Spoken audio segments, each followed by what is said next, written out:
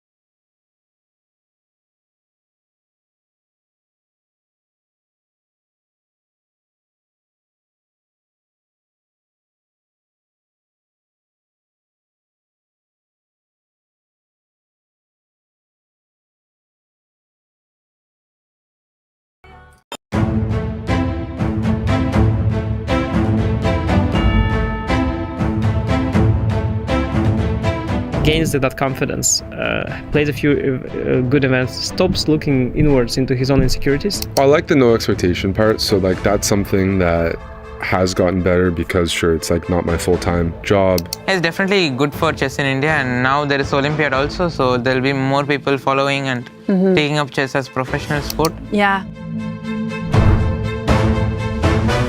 It's surprisingly concrete still, no? Like, e takes d4, good move. This d takes d4, the d takes d5. This line was essential and forced, but also not rocket science to map out.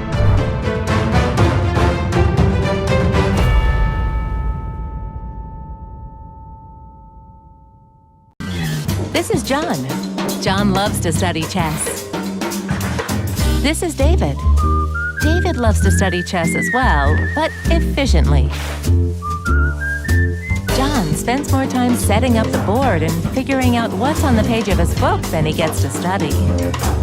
David likes to take it easy and use his time wisely.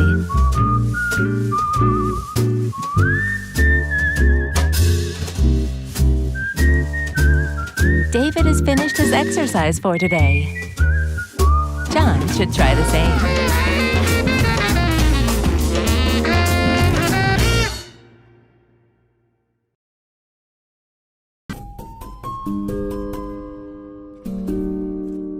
Hallo Papa. Hallo. Ich bin gekommen, um dir mit dem Rasen zu helfen. Ich hole den Rasenmäher aus der Garage.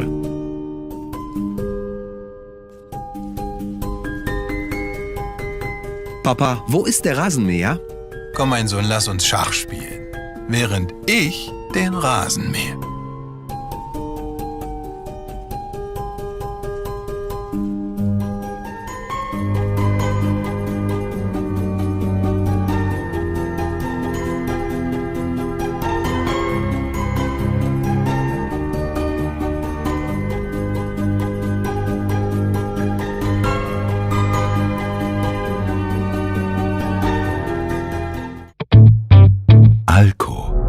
Quality for life.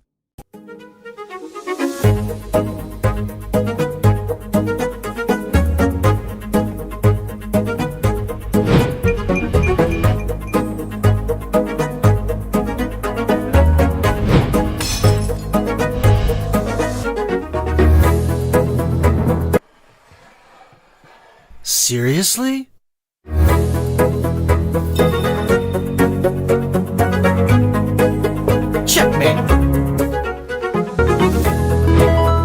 Chess is an intelligent system that analyzes your game, prevents mistakes, and develops recommendations for improving your skill.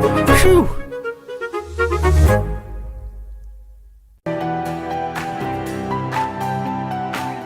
Okay, so let's send a challenge.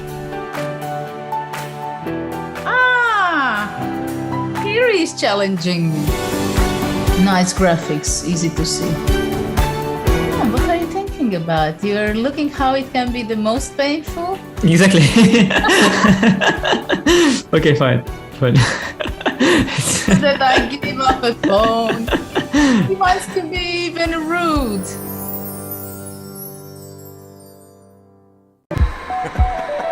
Lustig haben wir es auch.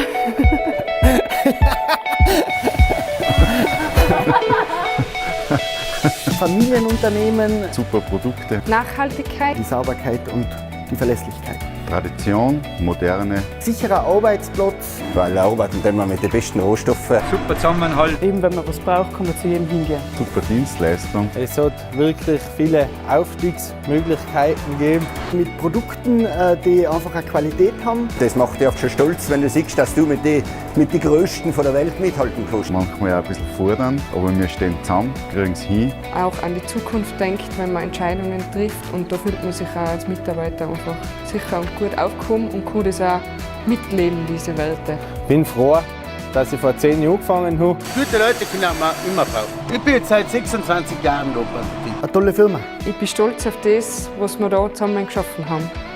Ich bin ganz gern. How many times have you been stuck in a rut where you're just not improving? Why can't I improve? I'm 1600, 1800, even 2000. I can't get to the next level. What am I doing wrong? This course is aimed at taking you to the next level. I show you one game which has inspired me, which has really helped me in a particular idea. And this is what Berea said in his notes. The move h4 is not to try and checkmate black, it's to try and stop black from playing f5. And I'm going to show you one of my own games where I've used that idea and I've put it into practice. That's why I started playing h4 in multiple positions. I now play bishop e2, and you can see it's very similar strategy to the last game. I want to play h5. Best form of defense is attack, and calculation is key. Force your will on your opponent. Rook to d4. Boom! So get yourself a nice cup of coffee, get yourself a nice comfy seat, lay back.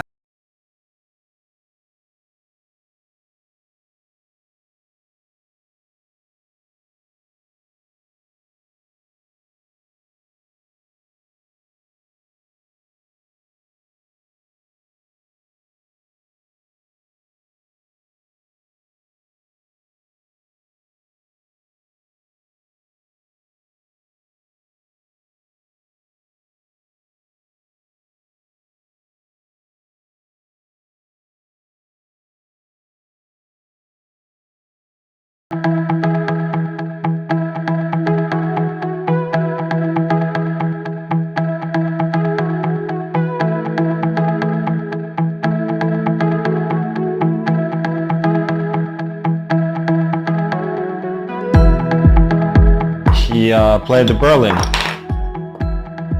which I sort of expected, but I didn't really know what to do against, because in reality very few people do. When we are playing an even game against someone of similar strength to us, usually we need to give something in order to obtain the initiative. Just how shrewd and cunning Alireza can be, even with very little time.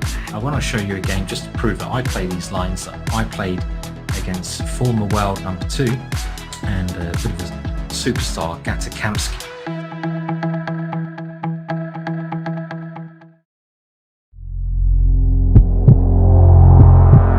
Endlich wieder Herzrasen. Mit dem Alco-Mähroboter Robolinho machen Sie Ihren Garten smarter. Alco. Quality for life.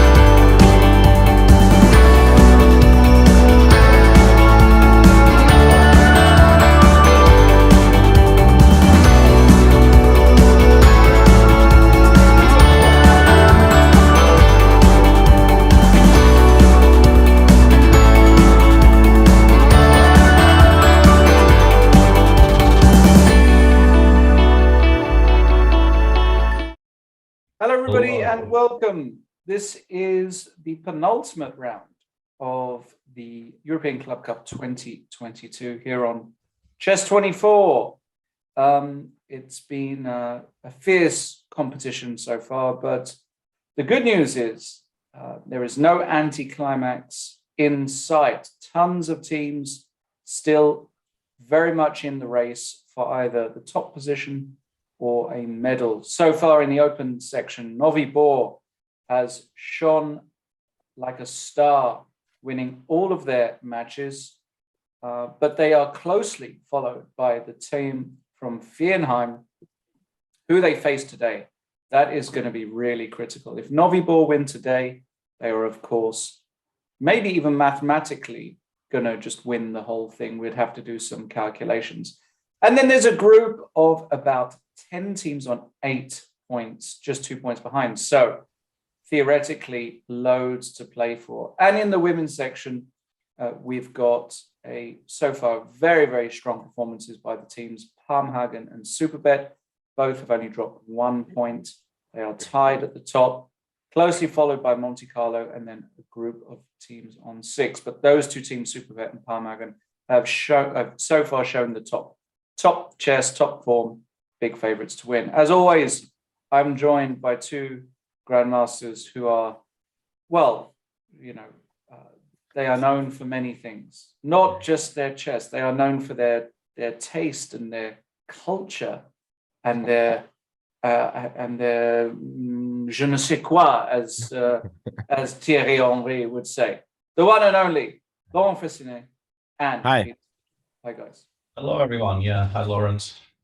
Hi, Peter, Lawrence. And on the topic of everything being in play, I just realized we sort of gave a bit of a spoiler on that at the end of the last round, but I just realized in the women's section, Monte Carlo is actually in clear third on 7 out of 10. So that field has separated really, really wonderfully, so to speak, with 2 teams on 9 out of 10, Circle de Chèque de Monte Carlo on 7, and then 4 teams on 6. So this really does feel like perhaps a straight up 2-horse race for first, with Circle de Chèque currently a favorite to take third.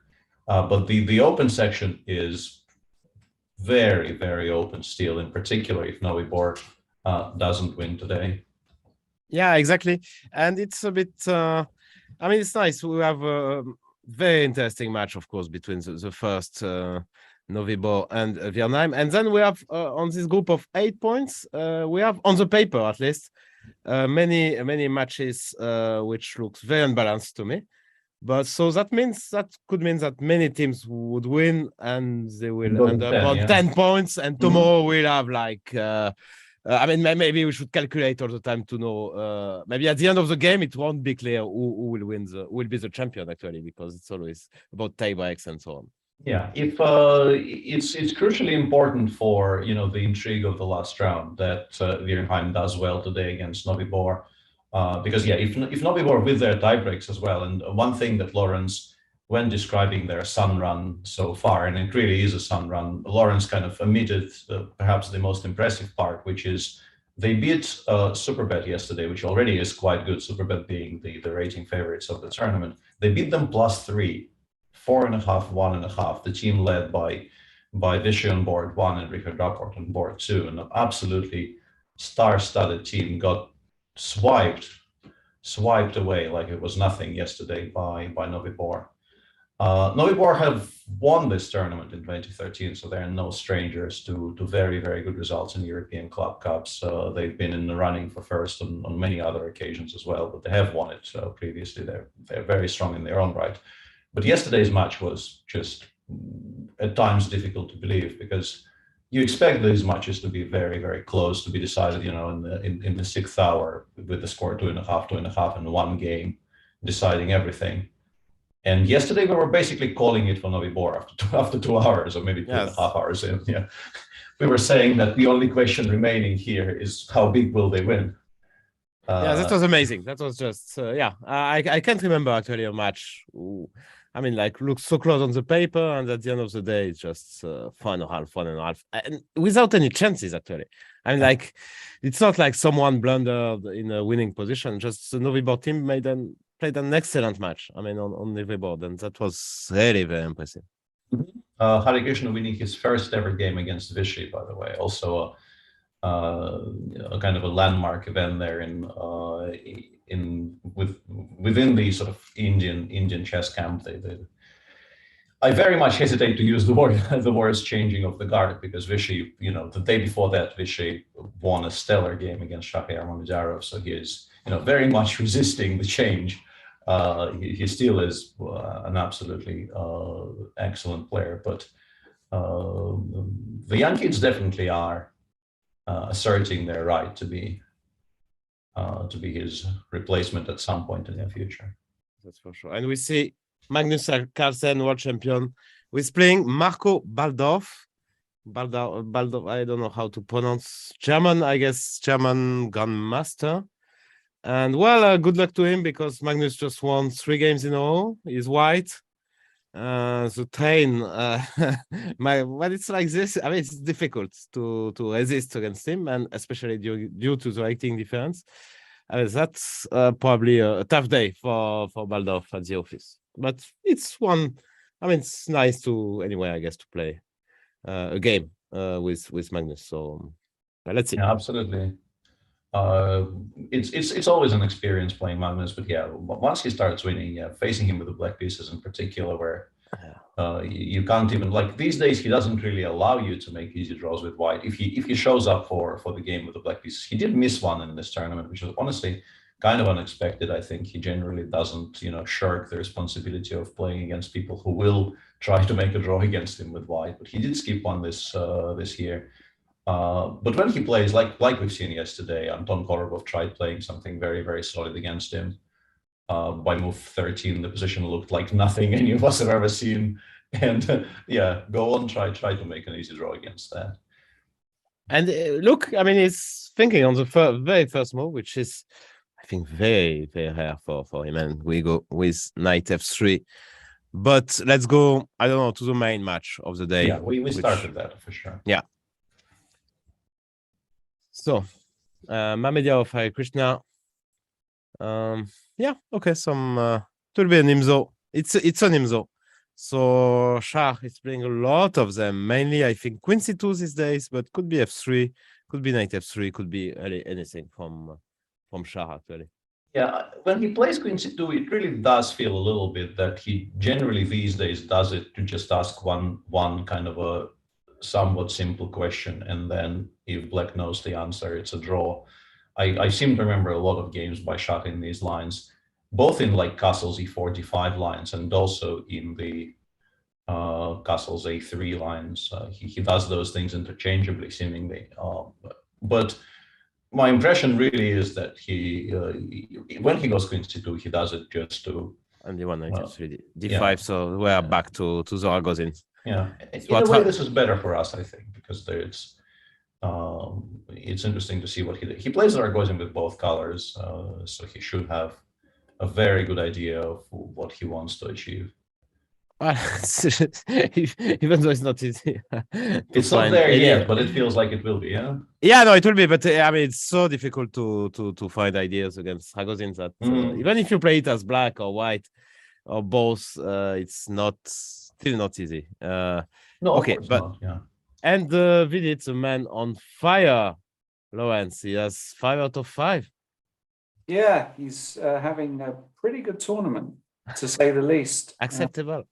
Yeah, acceptable, and obviously beating Rapport with black yesterday in the way he did it as well. Yeah, is just very impressive. And as I mentioned on the stream, he's showing the young guys as well, that he's still around. Don't forget that he's still, a top player in India and plans to be part of the selection. He's not an old guy. He's like, what is he, 27, no. 28, something like that? How old is Vidit? Something like that, yeah. Yeah, I mean, he's still a young dude. Yeah, he's 27, so plenty of years left for him. And actually, yeah, go on. Yeah, this is my game against him in the Olympia that was black. So if he plays e3, it will follow our game. Of course, Queen C2 here is a move. And I played the very exciting endgame after that with H6 Bishop H4. And that was very boring, but it was what I wanted. So let's see what he does. And maybe Queen C2 will come. Of course, the idea is to prevent Bishop F5. Now, if you want to play Bishop F5, you have to go G6. And of course, it's a different story because you weakened a bit Dark Square. Of course, it's very, very playable. But it will be interesting to see, at least for me, what he has in this Carlsbad line, which becomes more and more popular. Okay. Board 3. Kuzubov, who almost lost another yesterday. Rogozin, and this is a quiet Rogozin. And yeah. Kuzubov, after his extremely dramatic game yesterday, it feels like he might actually want a reasonably safe, quiet game today. He ended up saving the game that allowed Birnheim to win the match. He was 6 moves from the draw being agreed. He was mathematically lost against Nihal Sarin. And Nihal Sarin, in a very instructive moment, Nihal Sarin took a pawn with check, which turned the position from being winning to being a draw because it released the black king and allowed black to actually gain enough counter to play just in time. I think many people would have made that move automatically. I'm not blaming Nihal for that choice at all. It's a very natural thing to do. You just win all the pawns this way, but caging the black king there was... Yeah, if you haven't seen that game, I'm just like, for our viewers, go all the way to the end. And the moment Nihal Sarin played knight takes g5 check, just look at that position. Perhaps try to figure out what to do, or just consult what the engine says, because the engine doesn't lie there. And it's a very instructive moment where it seems like the most natural thing in the world to just collect everything, but you should actually be a lot more interested in restricting the black king. A very, very kind of a nice educational moment there. But it was like a 5.5 hour game in which he defended all the way through. So if he chooses to go for some complete safety today, I don't think anybody will blame him. Yeah, and it is complete safety, actually. Pretty much. Yeah, this is very well known. You go queen takes. Different ties. I mean, like, were, including myself, I tried a few times to make it work, and I played it even, I think, even with both colors. So knight d7, you generally go here. And Radek, I mean, he's playing Ragozin. He was one of the very first top grandmaster to play the Ragozin, so he knows by heart exactly what to do here. I don't expect actually a big fight here. I think it will be reasonably quick draw. Yeah, probably this one actually becomes very quiet very soon. And yeah, this is a very drawish variation. I've been trying to click around on my second screen there, just trying to figure out how many people are on 100% in this tournament. So in the men's tournament, I thought Vidit was maybe the only one, but I think there are 2 more players with fewer games. But I think Konstantin Tarlev, a player we talked about yesterday, is on 4 out of 4. And he's playing here. And there is also somebody on 3 out of 3. Matej Shebenik, a player for Typhoon Ljubljana, is on 3 out of 3 after 5 rounds. And in the women's, only Alexandra Matsevska is on 5 out of 5. She's played all games, won all games. So we have 4 players so far on 100% after 5 rounds in both competitions. And yeah, Vidit, of course, the most impressive, because he's played all 5 and he's playing against very, very strong opposition. So yeah, obviously the performance is broken until he makes a draw, but currently, yeah, it's a kind of a meaningless number, but it is a 33-41 performance so far from Vidit. But it is reasonably well known that the performance is entirely meaningless until it is below 100% score. And here on board 4, we have in this very important match, which could decide actually the competition today. Navarra against Wagner as white, Navarra. And well, some semish anti-Gunfeld, I mean f3, and yeah, some very.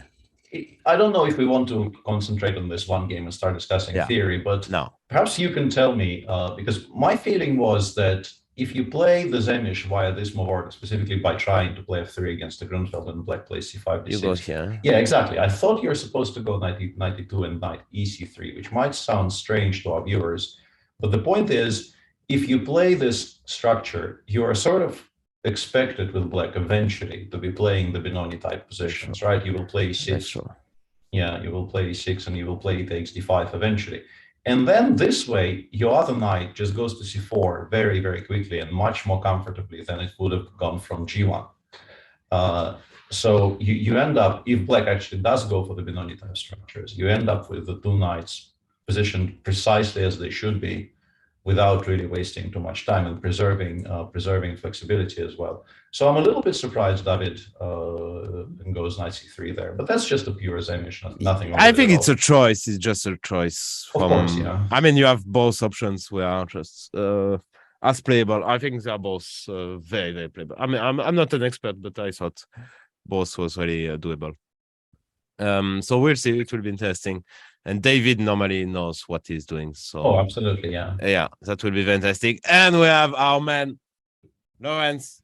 Our man, Mazetovic. He will be the hero today. I feel it. Yeah, playing like this. Yeah. Knight f3, d6, some offbeat line. You will know all the theory. No, I don't. You don't know. I mean, Knight c3. He's just transposed into a bishop e5 check. Yeah, but Sicilian. Really, because nobody really goes knight c3 there. Exactly. That's really funny, actually. I mean, like, every day, Mazetovic is playing something I never saw. I mean, this bishop b5, of course, we all saw e5. I mean, e5 is kind of the main move here. It's not really, not supposed to be dangerous for black, but it's what they play. And here, it's a mix between knight c3, open Sicilian, bishop b5 check. Okay, it's why not? It's interesting. Takes, and d4 takes. Very confused by this. Me too. Because I think if after bishop b5, now bishop b7, queen d7, if you are planning to play d4 at all, the whole point for years and years has been to try and get the Maratzi set up with c4 and then d4. So when you put the knight on c3 in these types of positions, my immediate instinct, and of course it's incorrect, of course you haven't done enough bad things with white here to deserve this, but my immediate instinct is we're fighting for equality here with white. Like, why is black just not immediately a little bit more comfortable? Knight c6, e6, bishop e7, castle short, rook ac8. Like, what is going to be our plan here? And as I said, like, I understand it's nonsense. I understand you can't really be worse with white by move 7 by developing pieces. Yeah, which is why maybe we start with e6. Yeah, bishop g5 here might be a bit annoying. I guess we start with e6 just to stop bishop g5, or not stop it, but have bishop e7 and reply. I don't know. I hope Mazetovic will share his secrets with us. Absolutely, yeah. I'm planning to be educated by Mazetovic here. Yeah, okay. Let's hope so. No, okay, at least it makes Niels think. Yeah, which does that, yeah. So we see, and we have this guy Talev. Now we know. I mean, you know, thanks to me, how he looks like, and I know, thanks to you, that he wins all his games so far. So 4 out of 4. That's very impressive. Of course, he's black against Nino. I guess. Well, that's the most difficult game he had so far. Most likely, yeah. That sounds right. Going to be a challenge for him, and he's playing quickly so far, but is finally starting to think. This is a kind of a off-bit-ish line, which looks like a French, but it actually is a Sicilian. I mean, will look even more like a French once white goes d2, d4, which I assume he will eventually. What are you supposed to do here? I have no clue. I mean, here, they're playing really weird stuff. Of course, d4 is a big main line. But bishop b5 check, why not? Bishop d7, queen e2, and okay, it's clear that Okay, bishop e7 is the first move which comes to mind because you just want to play knight f6 and short castle. This actually maybe transposes to some French positions, because after bishop e7, I'm planning to play d4. I don't think knight e5 does anything, so I'm planning to play d4. And then after knight f6, the question is, can I take and play bishop e3 and pretend this pawn survives? But it actually pretty much never does survive, like rook e8. If you try to actually hang on to it, you might get into a lot of trouble, like before they start blowing stuff up. Although currently I don't see how this is refuted, I have to say. It doesn't seem unplayable. But it's quite risky to play like this with white. That's for sure. And look at Mazetovic, and then we will of course switch. Oh, okay. Do you get educated? I am educated to perfection here. Yeah. Bishop g7, bishop b2. How good is that? Queen d2, long castle, h4, h5. 1-0, 23 moves. That's how we like Mazetovic, actually. Well, looks interesting at first sight, actually. Yeah, at least now we know what he means, because if you develop normally, if you castle kingside, I really do feel like black is probably extremely happy. Yeah. I have a feeling black is also not unhappy here. I will be honest with you, Laurent. I don't think black is crying, tears of shame and despair. Okay, I go. I go queen d2. 96, yeah. Yeah, I know, 96. Okay, I go long castle. Very surprising. But I have to say, I actually have I have a soft spot in my heart for these really weird b3 bishop b2 long castles against Sicilians. My own personal experience with this, not this line, but the general idea of playing b3 bishop b2 long castles. Yeah, actually, it was shown by Magnus Carlsen, actually, but it was shown to him by. I mean, that was funny, actually. The story is funny. That Greek I Georgia this, or I can't remember. I apologize. No, I don't remember his name. He sent some notes of that line. Ioannis Simeonidis. Yeah, Simeonidis, sorry. He sent some line to Peter Heine Nielsen, who is the main coach of the head coach of Magnus Carlsen, and he said it's a present for Magnus, and yeah, Magnus tied it, beat Wojciech, and then it became one of the lines. I mean, we even saw it in candidates. I mean, it's a very serious line now. So you go here, let's say knight f6, b3, bishop b2. That's the idea, and it's very, very similar to the Mazetovic idea, actually. You go f3, knight e2, then you push, you attack. So very aggressive stuff. Yeah, I once played some kind of a double fianchetto like this with the long castles against Denis Kismatulin in a Russian super final, I think in Novosibirsk. I got double mated on the board by move 25, so I have very fond memories of this. It's a very beautiful game. I'm sure if you search for like Svidler Kismatulin on any online database website you choose, it will be an enjoyable half a minute of your time. So I do recommend it. I will do it. It's a cute game, and I like my king on b2 got like knight c2 double mated by the knight on c4 and the bishop on g7. I think both knight c4 and knight g3 being a double mate in that position, if I remember correctly. So a very memorable finish. I seem to collect them. Okay, what we should do. Also, the second match is a bit. It's what when I was talking about unbalanced match, I was thinking. For instance, about that one, I think it's Anier against Birsheva.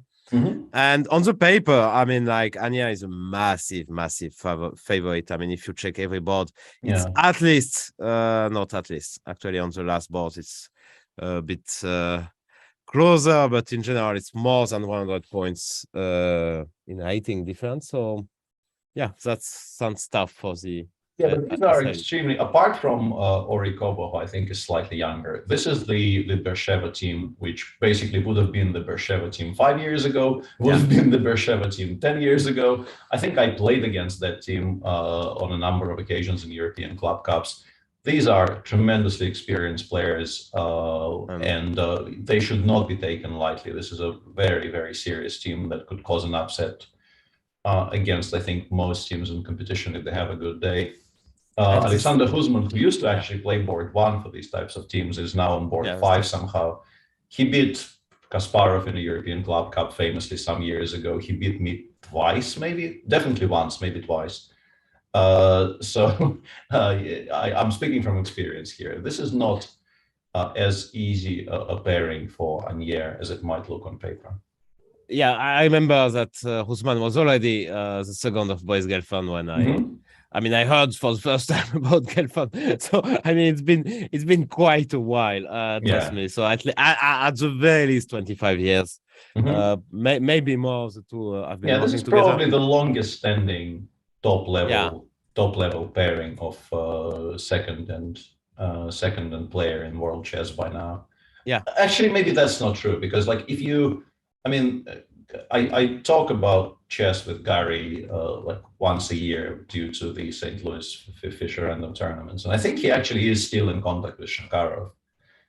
And that probably is predating the Husman, the Husman Gelfand pairing. That pairing is probably like 40 years old by this point.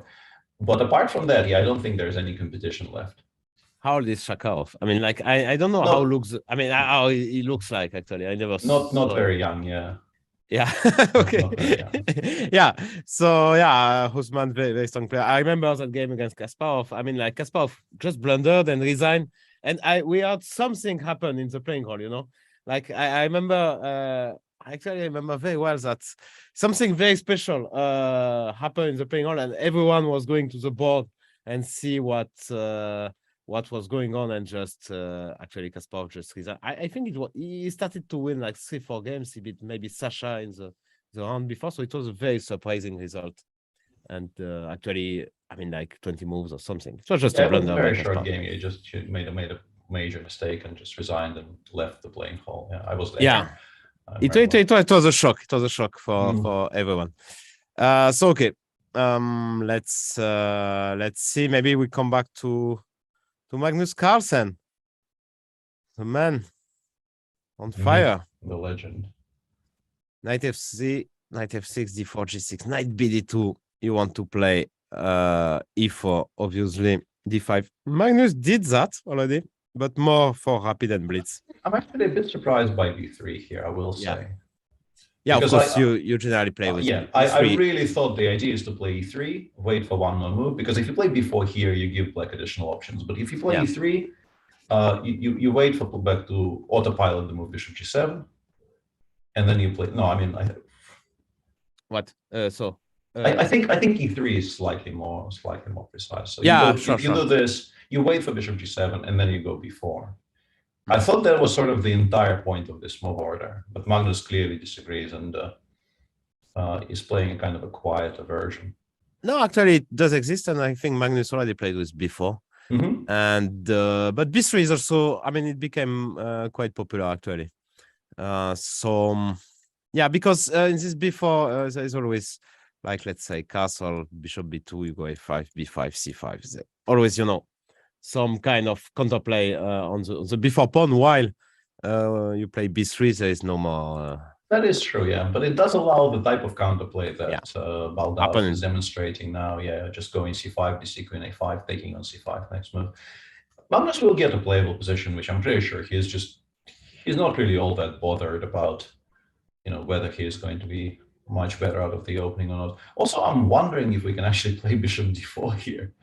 It looks extremely ugly, but if it preserves the pawn, and then A3, and try to just keep it. I have a feeling it's not really Magnus's style, though. I think Magnus is generally not this greedy in openings.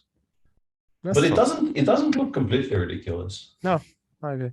But I guess Black just goes like Queen C7, B4, E5, Bishop B2, and then maybe like D4 or A5, probably D4. I was thinking about Bishop B2, D4. Yeah, and then it becomes E4, A5, and just play. Okay. But exactly. Like now, I look at this and I think, okay, if after C3 I don't find something immediately, we might be a pawn down for the rest of the game. And how about that? This funny stuff. I just and now E5, yeah. Maybe Queen that. C3, Queen C3, just go to Knight E4, Bishop G4. Yeah.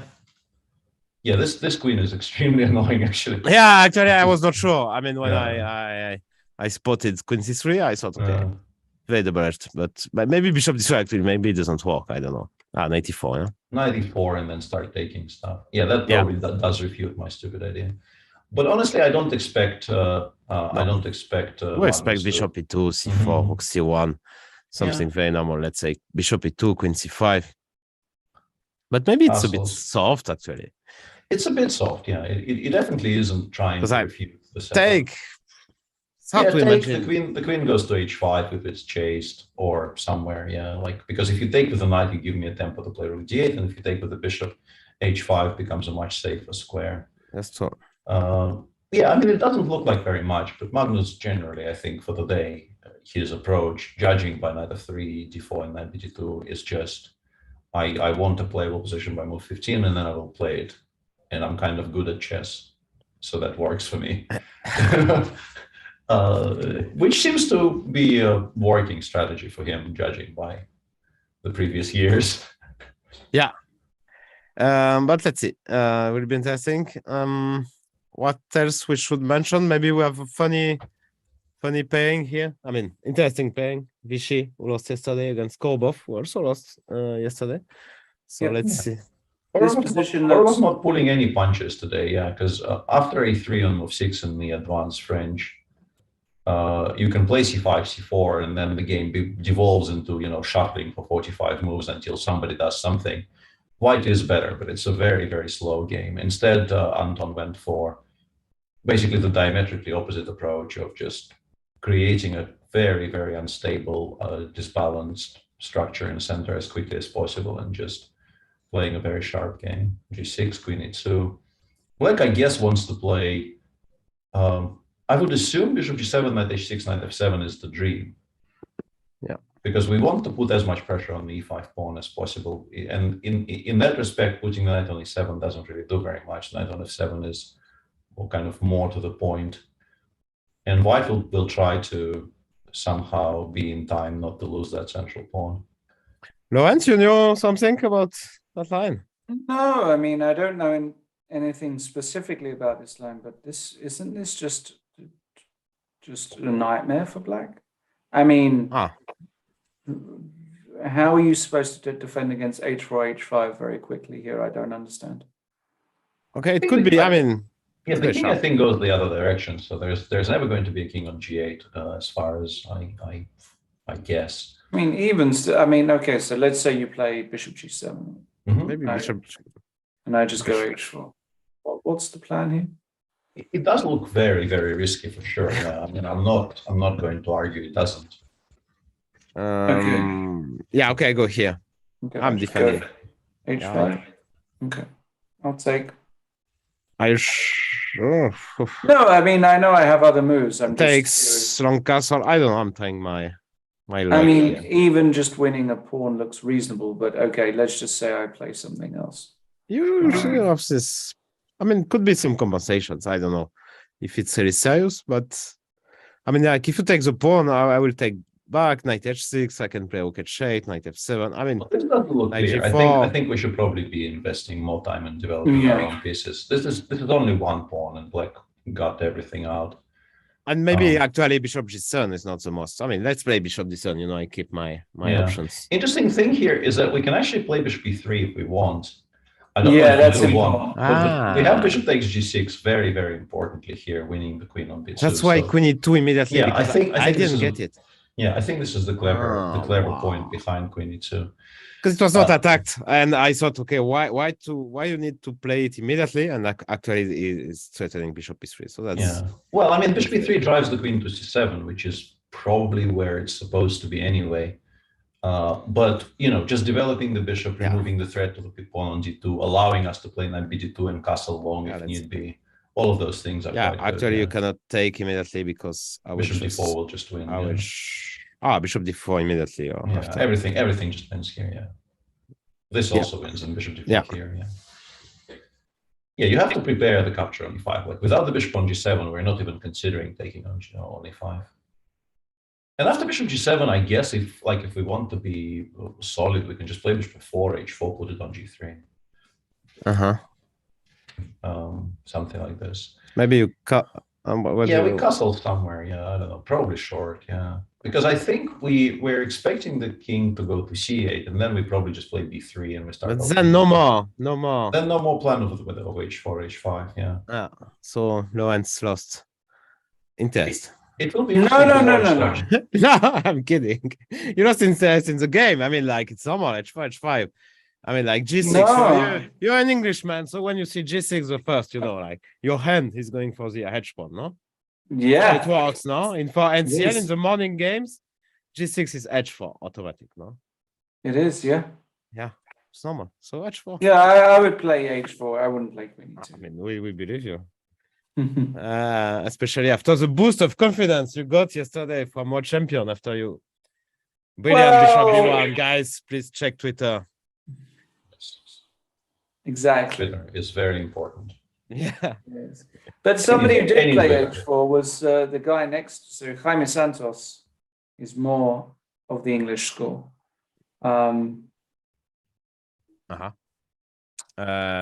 Richie boy, you mean? Yeah, against Richard. So Jaime Santos with white. Another French.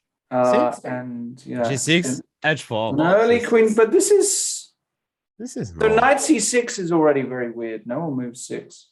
I did it a few times. It's a rare line, yeah, but I think Ruslan Ponomarev at some point started doing this, and yeah, it exists. It's a bit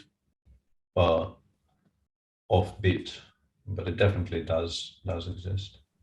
Typical Richie. Queen f4, and don't think that he doesn't know. I mean, like he likes these offbeat lines, but he's working on them, and he knows what he's doing, and he understands it's not very good, but he values surprise a lot, and doesn't like to play the main lines, the boring main lines. So that's what Rishi does, and generally he's very, very clever with his opening choices. So let's see. Very crafty, and it's a kind of strange position because it looks like black is completely busted, but I'm staring at this and thinking, what is even the reply to Queen A5, Queen A4? Like, which pawn are we supposed to give up? So Queen A5, I guess Bishop G2, Queen A4, yeah. I understand this is probably not what he's... Yeah, okay, he's played Queen A5, so I feel slightly justified, because I think there are very few people who are worse French players than me in the history of the universe. Like, I don't understand this opening. If I take... Yeah, exactly. Like, maybe you take C5, but... I think I have to. I have no idea. I'm not sure it's hanging. Like, I can go rook a2 maybe, and if you take on d4, I'll play knight f3. And the queen on a4 is pinned, so we just win this pawn back. But like every time I see a position like this, it feels like every word I'm saying is just incorrect. I'm guessing, and all of my guesses start with a negative probability of being correct. You know, like it's just not my opening. Yeah, okay, we will see what he wants after Bishop d2, but I guess he has a clear idea, because it's not the first time I see him playing like that. Let's go to the women's section, maybe. Yeah, there's some interesting positions there for sure. And we have to look at the first two matches today, because the leaders have played against each other. They made a draw. So we will, for the rest of the tournament, there will be basically two matches that are of any interest in terms of fighting for first, second, and third. This is actually Circle the Shack playing against Superbet. Yeah. Board one, this endgame is extremely well known. It's supposed to be completely empty for white, but also not worse for white. So Irina Bulmaga against Anna Muzachuk. She's playing of something very, very safe. Probably expecting to shuffle, but not achieve very much. Knight a3 is a kind of an interesting wrinkle. I guess the point is that we put it on c2, we put the bishop on f3. It stops any kind of an incursion along the e file by the black rooks. And yeah, you always want rook d4 or b4. Yeah, but I agree. I mean, like if black knows how to deal with that, I mean, minimum idea, let's say, it's kind of... It should be very, very level. Yeah. A very topical theoretical position on board in the game between Dinara Sadvakasova and Antoaneta Stefanova. This is a very modern way of dealing with f3. f3 Nimzos. And bishop d6 is a move that, I mean, it definitely exists, but I think it has been superseded in recent years by this line starting with rook e8, allowing white often to actually get the pawn to d6. It's very, very risky, as is, for instance, evidenced by the game. I was kind of extremely interested in the game, I think, in round 2 of the first half of the Ekaterinburg candidates, where Fabiano Caruana beat Kirill Alexeyenko in this line. And play could continue, like with knight f3. I think the line goes knight f3, right? Bishop g4, castle's short, knight bd7, d6, bishop f8. And in this position, basically, I think it's fine for black. There has been some developments, and it's actually kind of tricky. But I'm pretty sure it's fine for black. But if you make one incorrect move somewhere, you're going to be in a lot of trouble. And what happened in that game is that I think Fabi played bishop f4. Yeah, it was the start of the line, right? Or maybe knight b5. Yeah, either bishop f4 or knight b5. And basically, there is a huge difference between this move in this position and this move after h3 bishop h5. And Kirill remembered the wrong thing, basically, and made the move which was correct in the other position. And after that, he could never really come back into the game. That was basically the end of the game, because he misremembered the file. And as often happens in these extremely concrete variations, if you don't remember the file precisely against somebody who is well prepared and is also playing well, you could potentially just sort of lose the game on the spot. And well, it's understandable that he didn't remember the file, because against Fabi, first of all, you expect one e4, and if one d4 comes, then you don't know really what he wants, actually, because he does it so early. Yeah, it's a problem, yeah. Okay, on board 3, we have Pia Kamling against Ekaterina Atalik. Okay, Pia is playing something very solid, as usual. Okay. Yeah, I'm not a huge fan of this particular hedgehog, but Pia obviously feels that, you know, she has a lot of experience playing these structures, I assume, and she is fine playing sort of any kind of a hedgehog. This one, I mean, really does feel like you're slightly behind on tempi. Yeah. If white does the usual things, probably everything equals out, and you get the normal types of positions. But it feels a bit slow. I'm curious. Here you go. I mean, like, if you want, I did that myself actually. You go b6, and well, it's a normal thing. But a6, yeah, bishop g2. Now you have to play queen c7, because you cannot go b6 because knight e5 will be probably very nasty. So you have to go queen c7 in order. Castle, bishop b7, b3. Okay, she played that. But now, if the knight moves anywhere, you have bishop b7. It's protected by the queen. Yeah. So you have to lose few tempi. And as you said, now she's playing d4. Which, and now the question is, let's say cd4, knight d4, bishop b7, e4, d6. Yeah. The question is whether white has anything stronger than the usual plans. But like, it really does feel like you're behind on tempi, and like a 4 or 5 might be strong. G4, G5 might be strong. You know, like. No, I was thinking about that. Rook c1, knight d5. No, does it? Of course. Yeah, the knight always goes to g7. I'm pretty sure, and I mean. And can I? You can definitely consider it here. Yeah, black has played so quietly and so slowly that even in this position, I would at least consider it. But queen d8, before queen d8, knight c6. But probably it's a bit fancy, right? Takes knight c5. It might not work. Yeah, like it's. Yeah, no. But it's a serious question. I absolutely agree with you, Laurent. That. Yeah, I mean, it should be. I mean, like for warm up for the game. I mean, you can start calculating. Such, but of course, as you mentioned, f4, f5, yeah, maybe f4, f5, or f4, g4, g5, all the usual stuff. Maybe because black wasted some time in the opening, maybe this just becomes faster. Yeah, I've never really been a specialist in these structures, but it feels like this is maybe coming a bit too quick. Yeah. We'll see. And on board 4, Elizabeth Betts is playing the Alapin, and this seems completely fine for black, frankly. Just completely fine. Two bishops, yeah. And something interesting happened there, because this is a very old line, right? This bishop b3, g5 takes, knight a3, a6, castles. A6 it's not normal. Okay. Isn't it? What do they do here? Bishop e6, no? Do you still go bishop b6 here? Maybe you do, yeah. I thought you only play bishop b6 after castles, but maybe. Maybe you're right. Maybe you're right. Sorry. I'm trying to remember. No, like yeah, I don't know. I'm not really an Latvian player, but a6, and then the next move is just really, really interesting to me because white castled and black just spent a tempo on knight a5. And honestly, if it forces knight takes d4, I am very much on board with this. Because we will look in a second at what Marcel got there. And I think she got a very, very nice position. But I'm wondering, like, I would assume I have to play bishop c2 here. I would assume I have to play sort of like bishop a4 check or something. Yeah. Because I was hoping something would happen, but yeah, I don't know. Probably not actually. So I would very much like to continue playing in a gambit fashion because what Elizabeth did after some thought was knight takes d4, which I mean looks normal, but then knight b3, queen b3, e5. And your pieces start getting, pushed back. If you play rook e1, I'll just play rook bishop e7. If you play knight f3, e5 is sort of hanging, but I can play, for instance, bishop e6. Put the queen away from b3, so that now e5 is no longer hanging. Has to go back, yeah. Yeah, it's not. I can play c4, of course. And yeah, okay. Maybe I want bishop e3, and Yeah, that is actually a fair point. I missed c4.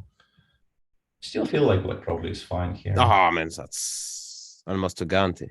Yeah, like queen c7. Yeah, queen c7. Yeah, if I go knight e5, you just go bishop a3. And I think basically. And bishop b6 maybe wasn't even forced. I think bishop b6 may not have been required. Like I can. Maybe you can go f6, and queen e6, like super. Yeah, bishop b3 is bugging me a little bit. Okay. Yeah. b3 is a little bit unfortunate. Yeah, fair enough. So still, like all of these lines, it feels like black is extremely close to complete equality. There is a very old school Meran on board 3. Yeah, no, actually, it's even. There's board 1. Yeah. Even, I mean, like, very, very comfortable for black. I mean, there's a potential to be just much better after. In 5-6 moves, you have bishops, you have center. I mean, if I finish the development, you have this knight on a3, which could be misplaced very quickly. So, I mean, potentially, it could become very, very good for black. I wouldn't be surprised that if we come back. Yeah. If we come back at move 20 and black is much better, that wouldn't be a surprise at all. Not a shock at all. Yeah, exactly. This is why I like this so much for black, and this is why this knight a5 fighting interests me. And this is the second match, the match between Bamhagen and Olarudu, a very interesting team of young Azerbaijani players. And very, very old school Meran on board 1. Yeah, only people like us knows that it was the main line 20 years ago. Yeah. And in contrast to that, a kind of an extremely quirky London on board 2 between Fatalieva and Dushenina. A kind of a Jabava London where we should ask Florence. How bad is c6? It's a great move. It's a great move. Okay. Yeah. Wow. It's a good move. And Fatalieva has just played a very, what I would say, insipid variation. But 94 is very weird. Yeah. Really? No. I mean, it's okay, but I mean. Insipid? I wouldn't call it. How is it insipid? Yeah. I mean, you go for g4, h4, long castle. No, but what is h6? Why is? But Fatalieva is playing white. Why are you? No, I know that. No, I just thought this is a harmless way to play as well. So how should we play? e4? We should play 1 e4, yeah. This is a very harmless way to play. No, maybe here? No, I think probably e3 is more precise, no? Okay, and bishop f5, you... No, I mean, and then at worst case, you play knight f3, but maybe this gives you some additional options. I don't know. Okay.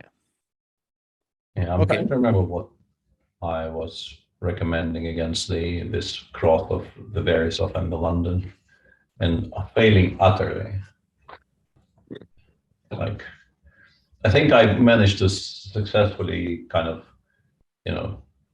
push out the memories of looking at the Verisov and the London. Like I've healed, the trauma is gone. I no longer remember a single thing. Okay. So you are mentioning now your chessable course, which you can find if you want a complete repertoire in the Grunfeld. The 1d4, knight f6, and everything is called, and even 1f4. This is just amazing. Actually, 1f4 is covered in your chessable course, while you can find 193 if you like the offbeat lines on chessable by the one and only Lawrence Trent. True story. Yeah. So what's the level? Let's say for whom did you make your course? I mean, like for pretty much it's universal. If you're a strong club player, all the way up to master level. There's something there. There's over 20 novelties in well-known positions. I've put some new ideas in to revitalize and revive the line, some of the lines. There are some transpositions to some main openings, but there's nothing wrong with it. It's a good opening. Bringing a knight towards the center in the first move cannot be a bad choice. Go and get it now, 50% off on chess. And look, I mean, when you play knight c3 first, it's so fancy. You win one point for style. I mean, like. Well, you do, and there are already some some things that for example, the move, if you're playing against, I'll just illustrate, 1e5 player. This is a small infomercial, but 1e5 is already potentially difficult. Yeah, because after knight f3, that wasn't expected, but okay, knight c6, knight c6 and d4. Black already has to be careful. I'll just choose one sample line so they get a flavor of what's going on. For example, in this position here, if black plays the move, let's say bishop to c5, let's say, or knight f6. The move knight f5 comes. Already it's very complicated for black. Looks tricky. You're attacking the pawn, and I go into some detail. Knight f6 is another quick line. You could do quickly there, Laurent.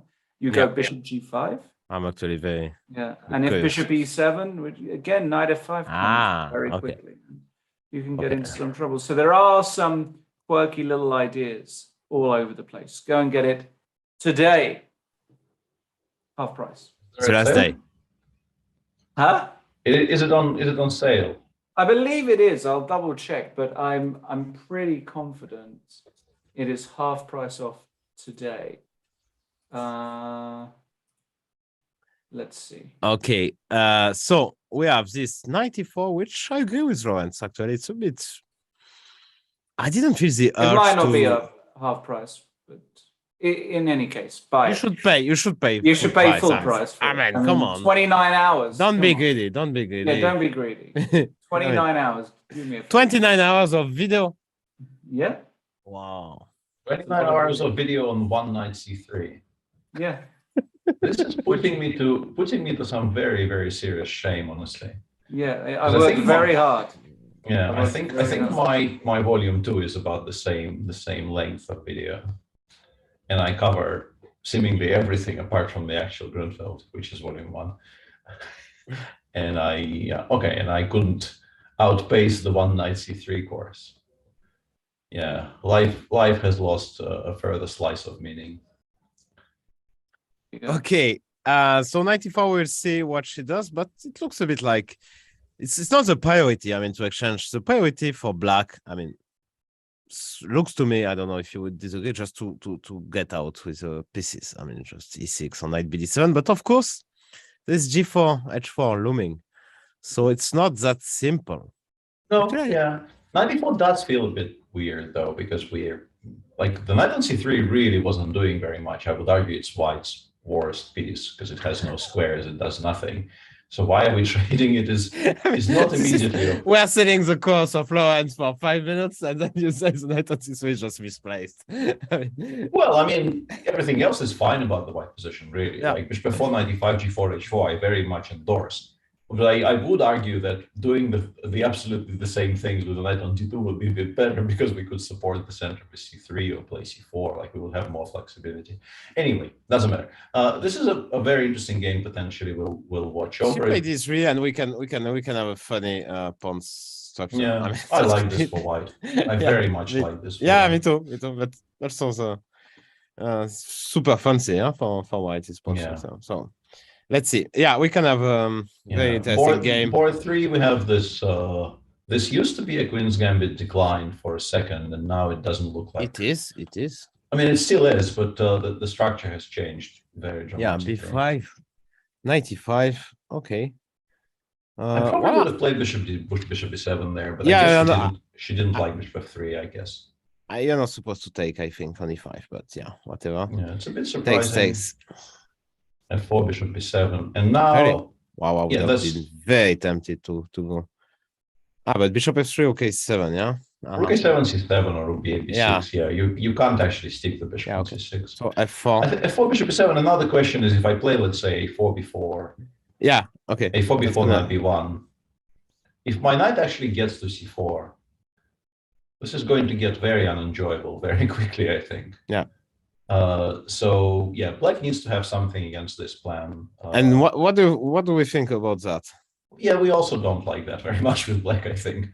But maybe we castle long here and we pretend, right? Like castles, and we try to play bishop b7, f6, maybe try to undermine the structure. It's still extremely risky, but there's this bishop on c1, which is not great. Yeah. For now, at least. So who knows? So it looks, yeah, like.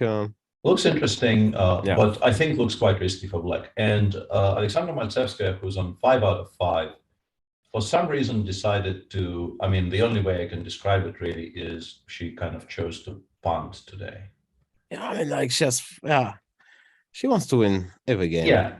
I mean, clearly she's in very, very good form and very prepared to take risks. But she's playing against somebody who is obviously a very strong player, almost 2400, and she really is pushing the envelope today quite a bit. And in particular, like if you look at this position, I was trying to, actually maybe not. I thought including a4 was extremely strong, but queen g4 was a threat, right? Wow. Yeah, so a4 queen g4 maybe was a mistake. So yeah, but even what Khanim Balajayeva is doing here, it also looks very, very strong.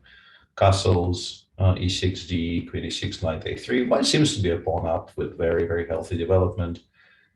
Queen f5 chosen here. And I mean, I would just go d4 here and try to prove that I'm kind of winning after cd4, knight b5. Bishop c5, like if not for bishop c5, I would actually claim that this is kind of over. But bishop c5, knight a7, king b8, knight b5, and then maybe some move like d5, d4, d3, or perhaps rook h8 or something. It still looks kind of horrible, frankly, for black, but at least we have something to look forward to. Like if we put the pawn on d3 and if we get to play knight f6, e4, as long as we're not getting mated on the queen side. We have but maybe you do, yeah. But maybe we are getting mated. I mean, like I want to free that square for the queen, and then I will probably give a nasty check on a7. Yeah. So.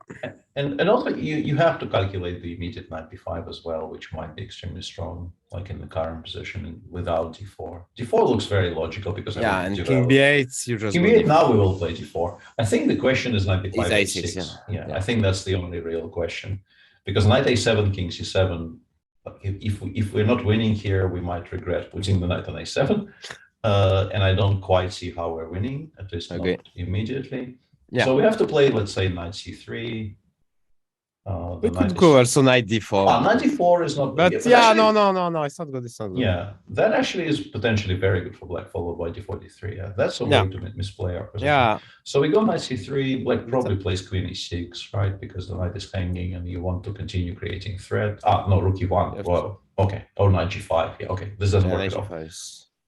Yeah, both of those are very strong. So this also looks just very, very solid for white. Yeah, no, I mean, she's, but I like her style. I mean, like, I'm a big fan. Okay, she's winning all our games, so which makes, of course, a great impression, but she's taking a lot of risk. Oh, yeah, today she really is. I mean, every day she's playing like that. So I don't know if she always playing like that, but in that tournament, she's really going for a win in every game, and so far it works. But well, this time it could be punished. Yeah, I can see it. Yeah. So so this is both matches which matters actually in the women competition. They will decide the title basically. So pretty much, yeah. Yeah, maybe we can go back to our match and we see. That was so Ragozin Rook C1. This is incredibly soft actually. Bishop D7. Yeah. Okay. Yeah. I mean, normally people just agree a draw here with Rook takes C3 and Bishop B5, but Jean-Pierre today decided to actually play this position. But this is known that well, doesn't work. Bishop B2, Rook D1. Yeah. Okay. Opposite color bishop. I don't see Harry losing that. I think. Yeah, I'm actually a bit surprised there is no cleaner way to make a draw after knight a7 should be Rook CD1, because this position you definitely give white like a bit of a license to continue playing. If we look at the endgame Harry is playing right now, really? I mean, obviously it's a draw, but it's a draw in which I think white will have. Yeah, I go Rook CD1. You can trade one rook, but not two, at least not immediately. If you play Rook C8, I will always have Bishop C4 and Bishop A5 maybe, yeah. King F3. If you take, play Rook D8, I'll play, I don't know, Rook A7. Yeah, exactly, yeah.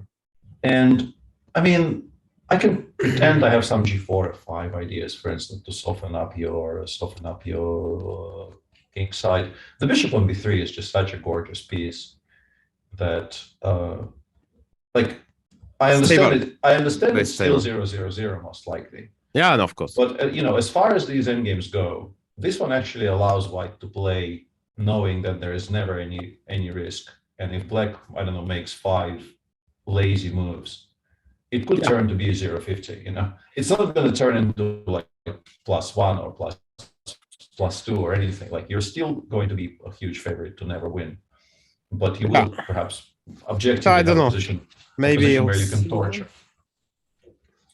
Yeah, I mean, Harry is playing quite quickly. I'm sure I checked that, but well, it's what you said about your London and so sometimes we just don't remember. We are checking a lot of things, but yeah.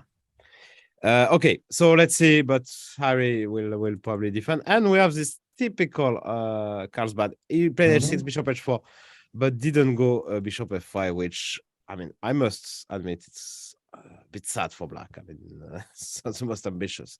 Bishop E7, Bishop D3, and this typical Carlsbad, where we were mentioning that yesterday, this minority attack doesn't exist anymore, and now you go A4. I mean, this is just A4, so you want to gain some space. A5. You also sometimes, I mean, if you exchange the bishop, we'll see exchanging. Now you have some ideas like that. I mean, like on a very good day, the rook can land on F3 or G3, and play on the king side.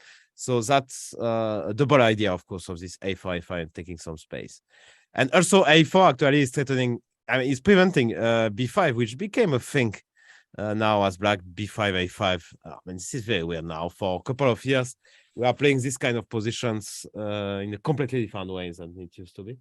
So this is, I guess, that was the artificial intelligence influence. I mean, like on those kind of positions, it was really, I mean, it changed the perspective completely. So A4, knight H5, takes, A5, knight D6, all of that is pretty standard. Knight C1. You want to go here, maybe. F3, okay, D8. You go all the way, B6, Queen D2. Yeah, quite remarkable. I actually wanted to check. We are basically 1 hour into the game, and they've gotten here. Yeah, and this shows just like how topical this has become, because like none of these maneuvers. Yeah, I mean, they all seem logical, but none of them seem automatic. Not at all. Yeah, and without this line being so fashionable, you would expect people to spend some time getting here, but they're really proceeding quite quickly, because yeah, as you've been saying, this has somehow now become a very, very main line, and people are extremely aware of it. I kind of like white, to be honest. Me too. Me too. I That's kinda why, like actually, white. I mean, to be very honest, I never was a big fan as black of Carlsbad, and that's why I want to, clarify matters immediately. That's why I played this bishop f5. But yeah, because such kind of positions, I take white every day. I mean, like, I'm very happy actually here as white. Maybe if I don't know if we should be, but okay, that will be interesting. While Wojciech against Kuzubov, yeah, we didn't expect much to happen here, and we're standing by that. Yeah, I think. Yeah, this is actually. It like optically maybe it's ever so slightly better for white, but I mean not really.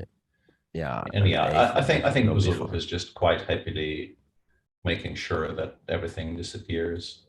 Yeah, today has been a very difficult game for him, and yeah, I think he's okay with this being a quiet one because he knows that they have a very strong bot 5.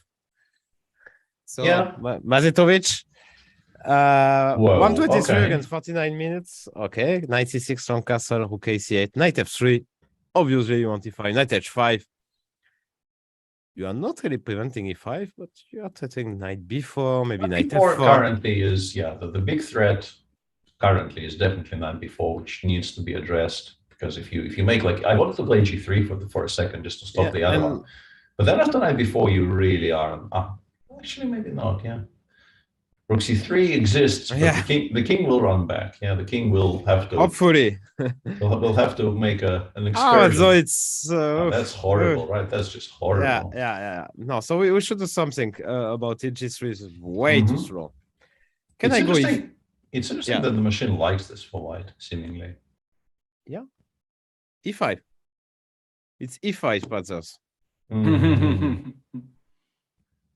It's neither for queen e4, yeah. And if queen e6, yeah, I don't calculate. Queen e6 after e5. Yeah, we can just. Oh no, we cannot take e6. Bishop c3 wins a piece, right? Yeah, that's important. So maybe if I was a bit. Wait, I mean, we still need to hang on. There might be some tactics here. Like I'm trying to make 95 work, but maybe it's too optimistic. So D. DE, and I wanted to find some jumps like connected with knight g5 and then g4 or something, but queen f5 seems to be solving all of these issues very comfortably. Yeah, I can't make it work. So why? Yeah, I mean, queen g5 is a check to start with. Like, I mean, it's hanging and it's a check, so it's a double banyos for me. I think. Yeah, it's no. I mean, this doesn't work at all. Yeah, I was trying to make it work, but it just doesn't. Yeah, it's hanging. Sometimes the queen is getting close to being tapped, but actually, I mean, that one is hanging. So yeah, well, we'll come back to this. Something I wanted to attract your attention to is the next game over, which confuses me quite a bit, frankly, because Nino is choosing a very, very minimalistic approach today. But seems like he has something, because like my initial reaction was, why can't I just take on d4, play knight f6 and claim that, okay, I understand these positions are sometimes slightly worse, but isn't this just completely level? But I guess just tempo-wise, this is not exactly right. But let's continue for a second. So if I go knight c3, I assume is the plan here, right? Because we need to put pressure on the d5 pawn somehow. Yeah, castles, bishop f3, bishop b6 is my point. And I wanted that. I wanted that. Yeah, bishop b4 as well, but I wanted to make a kind of a larger point. If I play bishop b6, yes, I blundered the g5 pawn here, but I think if you take it, it's just a draw, right? Like if this position, you never ever win this rook f8. It's just a draw. Just a draw. So, and if you can't win it, if you give me a tempo here to play rook f8, rook ac8, but after bishop b6, let's say you go bishop g5 or something, I play rook f8, my next move is rook ac8. How am I ever worse here with black? With this material, I understand sometimes there's some pressure, but with this material left on the board, how am I ever going to be worse? Yeah, no, I mean a bit. I mean, my bishop is a bit more active, but yeah, no, I mean, of course, it's not going to be easy to prove anything for white. Yeah, and it's interesting to me because we keep on calling him Nino, which is, I mean, I don't think he minds, but We should perhaps at least once address him by his former name. Yeah, David Antony. I mean, he's a very, very strong player, and he's also an excellent theoretician. Yeah, which is why it is so interesting to me that he chooses to do this against, yes, somebody who is on very, very good form, somebody who's obviously a very good player. I mean, 2577 is a very, very good rating, and he is on 4 out of 4 in this tournament, kind of further proving that he's a very good player. But still, is this really the best David has against the Paulsen? you said Paulsen with a face a bit, a bit disgusted, like Paulsen. I've played a ton of the Paulsen myself with black. I like this opening, but I mean, seriously, like this is the most we can get with white. Is that you beat me with a Paulsen actually, like 20 years ago? Many years ago. Yeah, I think exactly 20. Okay. Yeah. So this is our 20th anniversary of the Paulsen, of the disgusting Paulsen. Okay. Yeah. So Nino, of course, we call him like that in a very friendly way. It's our friends from the Spanish broadcast, Pepe Cuenca and David Martinez, who are calling him like Nino. He's a regular commentator there. So of course, Nino. It's just nice to call him Nino, but he's not anymore Nino. So it used to be a Nino, but not. I mean, yeah, he's getting all grown up. Yeah. Yeah, I guess he's on 30 these days. So yeah, it's not much. I agree.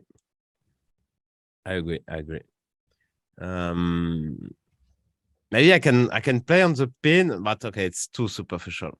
Yeah, no, I wanted to do something like that. You have to play bishop e6 and check, but actually you can just come back and maybe not. If you come back, I go knight c3. Yeah. But you go a6, yeah. Or even honestly, maybe even takes king d7 is not that horrible. No. I don't mind the king on d7 in these types of positions. I don't think. Yeah. Agreed.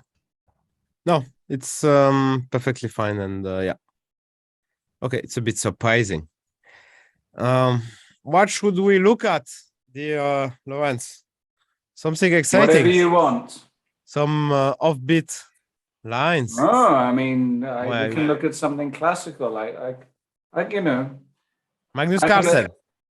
Yeah, world champion. Yeah. Magnus Carlsen, world champion for 5 more months, and then it's gone. So yeah. Castle. So what did he do? Queen takes c5. He played c4. Okay. Immediately. Yeah, he went a3 and then c4, and the point is obviously that he's expecting d takes c4, so he doesn't even want to spend the tempo on bishop b2. And why is he expecting? I mean, b4, I guess, is a bit annoying. Before c5 potentially change the structure. Okay. Maybe as a guess. Yeah. Okay. And yeah. Some more trades have happened. Yeah, like played knight c6, and I actually quite like what Marco Baldauf is doing so far. Well, like the queen on b6 is misplaced. If the queen was on f6, I think I would assume black is already completely fine.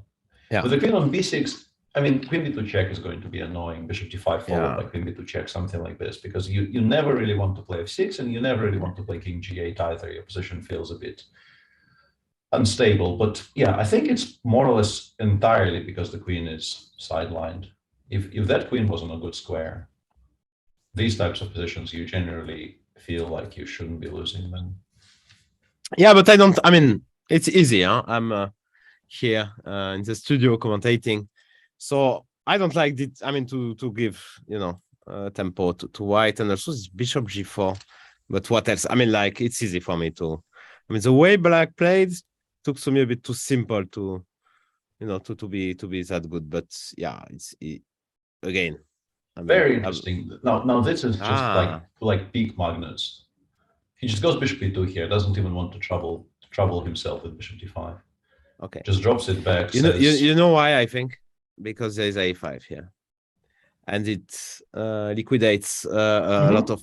I mean, at least one pawn. And if you go bishop e2, a5, now you have b5. Yeah, and knight that's a b5 good and point, queen b2, and you win a piece. That's a good point. Yeah. So bishop e2 is just that you can meet a5 with b5. I think that's a good point. Yeah. So okay, what happens if we play very simply? If we play, I don't know, rook a8, king g8. What are we doing here with white? I mean, we have a lot of improving moves, right? We can play rook ac1, we can play rook fg1. I guess I go rook fd8 here. I'm just sort of trying to figure out what the plan is. Yeah. Okay. Which squares are we aiming for? I don't know. Like I want to find a square for the knight on f3. Like my biggest problem here with white is I like my position, but I don't quite know what I'm. You don't like him. I would start. Are we going h4, h5 maybe? We can go h4, h5. Yeah. With the queen on b2 and no queen on the long diagonal. And actually, this queen on b6 is just so stupid. There's no way to get it in the game. Yeah, so maybe we provoke h5, and then maybe it gives us some additional options down the line. No, I like this for white. I'm just, it's very nice optically, but I'm struggling to formulate like a 5-move plan here for white, apart from just making all the improving moves. Yeah. Can I just double? Maybe I will threaten something, maybe not. But yeah, I'm enjoying. I mean, like, it's not so easy for black to make moves here. Yeah, exactly. It's just like you've gotten here. This looks like the most obvious, like, next 3 moves for black. And then you really don't know what to do. Maybe knight e4, knight f6 back just to stabilize your king side, or something. Be careful already. I'm threatening probably b5. Or actually, like, it's extremely ugly, but can we try playing? Let's say you go rook c2. So rook c8 came. Okay, I mean, it's a position. So I go check hawks. Yeah. Okay. Yeah. I go. So let's say after rook c2, I understand how ugly it looks, but can I try playing a5, b5, knight b8, and try to trade everything along the c file, and also give myself I want to give at least one piece of mine, a good square I can look forward to, you know, like. At least improve one piece.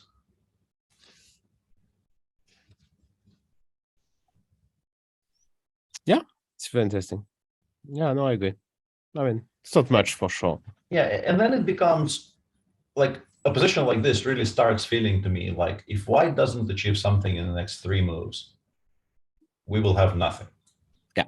We will really no longer have anything at all. You want me to make you upset? Sure. Okay, so let's go rook c8. Yeah, rook c8. g4. Yeah, I saw that coming actually. Yeah, I know. HG. Okay, knight e5. Yeah, g3, I guess. Like, let's play along. Okay, knight g4 or something. It's not that interesting, no? Yeah, so far I don't see a threat. There's not really a threat, but let's just. Yeah, knight f5 exists, knight d7, knight f6 exists if we wanted to bail out, maybe. I mean, honestly, I was looking in the same direction. Knight f5 exists, and yeah, maybe it does just. But no, but knight d7 is okay. Knight d7 is fine. Okay, I'll play. How do I want to say? If I go fg, you're going knight f5 now, or what? I thought even knight f6 here might be okay because e3 knight will f6? be hanging.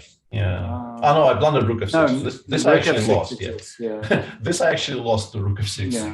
Like, just queen f5. Yeah. Well, I'm not sure. Yeah. Yeah, it's losing. Oh yeah, no, there's knight d7 check. I have knight d7. It does lose. Yeah.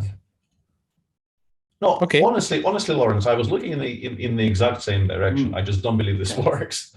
No. I also don't believe this should work. But at least it's fun. It's fun, but objectively, I'm pretty sure black defends here. Yeah. You don't have enough. I also agree. Yeah. So maybe we'll have a tweet of Magnus Carlsen after the game. I tried for 15 minutes to make g4 works, but at the end of the day, I played rook d1, and okay, that was enough. Okay, we'll find out what he does, but interesting. And yeah, Marco Baldorf is sitting there very, very solidly against the king. Okay, so our boys from Manière, allez. Maxime Vachilagrave, white against Maxime Rothstein, who is 26-02. This is quite shocking. He was like 27. Inflation is doing really horrible things to people.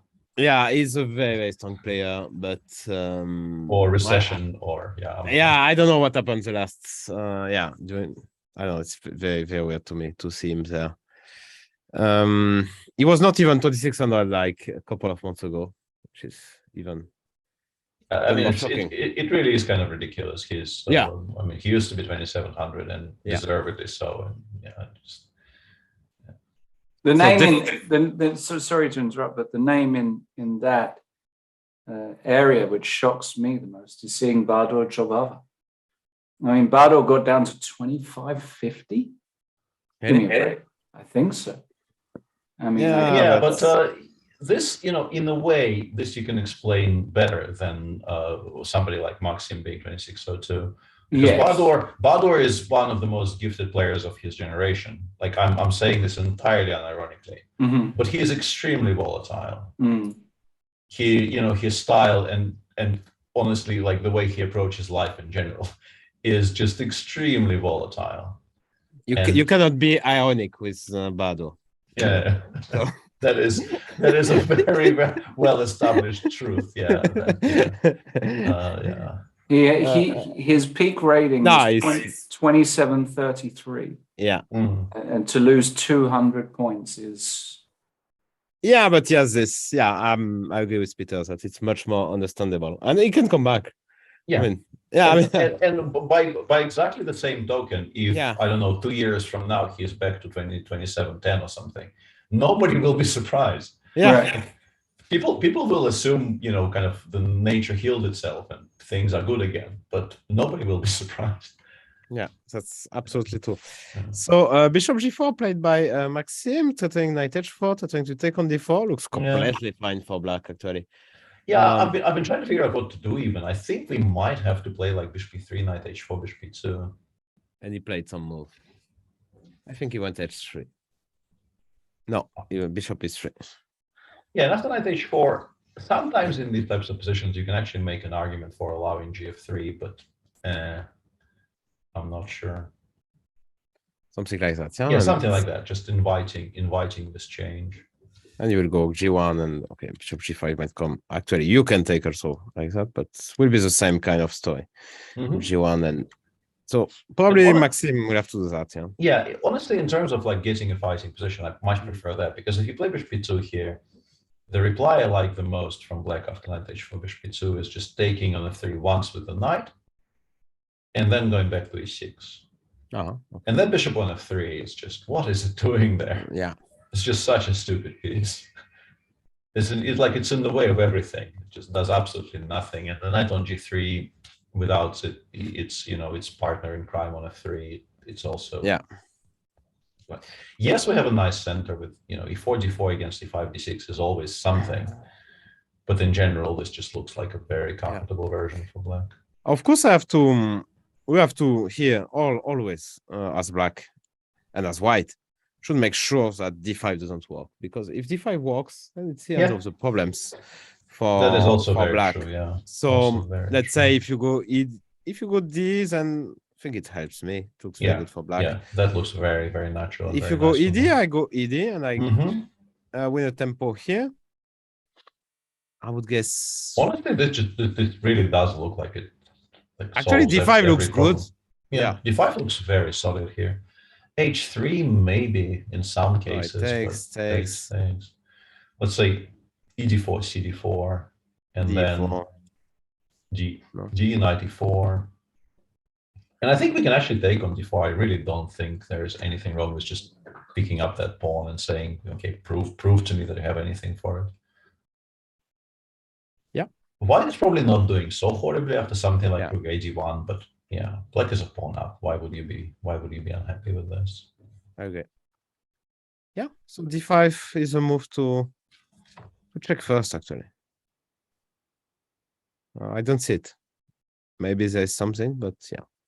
We'll see. Yeah, interesting. And on board 2, we have Ezipenko against Michalewski.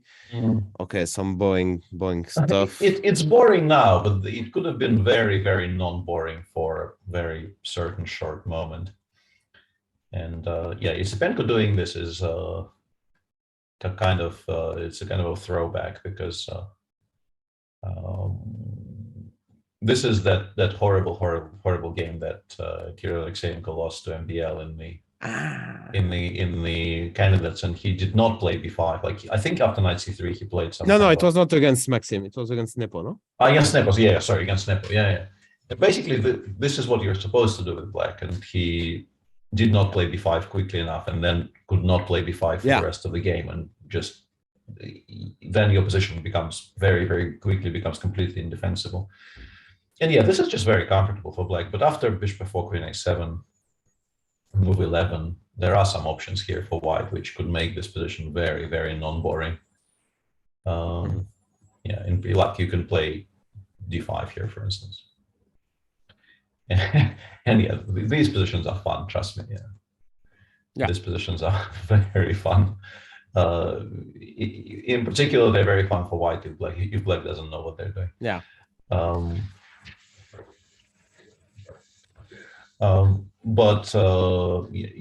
Andre today is better prepared than than his opponent. Yeah. Than our boss was in Yekaterinburg for that game. Yeah. And also is way ahead on the clock. Like 40 minutes. So yeah, that's good for him. Other games, but not very exciting actually. Yeah, actually this Catalan in Alexeyenko's game himself, that is a kind of a sharp position. So Catalan with queen b3, a5, all of that is very, very standard. But g5, h6, g5, is kind of very surprising. Yeah, but this is what they do a lot in these types of structures. You're just gaining space on the king side, hitting the bishop on f4 away from that diagonal. Yeah. Honestly, already looks like black is doing quite well. F3 in particular looks like a very awkward move. But yeah, it was how to prevent knight f5 was probably what he was thinking about. And exactly, yeah. And after f3, I'm sure Postny didn't like to play that move, but I mean, who does? But didn't see anything else. So what do you do after f3?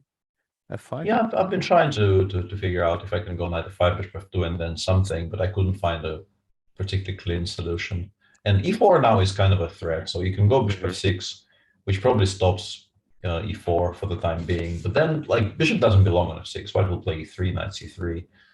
I think we've actually kind of forced white to make some good moves here. I don't like this very much. Yeah, I mean, Kirill will think it looks like a very good fighting position. I think he's pretty happy with how it came out. One thing I just wanted, before we go back to the top matches, I noticed that Parham's position, like the board is empty. We're like an hour and a half into the round, and the board is just empty. Against Taba, so it's countrymen. So it's an all Iranian clash.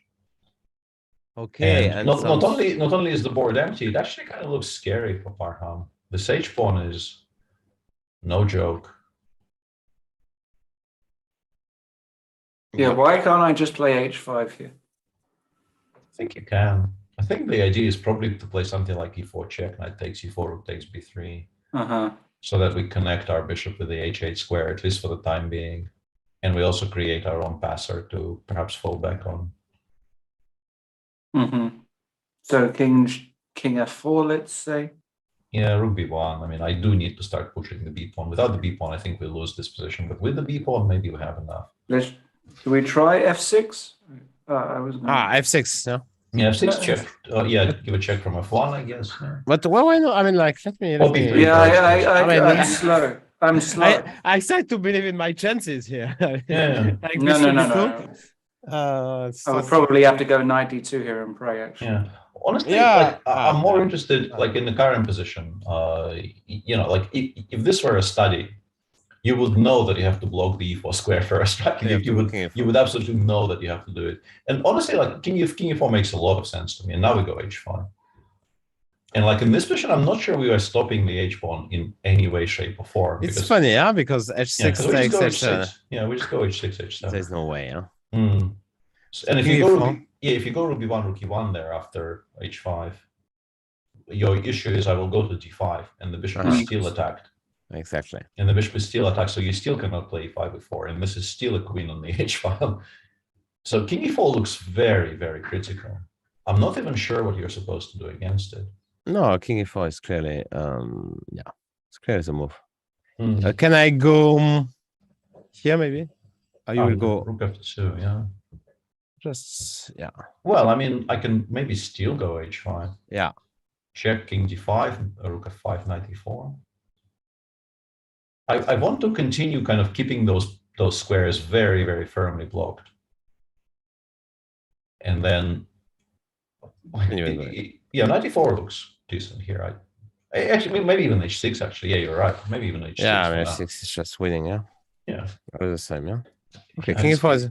It's a full queen in every single line. Like every time we continue here, we just get a full queen on h8.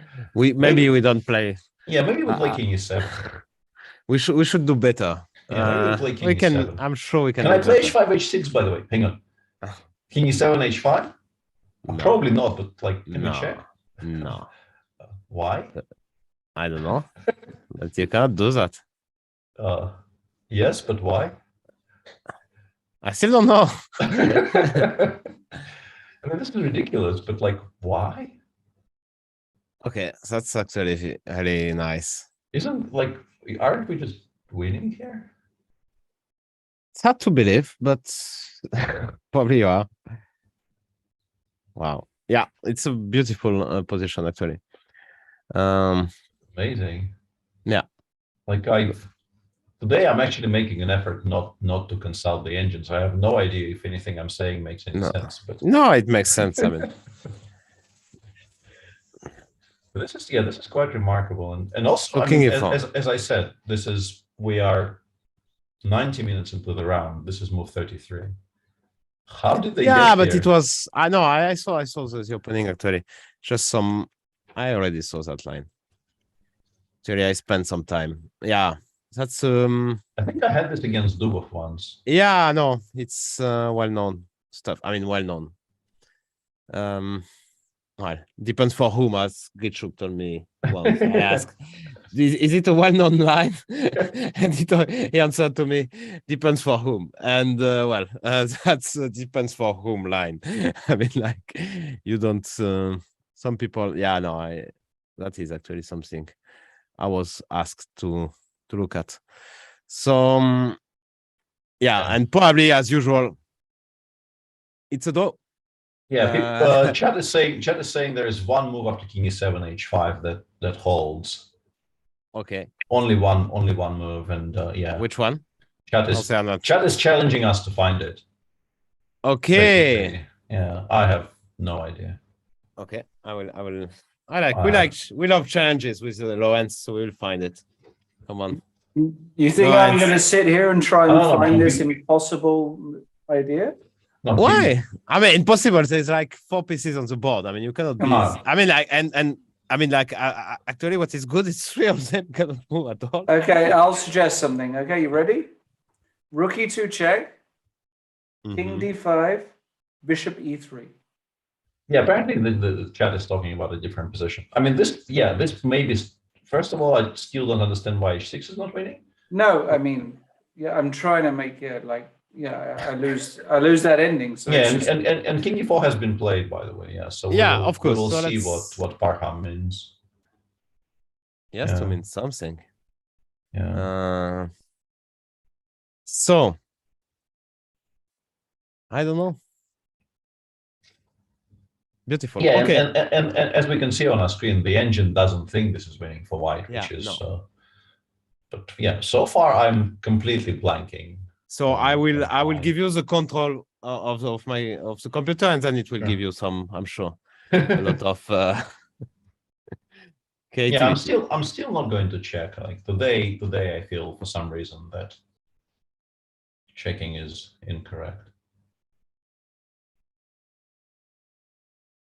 But I'm really struggling here because like rook b3, I mean, we can try creating our own counterplay here with like rook b1 and then something, but this is a check. Even if we, like, the b pawn runs about as fast as the h pawn, but the b pawn queens without a check, which is a big problem for black. And like, we can shift the king to d5, but once again, you can never get to play e4 because the bishop is constantly being controlled by the king on d5.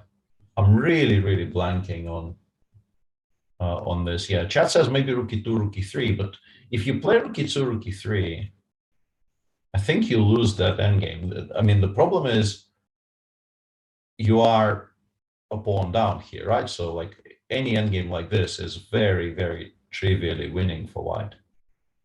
It's probably even winning without the pawn on d3, for instance, but there is a pawn on d3 where we're a pawn down and white has like a better king, a better light piece, and an extra pawn on h4.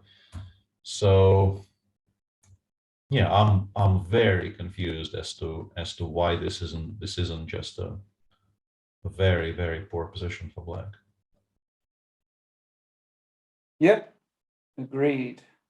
Yeah, I'll keep an eye on this because I really like, unless, yeah, okay, we are getting some help from chat, but yeah, people are saying king e7, but once again, like, how is this not a win? What are we missing?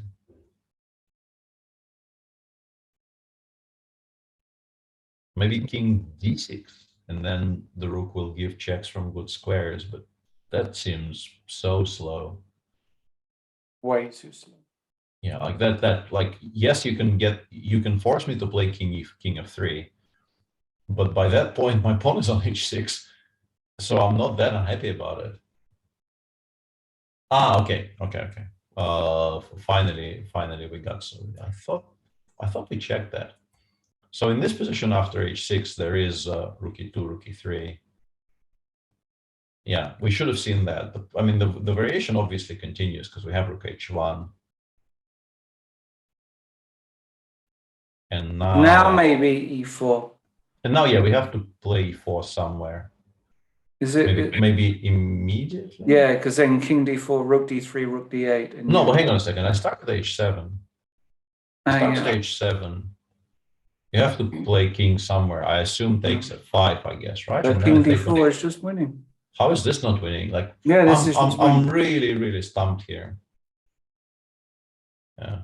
And obviously what we're saying is incorrect because the bar is basically saying it's a draw. A king e7 played in the meantime.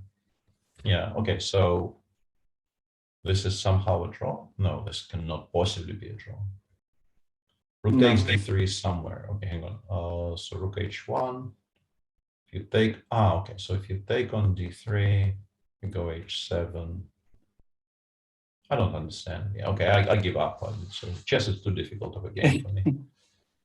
Far too difficult. Okay, I understand. Okay, now I understand. We get the rook to d8. Okay, fair enough. We get the rook to d8. This is very heartbreaking. It was such a beautiful idea. Okay. At least we solved this puzzle. And Tabatabai, I guess, calculated all of this because he quite quickly goes 95 check.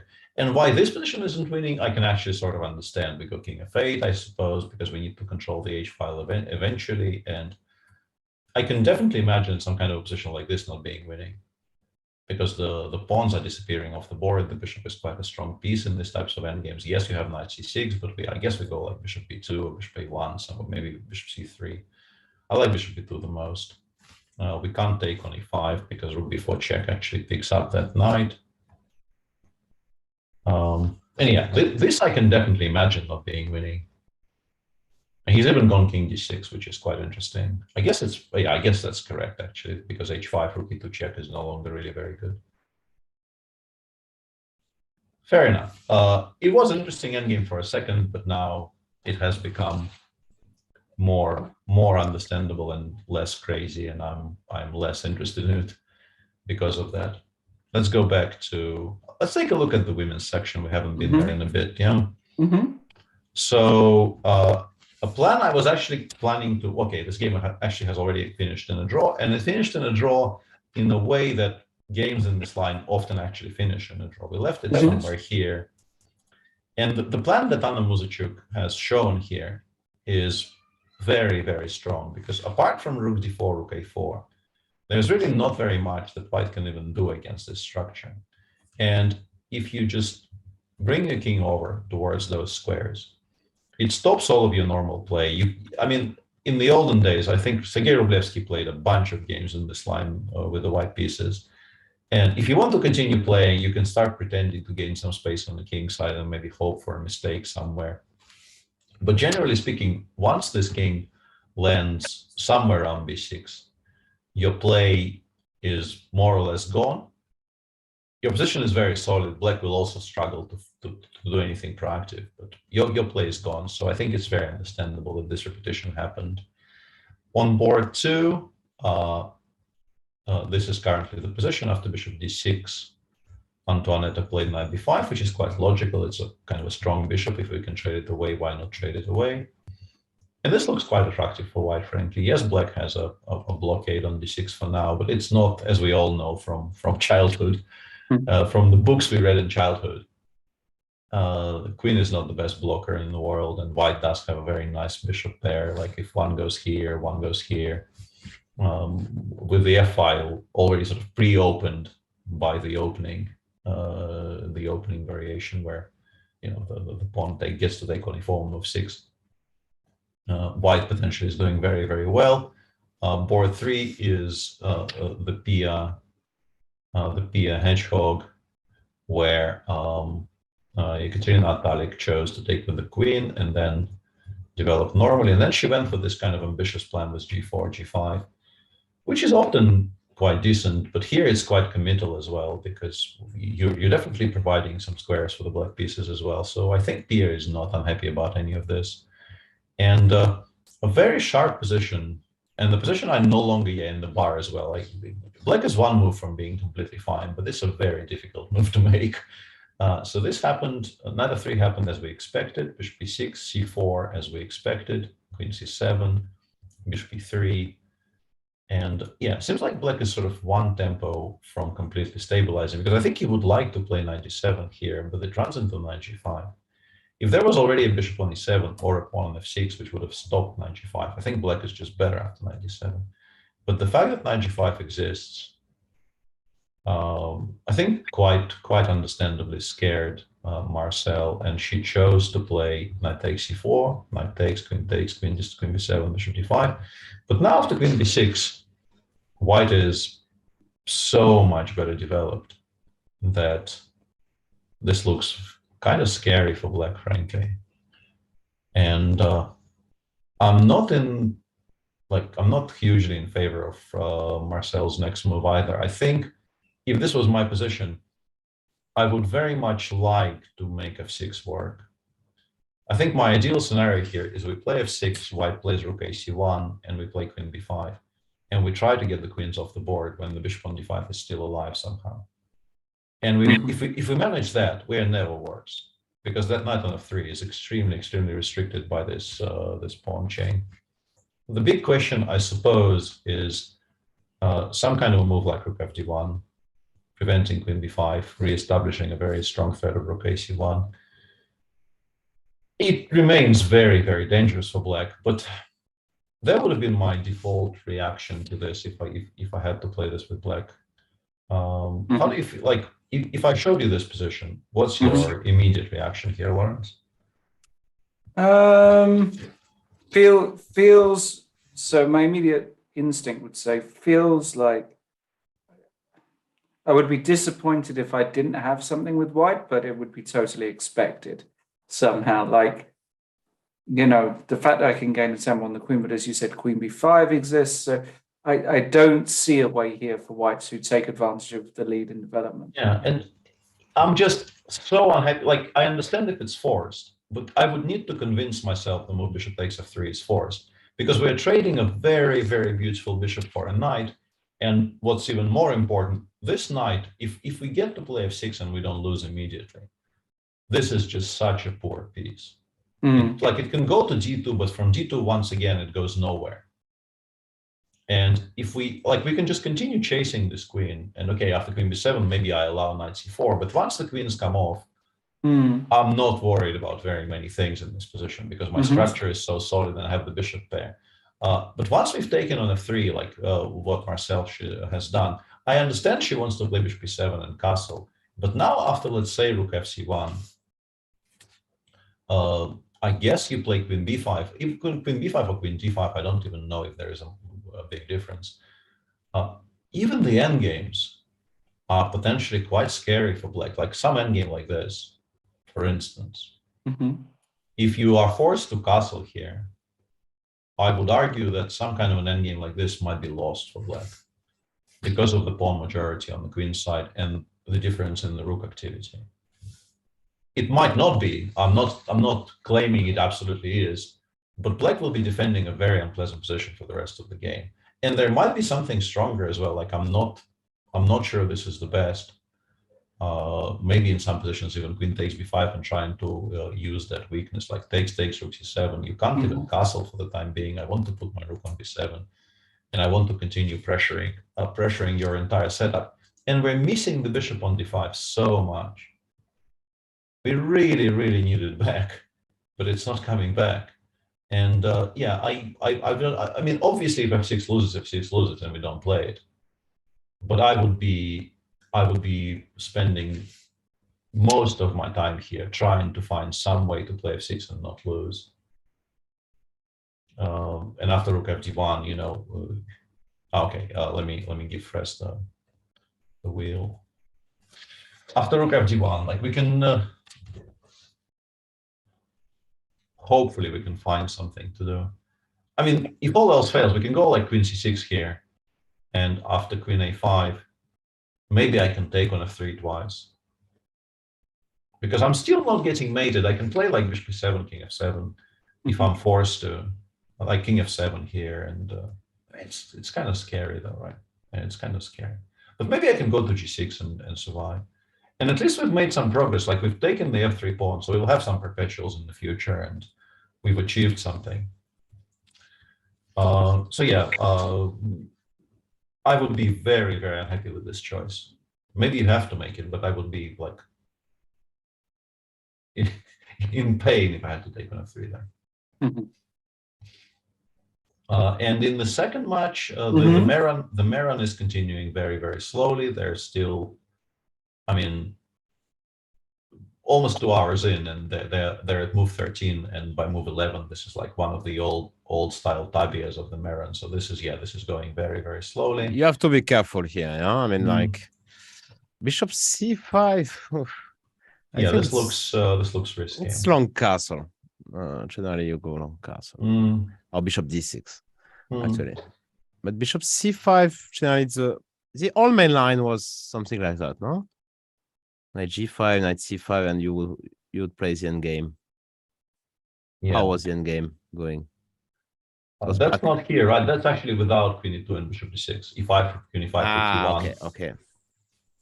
Yeah, okay. So, yeah. But you in general, of course, you're absolutely right. So we'll see how this develops. Very strange position in our Jobava London. Do we snap take on g6 here or no? All right, here we go.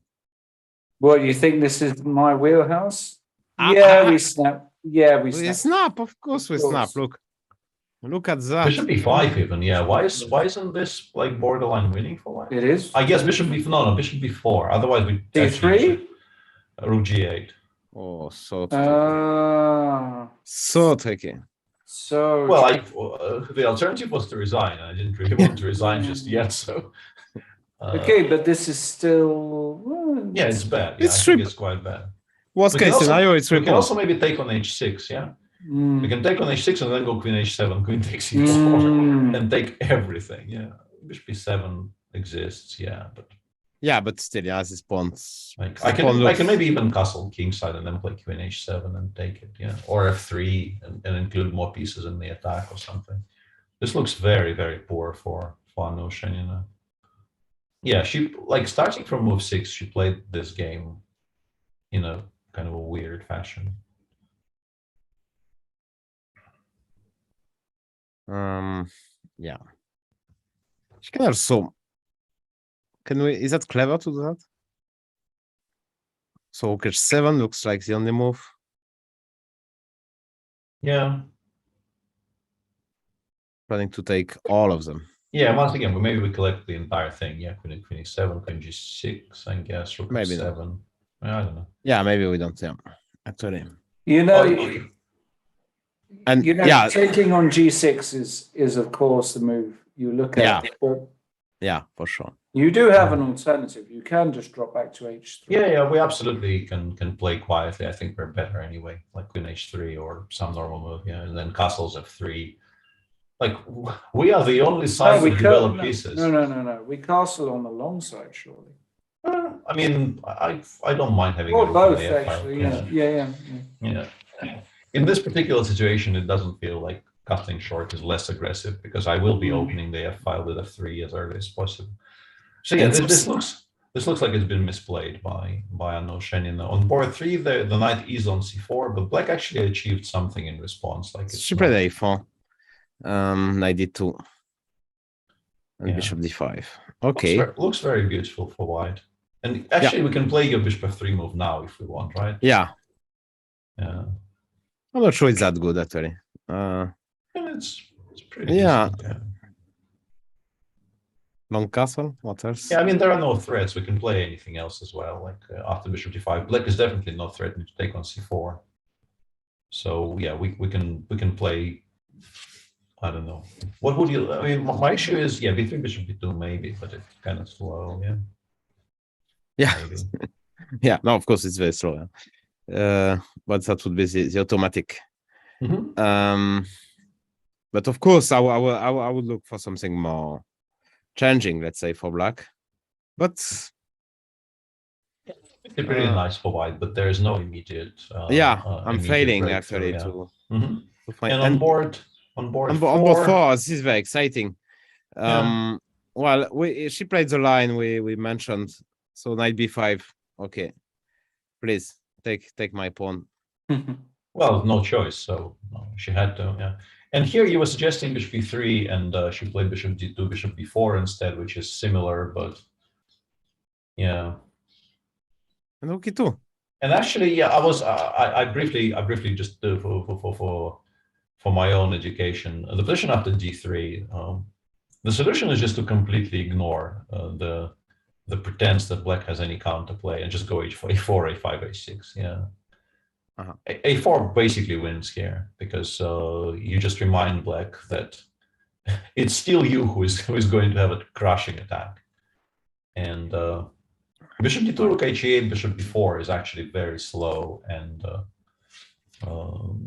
black has counterplay here, even though rook e2 maybe wasn't the strongest. It's a very natural move, but maybe you could have done something else. I'm not sure. And she played knight c3. Yeah. Oh! Look at the evaluation. Yeah, because now the rook on e2, I mean it hangs, but getting black the pawn on e2 is maybe not the greatest. So we can play. I guess we should be attacking the f2 pawn, right? Something maybe like knight g4, knight e4, something like g4. Knight g4. Yeah. So seems like if you take, I should take, and wow. The bluff might work again. Yeah. I love it. The bluff might actually work out. But you quite just remarkable because you're on 5 top 5. Why not to gamble? I mean, to keep gambling. I mean, like Lawrence, if you would win 5 hands at blackjack, let's say. Me? Let's start with 1, shall we? 5 hands, you wouldn't go home. You wouldn't go home. I mean, you would play. Well, I've never won 5 hands. So Lauren and I have played blackjack before, and in fact, I don't have the mug here, but we just never win a hand. We just never won. And he said, "I'm the bad luck," but. Ironically, as soon as you went to the bathroom and I sat down with Fiona, We won a few hands. So yeah, I don't know. I don't know. I was blaming you because who else? Well, exactly. Who else? But I am terrible. Cards and me definitely don't. So I like. I mean, it's normal. Yeah, people are getting very, very confident with 5 out of 5, and taking more risks than usual. But I mean, I think we all. I mean, today has been really extreme. And if we go back, my feeling was, and this is actually the second time that A4 was quite strong, and I just missed it by one move. If you go back to move 8, I think. Specifically, yeah, like 8. Yeah, no, I should move 9. Another 3 long castles. Yeah, A4 here. Like it's kind of bad because you will have to play knight A8 maybe. You know, it's not going to be very enjoyable. Yeah, because if you take, I just. Yeah, I mean, what you open up my What is even to discuss about this position? Yeah, You're a pawn no, down, but she, I mean, she's not hiding intentions. I mean, like her opponent is playing Alapin, so which is a very solid choice, and she immediately, puts some fire on the board with third move knight f6, which is not actually queen d5 is of course main move, and well. It's a bit dubious, I guess. Yeah, the interesting thing is that I think queen a4, queen b3 is the correct response, and I, for instance, didn't know that at all. I would, like I would hope that maybe I would work it out over the board, but Hanim played that in like a minute.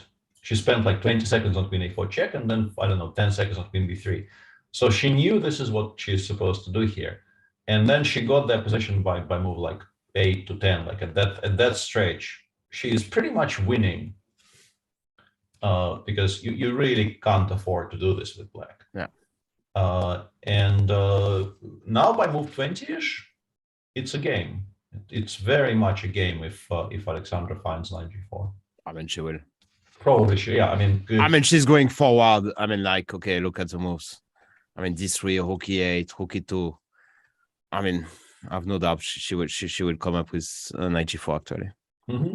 I mean, she has been very, very solid in every single game in this tournament. Once sort of actual play starts, she's been very tactically sound.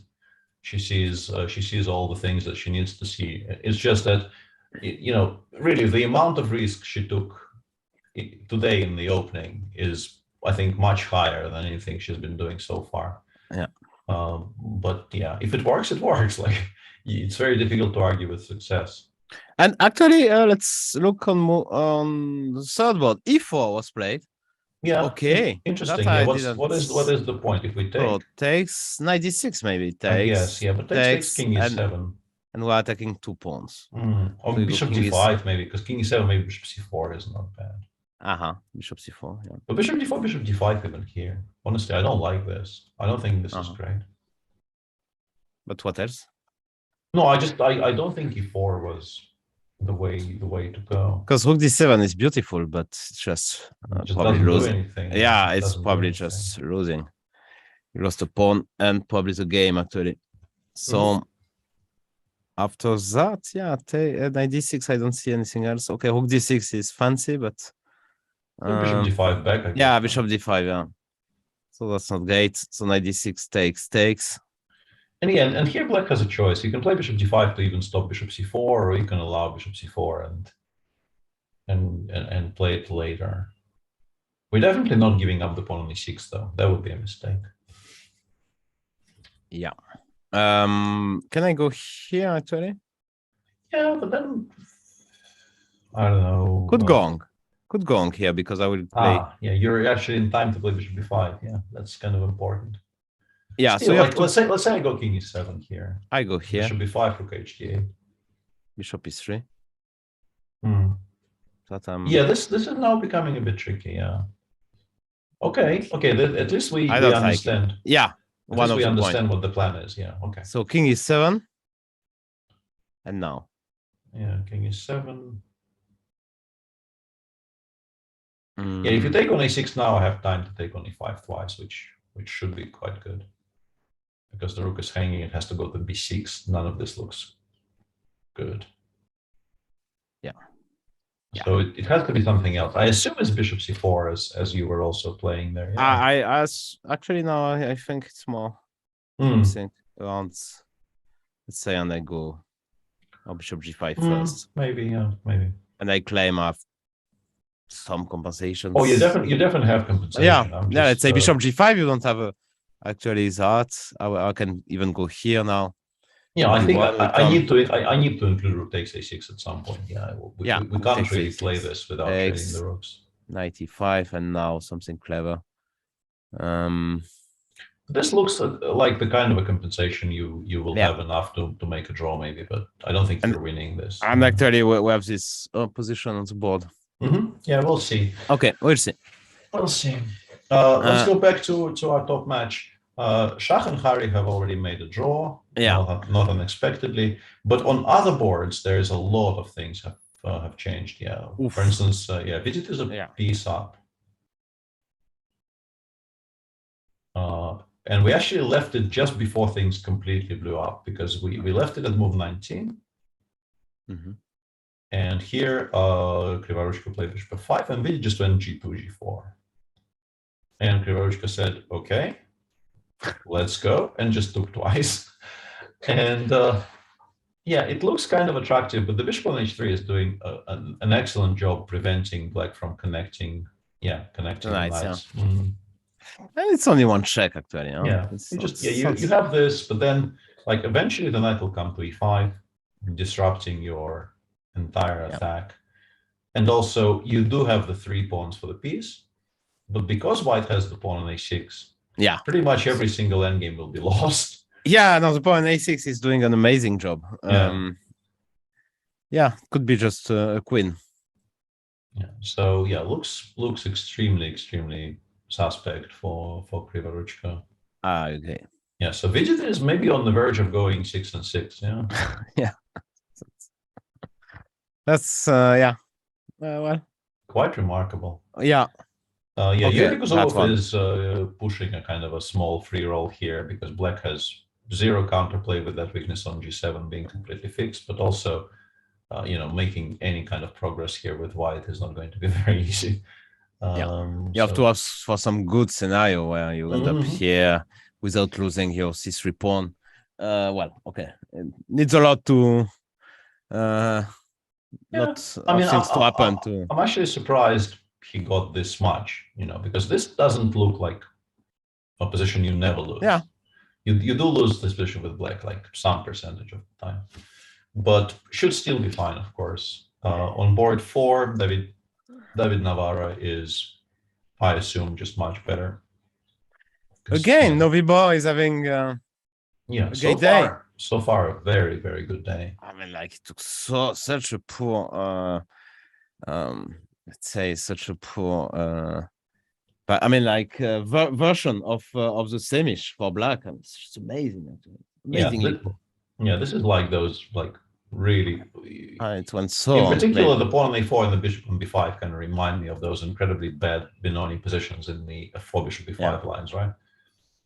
Where you just get stuck. You never really develop any counterplay and you get stuck. Like white is basically, I think, only one detail in the white position is less than completely ideal. Yeah, you want the knight. Exactly. Yeah, thank you, Laurent. I don't even need to say anything. Yeah.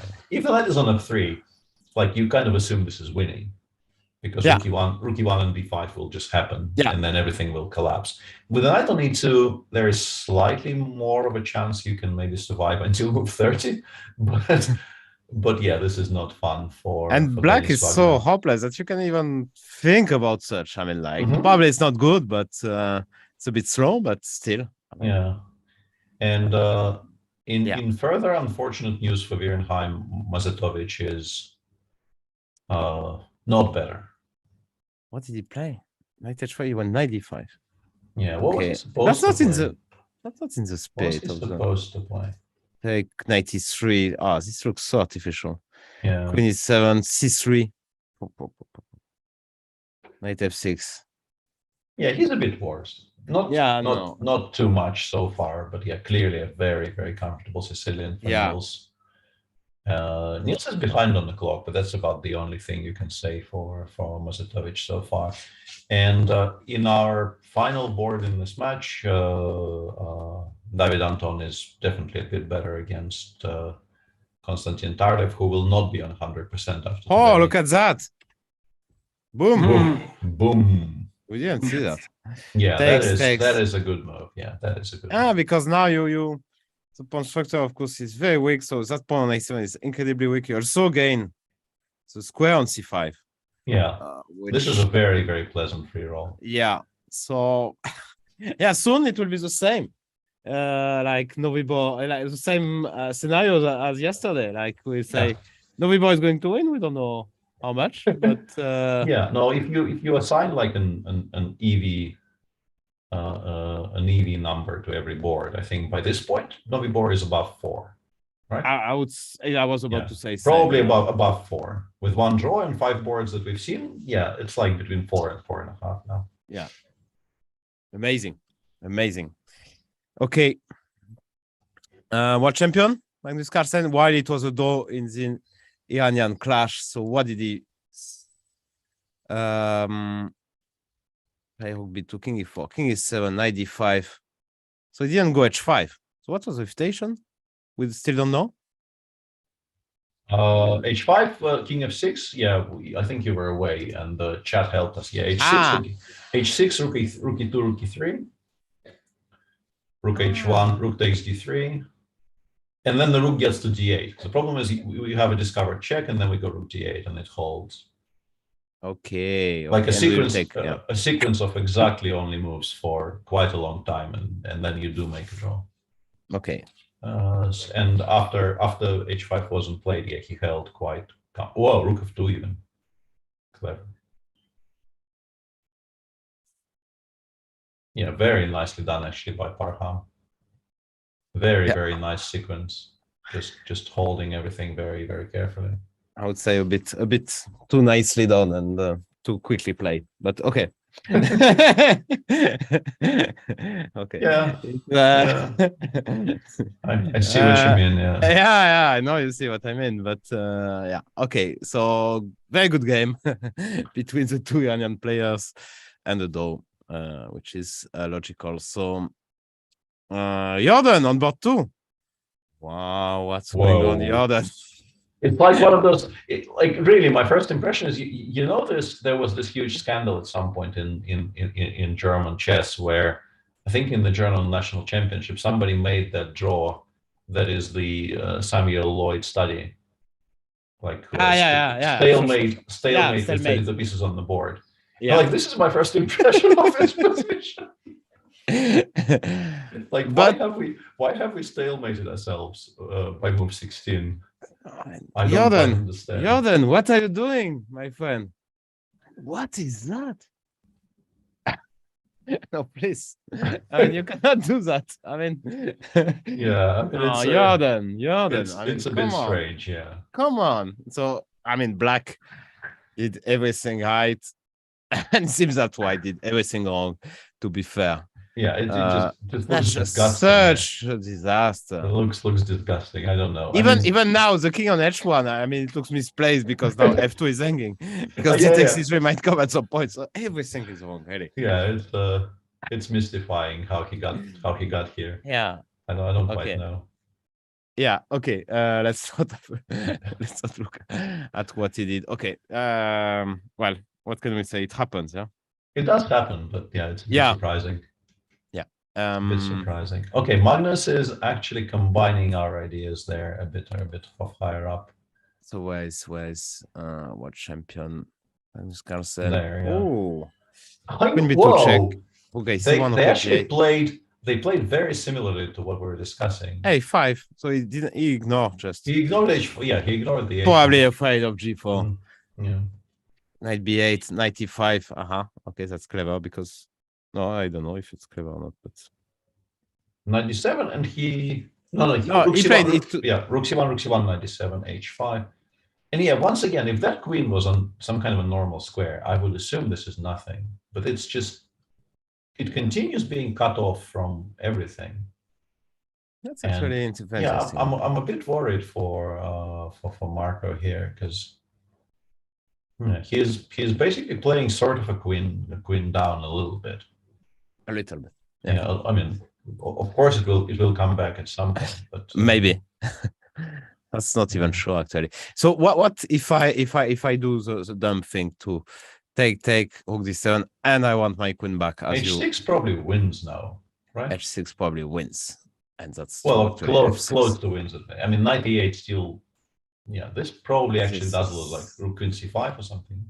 Yeah, queen c5, and it's mate. Yeah. So knight e8 only move. Knight e8 is maybe still sort of hanging on. Rook c8, rook d8, and here I don't actually see how I win. Yeah, but yeah, still kind of looks horrible. Yeah, maybe not rook c8. Maybe we have something smarter in this position. Like you can start with bishop g4. I don't know, but looks incredibly dangerous. Yeah, no, it looks just bad. Oh, he took on h5. Whoa. Okay, that probably is. That is beginning of the end. Yeah, super shocking, but just a panic move. Probably didn't see what to do against h6 and so on. So, but yeah, that's oof. I mean, we can even take on h5 because b5 is not hanging in everything, in every single variation. Why not? And then we just continue. f7 is hanging. Like I can.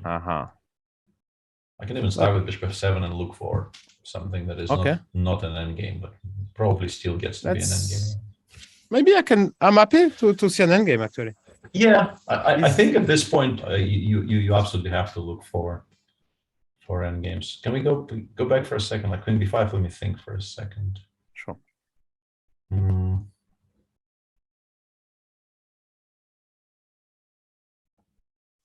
Yeah. First, like my initial reaction was there's no way this doesn't lose by force, but so far I'm not finding how.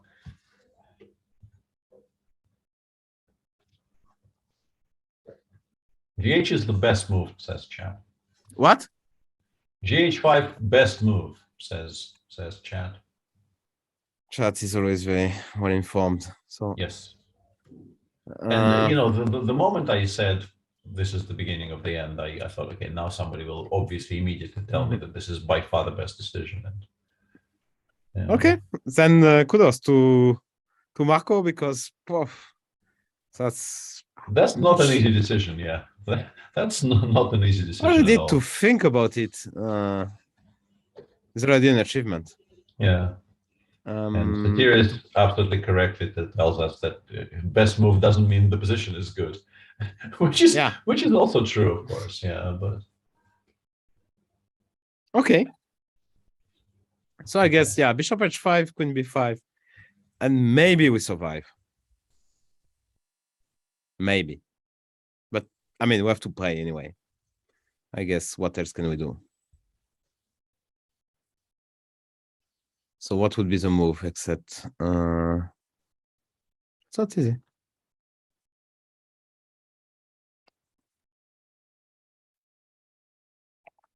We want to take on h5. We can take on d7 and take on h5 because then queen b5 will lose to rook c8. But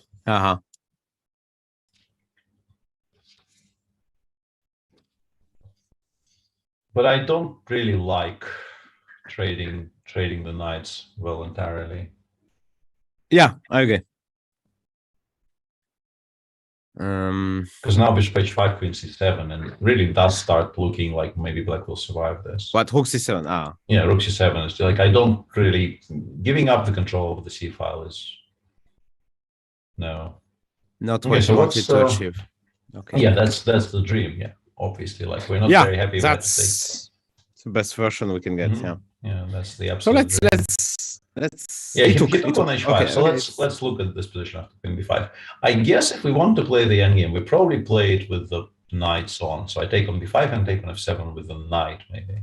Yeah, I was considering that. Rook f8, knight g5, maybe. But then knight f6. Knight f6, bishop b2, bishop b2.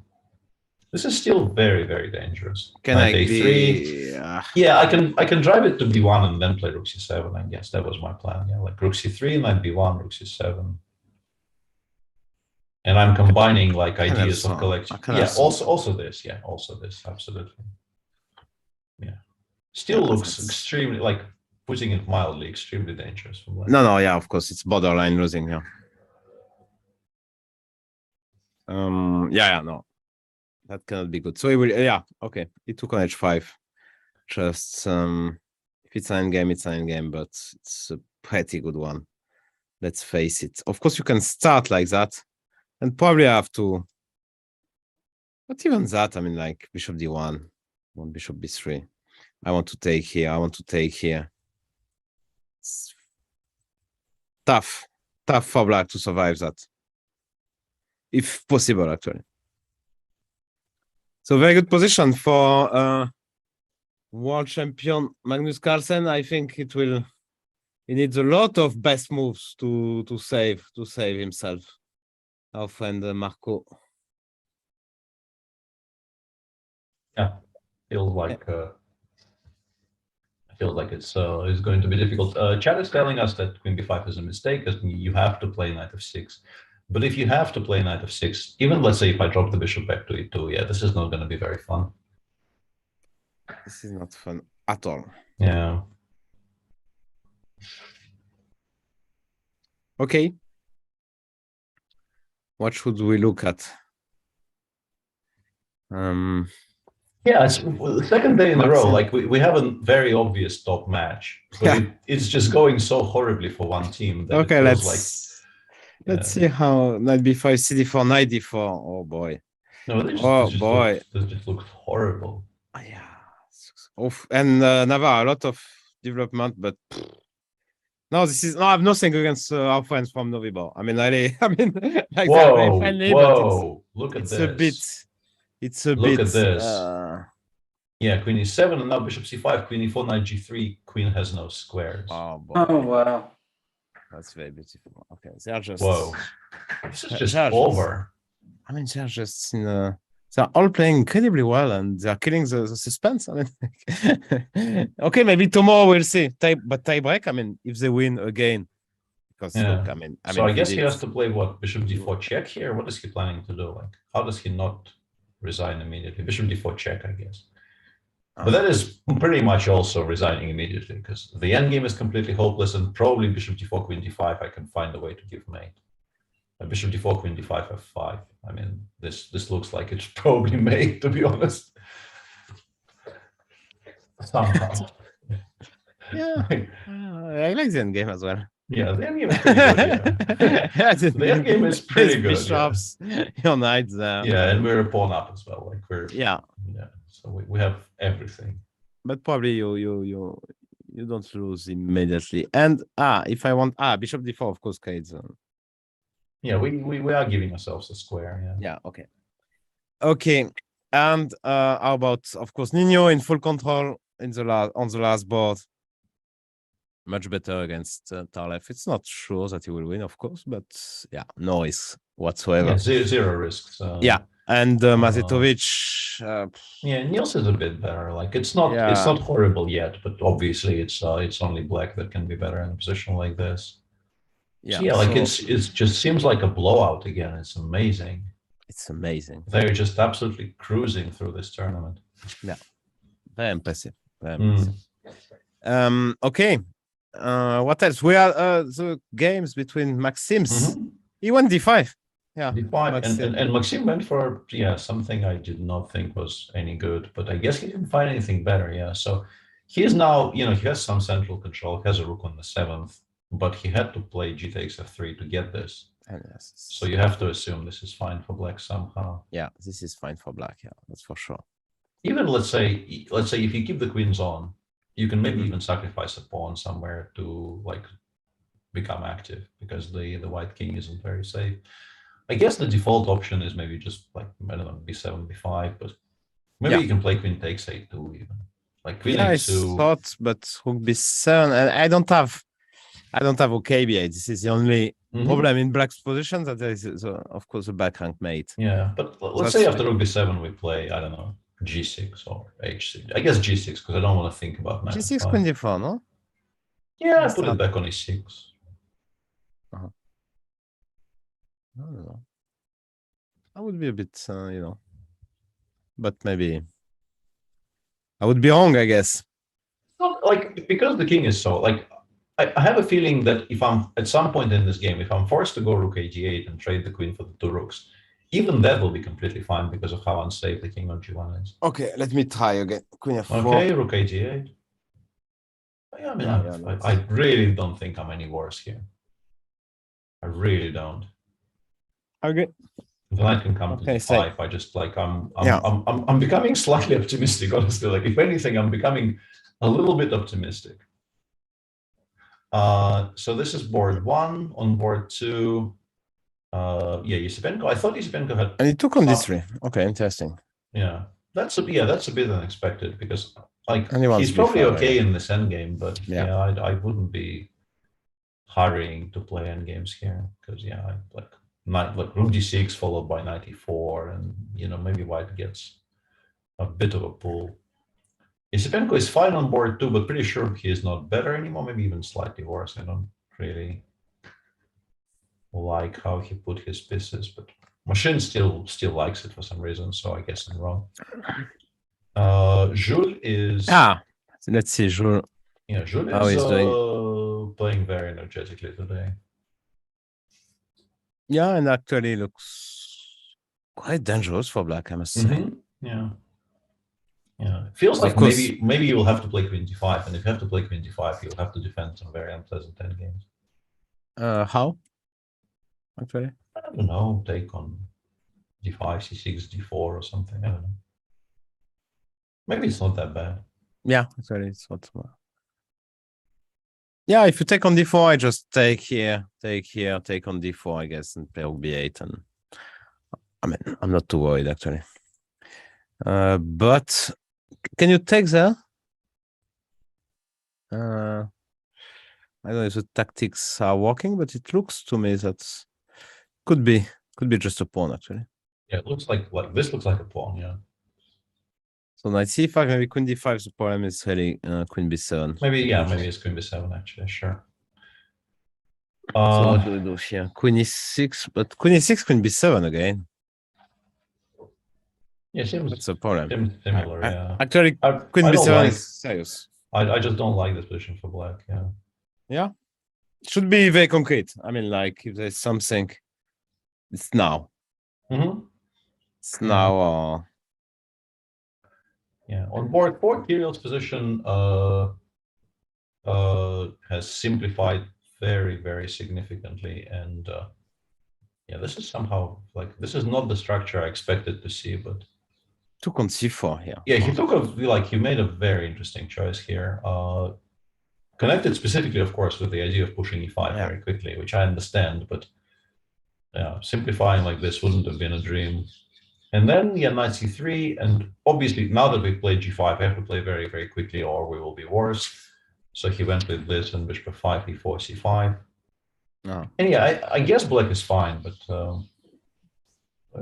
with white having the option, for instance, maybe even immediately of playing like f6, bishop b4, bishop h3, it could become quite sharp, right? Because the pawn on f6 survives. Like you have to put the bishop on b4, meaning that you're not really attacking the pawn on f6 at all. And we go bishop h3, we put the bishop on f5. Yeah, but not surprisingly, too, though. Yeah, but you don't have the same style as on Postny. And he played bishop f1, preventing all business with d3, which makes. I think it's actually it makes a lot of sense. Yeah, just a different approach. Yeah, much more but solid. Now we get to play king g7. I think it's very important. If you take, let's show rook c7 would be c7. Yeah, I don't like this. Yeah, I don't like this. I'm pretty sure we play king g7 just to make sure f6 never happens anymore. I guess white goes like bishop b5 or b3 or something, and we play. Bishop b5 I like, yeah. Yeah, bishop b5, and we have like rook c1, rook c8 is probably a draw. We can go knight d5, try playing knight d5, knight d3 or something. But yeah, it seems like this game is now quite safe for both sides. So you go knight d5, yeah, and you will try something like that, yeah. Okay. Board 5 should be a draw. Board 5. Usman is. Yeah, he's defending, but Yeah, these types of positions are always very difficult for me because I never know if white is actually better or not. Like you are so active, but black has zero weaknesses and will always have zero weaknesses. And it's just so difficult to understand if you're better or not. Lawrence, this is obviously a position you understand very deeply. Tell us. Oh, yes. Well, I agree totally. It looks good for white, but ultimately there's nothing to chew on. But there's a lot to chew on in the women's section. There's a lot going on. I just want to shout out to my former team, Wood Green, because they are on the verge of a really quite significant upset. I might have just jinxed them because Jovanka... This is match 3. Yeah, match 3. Now, they're not completely out of the running, at least for a medal. But if we look, for example, at board 1, Irene Sukanda playing against Alina Katlinskaya, this game here, I mean, this is just bad for black. This is just suffering. You put the rook on b5. After rook d6, you can play a5. If the pawn ever goes to a6, then you have knight a5. I'm actually, I want to say, I'm a little bit surprised she hasn't played rook b5 earlier because now the king will come to a6. Yes. But maybe she didn't want to allow a7, a6. She comes from here. She played rook b6. She went from there. Okay. So she didn't want to allow a6, yeah, which is... Yeah, that was why.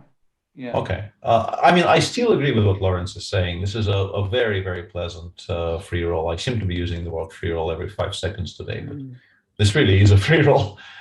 You play a5. You don't even need to play rook b5 to play a5. Let's say you play a5 here.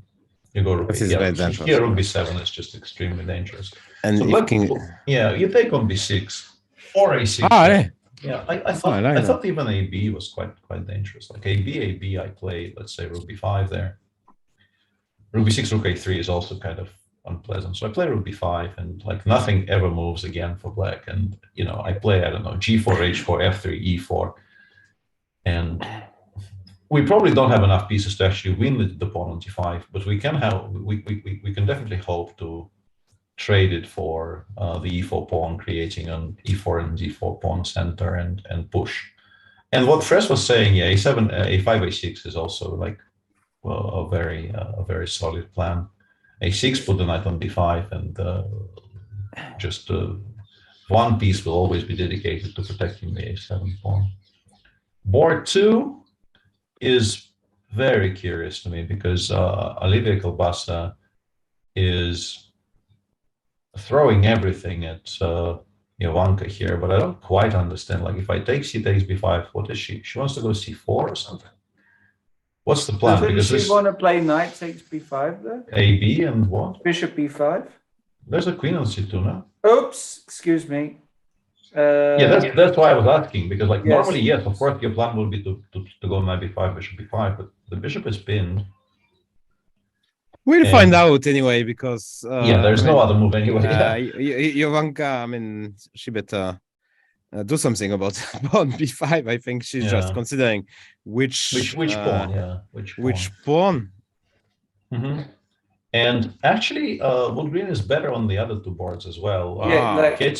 Katie Arhamia Grant is like much like, this is about as good a Spanish as you can get. Like, everything has gone wrong for black here for Karina Sivka.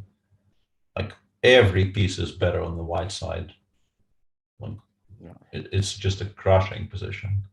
The question is how you make progress. The question is basically how you land a final blow. For the time being, I would start by playing bishop c2 b1 just to remind black that the pawn on c7 is also always kind of a target. And then, I don't know, d5, knight d4, knight c6 if you want to play positionally, or you prepare e5 and you give mate maybe at some point. I don't know. All kinds of things. Just a very poor position for black. And on board 4, Jovana Maidan is in a lot of trouble against Katarzyna Toma. Wow, but this is a big upset from Wood Green, huh? Yeah, that's what I'm saying. I mean, this is no joke. I mean, currently they have arguably the better position on every board. Yeah. Yeah. I mean, some of them are still quite quite unclear, and you can definitely imagine that very sharp position on board 2 somehow becoming a mess, and who knows how it comes out. But like strictly speaking, like without really calculating anything, this attack doesn't look like it succeeds. That's for sure. Okay, it'll be interesting to follow. Yeah. What should we look at? Magnus Carlsen? Yeah, let's take a look at Magnus's position, because I always want to come back to Magnus. I saw some mention in chat of the fact that he now has to make some really outlandish moves to prove that he's better. It's a bit further up, right? Yeah. Mm-hmm. Okay, so whoa, it simplified quite a bit. He's still better, but the rooks are gone, and with the rooks gone and the queen now sort of rejoining the game, it feels like we have to win this game technically now. We're not going to be giving mate. My first big question we have here is, are we playing b6? Yeah. Because we would very much like to play b6 because it breaks up the black structure, doesn't allow black to play b7, b6 themselves, which I think is something they would like to do. But it also gives black a target. If you play b6, queen c5, the pawn on b6 is definitely a bit of a target with 97 and 95 coming in, yeah. But I think you start trying to calculate this to some kind of success, like maybe queen d4 here. Really? Oh. Well, I mean, b7 is very weak. Yeah, that's not only this a5 pawn, but queen d4 is an incredibly ugly move. I understand why you're asking me. It's a move you don't really even want to discuss. But if we're winning the entire queen side, yeah, I am prepared to make moves which look kind of funky. A5, a4 is what is currently worrying me weirdly. Really? Because now I want to play like bishop 397 is my plan. And then we trade b7 for b6. And I guess black is still slightly. Yeah, knight c4 is coming in. Black is not really worse. Yeah. Bishop a6, but still. Probably a draw. Yeah, probably. It's hard to believe, yeah. Okay. But feels wrong this b6. I don't know why. But then, like, if we play slowly, like a natural slow moves in this position would be like queen d4, right? Queen d4, b6, b6, bishop f3, maybe. Try to put it on c6 or something. I don't know. But then, how bad is that? Yeah, exactly. Like the material is so diminished that black can go for some really, really ugly positions and hold them. Like this one. Yeah, like this structure is just oof. But with only one light piece left, like we're probably not losing this with black. No. I agree. Okay, so maybe no, it's not simple for Magnus Carlsen here. Not at all. No. That's for sure. Okay, if I go like this, okay, queen d2, I want check. I will go very direct stuff. Yeah. If you go knight d6, I want to take there. Yeah. Is that clever? We've actually achieved something, I think. Yeah. So queen d2, and if you knight d5, but still queen a5 is very strong, right? Oh, knight d5, I was really hoping that e4 would. Knight 5 b6. Yeah, and now I was hoping that I would find something. Like queen d8, knight e3, right? But I have e6 there. No, okay, it's too much. We don't really have enough. And that? Yeah, but you're still a pawn up after queen a5. Yeah. Exactly, yeah. You're still a pawn up here. Yeah, this looks winning, actually. Okay, so b6, we play queen c5. It's like c5 has to be the best square.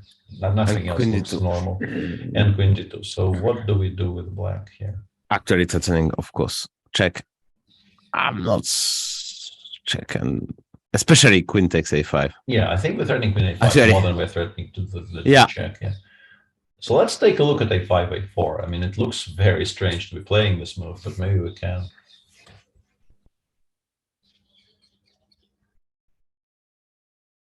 Because currently queen d8, the only thing I can connect queen d8 with is the idea of playing queen c7 somewhere. Yeah, but I was but it gets picked up. Yeah, it gets picked up. Yeah, and this again, it's not great for black. But This is actually better than the previous version, yeah, because you cannot play 96. 96 actually costs you a pawn, but knight a7 is kind of playable. Yeah. Yeah, it's one of those positions where, like, it feels like, well, he started with queen d2, very interesting. So he is saying, well, basically he's saying I couldn't find a way to make b6 work, so I'm allowing you to play b6. Okay, b6 will come, I guess. Probably quite quickly, yeah. You have to, like, the moment it's allowed, you have to do it. Yeah, it's a curious decision. I understand what you okay. Don't ask. And now? Well, you could have started with queen d4. We were playing b6 against queen d4, so like it's yeah. Okay, I'm confused. Maybe. Yeah, it's a good point. I'm a bit confused, yeah. Are you because queen d4? I mean, maybe queen d4 96 was what was worrying. But b6, yeah. But then, yeah, I would have probably preferred this, yeah. Interesting. Did not expect queen d2. No, but okay, queen d2, b6, and he has another idea. He plays queen d4, wow. Okay. So you know your pupil, yeah? Yeah, but I mean, because I don't know. Plays tense, actually. Now that I think about it, you're probably right. But so queen d4. Now let's understand what he didn't obviously, like. Obviously, he didn't play it because of b6. He played it. I mean, he didn't play it because of something else. What could he even play here? I guess it really is 96 because nothing else makes any sense. 96. Maybe, I understand. Okay, b6, queen c6. A3 is hanging. Yeah, A3 is hanging. And that, is knight take d6 such an obvious draw? Probably is. Yeah, 96 queen d6 we take. Oh yeah, 97 after bishop f3. Yeah, I'm not even the worst. Maybe. Yeah. Okay, I'm worse, but it's just fine. Yeah, it's just fine. So queen, yeah, b6, queen d4. Yeah, wow. But now, of course, 96 is not possible. So he considers that 96 was really something to be afraid of. Yeah, he really wanted to stop 96 from happening. And with the bishop on e2, 96 is definitely not a move yet. But if you move the bishop away, it will become a move. So I guess what do we do? I guess my next is maybe e4, e5. Yeah, if we get e4, e5, we're incredibly happy. So let's say you pass, just to show, yeah, 96, e5. Yeah, no, we're pretty much winning here. Yeah. Yeah. So knights, I would expect something like that, but you have to be. Oof. But then your king becomes a potential target, right? Yeah. So, yeah, it's not easy. Ale, let's play super passive. Nothing about this is easy. Yeah. Yeah, queen 7 I actually quite like. Yeah, trying to shift the queen away from the d4 square. It's a good square. Yeah, but again, queen f4, queen e5. Yeah, I was looking. I mean, like queen g5, queen b8 might come. Yeah. What do you do? Yeah, it continues being very annoying for black. Yeah. Okay, maybe take that guy if that's legal. Yeah, this is why I was trying to play queen e5 instead. I don't like. I'm too lazy. I don't want to calculate. Yeah. Okay. Same idea, just without even giving the option of taking on b5. Okay. Fair enough. And then something like h7, h6, and claim that way. But we might be losing to queen b8 already. Okay, I don't know. Queen b8 might be winning material by this point. No, just knight b6. Just knight b6. Yeah. You have to calculate takes queen d2. I don't know if this is so great, but maybe we just go bishop f1 and we have queen d4 check. So it works out. Exchange queens. Yeah. So very, very tough for Marco Baldorf in that game. Okay, it's move 30 actually. So he has 20 minutes. It's still acceptable to find. Okay, and there's a very, very beautiful moment in the game between Olivier Kolbasa and Ivanka Hauska, which we have to show. We will. Yeah, so she did sacrifice that piece on b5. It's a bit further down, I think. Yeah. She sacrificed that piece on b5 and played queen a2, which is a very, very cute idea, but it doesn't actually create enough of a threat. And in this position, if you just go, let's say, knight e4, a6, b6, the pawn can get to b7 to a7, but it doesn't do enough. We just hide on a8. Are you sure? And we're okay. I think so, because I was. You're cheating. You're cheating again. I'm cheating again. Yeah. Here. Yeah, it looks scary, but I think just knight c6, queen a6, queen a king a8, and queen takes b6. Yeah, I've lost this, haven't I? Yeah, I probably lost. I mean, this. I don't buy it because rook c8 has the cute. I think rook a1. I'm threatening queen b8. Yeah. That queen looks... b7 though. Yeah. I take and bishop a6. Yeah, queen king a8. This actually doesn't work, but something feels like it should work. Yeah. Yeah. Here I can go here, no? Yeah. Actually, taking on d3 and knight e4 is probably cleaner. But what she did, yeah, not even letting this bishop stay on the board. Yeah. Takes knight e4, and actually, you can play. Yeah, stopping knight c5 is the most important thing, and a6 b6 really doesn't do enough. And she played a very natural move instead, and it loses to a stunning tactic. Basically, white has a forced win here. And if she doesn't see it, she's still much worse, maybe lost. Okay, so we should try to find it, yeah. How do we rate? How do you rate our chances to find it? Well, you know it exists, so I think it will take you like 20 seconds. There aren't really very many moves that you have to check here, so I think you will find it. I mean, the first move which comes to mind is rook b5, yeah, and rook c5, but that doesn't, like, black will consolidate there, right? Like, it's I will just take on c5, too many pieces, yeah, or that, yeah. This doesn't work. No. Okay. No, I think the first move that comes to mind is bishop takes b5, really. But then you realize bishop takes b1 exists, and the tricky part here is not to stop calculating, not to give up in this position. Okay, because there is some. No, that's a bit too fancy. Queen b1, queen c3, even this honestly is kind of unclear, knight f3 now and something. But there's an even stronger idea, because if you realize, like, the black queen has no squares apart from c3. So we can play queen b2. Queen b2, wow. That is really nice. And everything suddenly starts collapsing because the queen has no squares. We will just win a queen for the bishop next move, and we are continuing to attack on the queen's side. And this position, like takes a6, I guess, and everything starts falling apart. I can go a6 just maybe even immediately a6, yeah. But like the trick is to realize queen b2 exists. Okay, and that's not easy. Yeah, and if you see queen b2 exists, you're suddenly doing really, actually, really well. bishop b5. Yeah. You miss queen b2 simply. Yeah. Honestly, I'm not even so sure what happens after queen b1, queen c3, knight f3. That also looks very scary. Yeah. Too stable. Yeah, but yeah, that actually also wins. Yeah. Okay. 3 knight f3. Yeah. That's a bad news then. Then it really is bad news for Ivanka, because like if you absolutely had to see queen b2, maybe it was difficult. But if queen takes b1 also wins, then it's not great.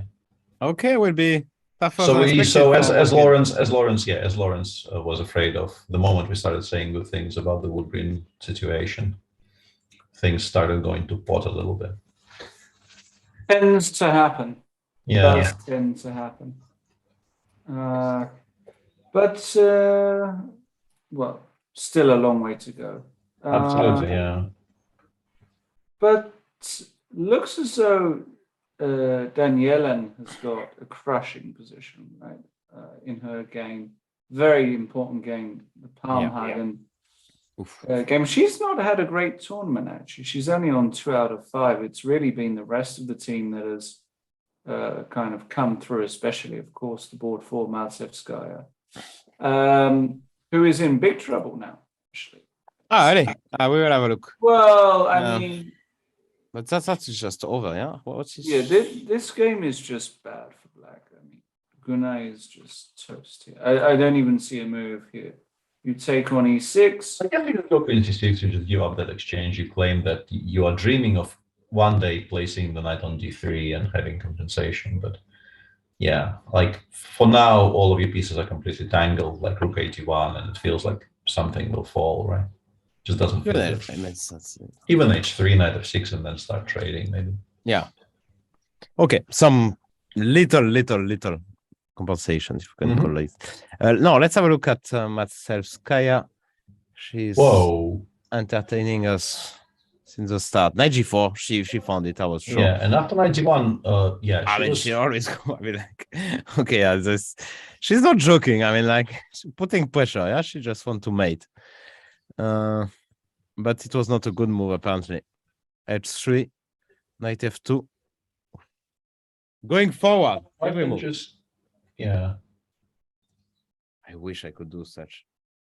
Go forward. I mean, it's just amazing. I mean, every move. If you look at the last moves, just everything going forward.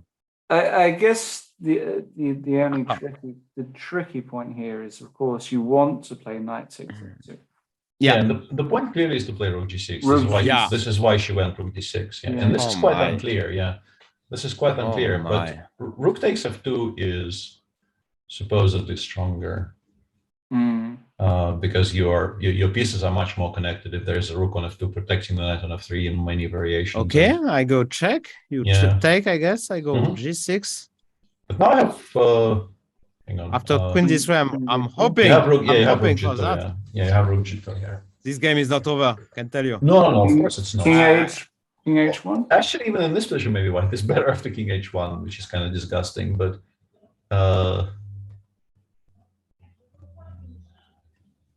yeah. Very unlucky. Once again. Yeah, this is very like this kind of chat is just so interesting to watch because this is I love it. I mean, it's just it's not my chess at all, but I mean, like, I wish I could play as that going forward every move. I mean, just amazing. No fears, zero fear. I mean, like, ready to be on the edge all the time. So that's very interesting actually for us to watch. So knight f2, rook f2, yeah. And what's the clean solution? I don't know. You don't know, yeah? Okay. No. Hang on. Queen f3 is a very strong threat. I'm wondering if I'm safe enough to actually play king f1 and then stabilize slowly. I don't know, because I don't see a threat apart from rook g2. Knight on b6 is way too far away from. Yeah. My issue is playing king f1 stops me from taking on d3 next. Exactly. Because it will be rook f2. So I don't know what my threat is, which maybe gives black like 2 moves instead of 1 here, like knight d7, knight d5 maybe. I mean, I understand it's ridiculous to be trying to be so slow, but can I go here? Or that and then queen g3. But now I can take on d3, right? Yeah. You've actually given me. I was just curious. Yeah, and let's run. Yeah, we run king e3. Yeah, we run. Yeah. Probably I'm just lost here. Yeah, this doesn't. Yeah, it's very important that we control the d6 square as well. Yeah, we never have to calculate with d6. Yeah, this looks actually. Oh. Yeah, and rook f2 played by Hanim. Okay. Oh, is that mate? Is that mate? I don't know. Maybe not. Yeah, maybe not. It's too complicated. The king actually survives on b5. I can play king b5. I think. You can play king b5. No, king b5 rook b6. Whoa! That is very, very cute. And forced as well. And absolutely, and also absolutely, this entire line will happen. Yeah, you've seen it here first, Chad. And see, rook f2 played already. Rook f2 played by Hanim, yeah. Okay, that will be exciting. Yeah, and board 3 also completely blew up, and I think it blew up in white's favor. She didn't go for him. Yeah, she didn't play king e7. She played and that we decided it was way too risky. This is exactly what we were afraid of. Yeah, this kind of a position. Yeah, maybe it's not horrible yet, but it's definitely in white's favor now. Like maybe we can play king c7 and actually trade some of these pieces away. Like, of course, white is better after rook e7, rook c5, but maybe we don't. Maybe we don't. Lose. Actually, we can be fancy. Even this, for sure. Correct. And rook d8, bishop b7, and then bishop b4. Okay, that will be tough for blacks, that's for sure. Can we return to board 1 of this match for 1 second? Because Gunai Yeah, I completely missed queen f7, but apparently the computer doesn't think it makes any difference. Because for a second there, I thought maybe this actually changed things because knight takes d8, queen takes f4 creates legitimate threats. But the machine says this is just resignable somehow. No, but not probably not here. Yeah, probably not here. But like, I see. If not here, then how? Knight eg5. Queen f5, I guess, right? And then what? Then I guess something nasty. You know, just to attack one more piece, but I don't know.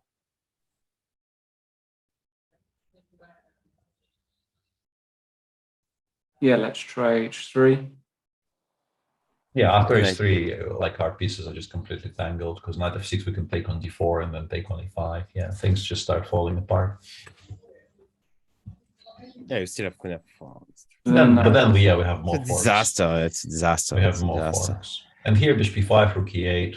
Yeah, game sort of continues maybe, but like f4. It doesn't really even continue. Yeah, f4. Yes. Yeah, it doesn't really continue f4. after f4. f4 is more than good. Yeah, no, I expect her to win.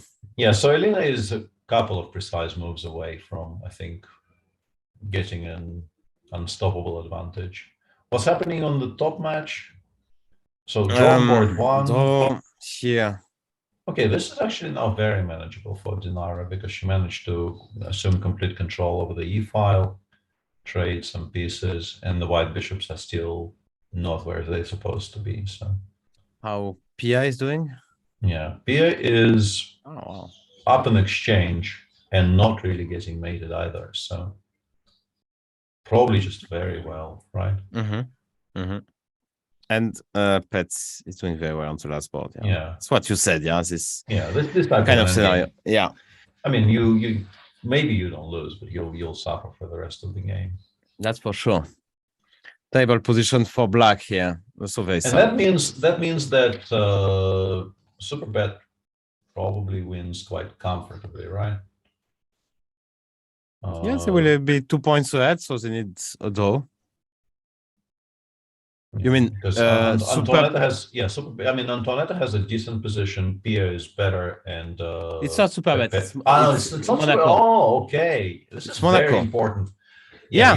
If Monaco wins, Monaco catches up to Superbet, and then Pamhagen, who has, I think, a very good match situation right now, will be 2 points. Will potentially will be 2 points clear. Yeah. Yeah. So they might, and they played basically against everyone. Yeah, I mean the top teams. Did they play against Monaco? Let me check. Yeah, hang on. Pamhagen played against Monaco in round 3 and won 3-1 because Oshenina beat Stefanova and Maltsevskaya beat Pates. Okay. So Pamhagen now is a big. Pamhagen is a massive favorite. Yeah. If we assume Danielian wins her position. They're just sort of Maltsevskaya is in trouble on board 4, but they have good positions elsewhere, and also this is Maltsevskaya and she wins every day, so we you kind of assume that. And okay, I mean, like, probably I told the computer, but it looks so sharp. It's so sharp. This is still a mess, of course. Very easy to imagine this going wrong. So what's happening in the open section? Vidit, let's see the top match. Yeah, Vidit is completely winning. Yeah, this is over. Really completely winning. Oof, that's this is just never won his game after bishop d4. He took with a queen, plays at endgame. Well, sort of endgame. Yeah. He's also giving mate. Like he's doing everything. Yeah. That was a masterclass. Okay, well played. Well done. Kuzubov still playing now. Yeah, Mazetovic sort of equalized his position, but unfortunately for his team, it's not going to be enough. Yeah, he's even maybe a machine for a second there. I thought he was maybe slightly better, but no. I mean, because it was Mazetovic. So yeah, it's equal-ish. Yeah. Obviously, this is a dream scenario for him because Nino still. Yeah, this continues being very unpleasant for Black with 0 risk. So yeah, I mean, if Novibor wins today, they will be 2 points ahead of the field with probably far superior tiebreaks. Yeah. So we are preparing to kind of start crowning the champions of the 2022 European Club Cup Open section. Yeah. Very impressive. Extremely impressively played, yeah. Yeah. I mean, extremely impressively played. And I don't see it. I mean, they will win this match. I mean, yeah, I mean, it's how do you not win this match? Yeah. Yeah. They're +1. Vidit is just winning. So it's plus on board 2. So +2. Yeah, board 3 is just completely safe. I mean, actually, the rock is a little bit worse, but I mean. No, but that's by far the best position of Vietnam. Yeah, that tells a lot. Yeah. Of the match, Exactly. of the world match. I mean, like, just it's the best position they ever got in that match on 6 board, 6 different games. So that tells a lot about how it went for Novibor. I mean, so it's just the last couple of days have been like a dream. Yeah, they're like far and away the best team in the competition. We can't really praise them enough. And honestly, the fact that Mazetovic is still thinking here does suggest, hang on, this is not move 30, is it? No. Okay, because normally if somebody is thinking in this position for so long, a draw has been made, yeah? What do you take? We take with what? I mean, queen takes d2 is... okay, I thought it was a blunder of a pawn, but it's not, yeah. Takes 90. I thought 95 wins a pawn, but there's f3. Okay. Anyway, taking with a knight makes a lot of sense. Yeah, I would keep the queens on, yeah. Maybe 95, huh? Considering that the draw is fine for Niels. I mean, considering the. You want to play queen d3 next move or something, yeah? Like because I wanted to say like h3 and h3, yeah. Yeah, I mean you have no threats, but maybe queen d3 is okay. Okay. Maybe queen d3 is okay. Yeah, that will be a draw. Probably, yeah. Probably, but yeah, I mean, it's such a dominant performance by Novibor. Kind of remarkable to watch. Talking about dominant performance, let's go to Magnus Carlsen, who apparently is now winning. A4, Queen D7, without doing anything special. Mm-hmm. But why is he so winning? Is it Queen B8? No, Queen B8 95, maybe. Maybe we just make some kind of a quiet improving move somewhere. Can I give a check? You go to H7, right?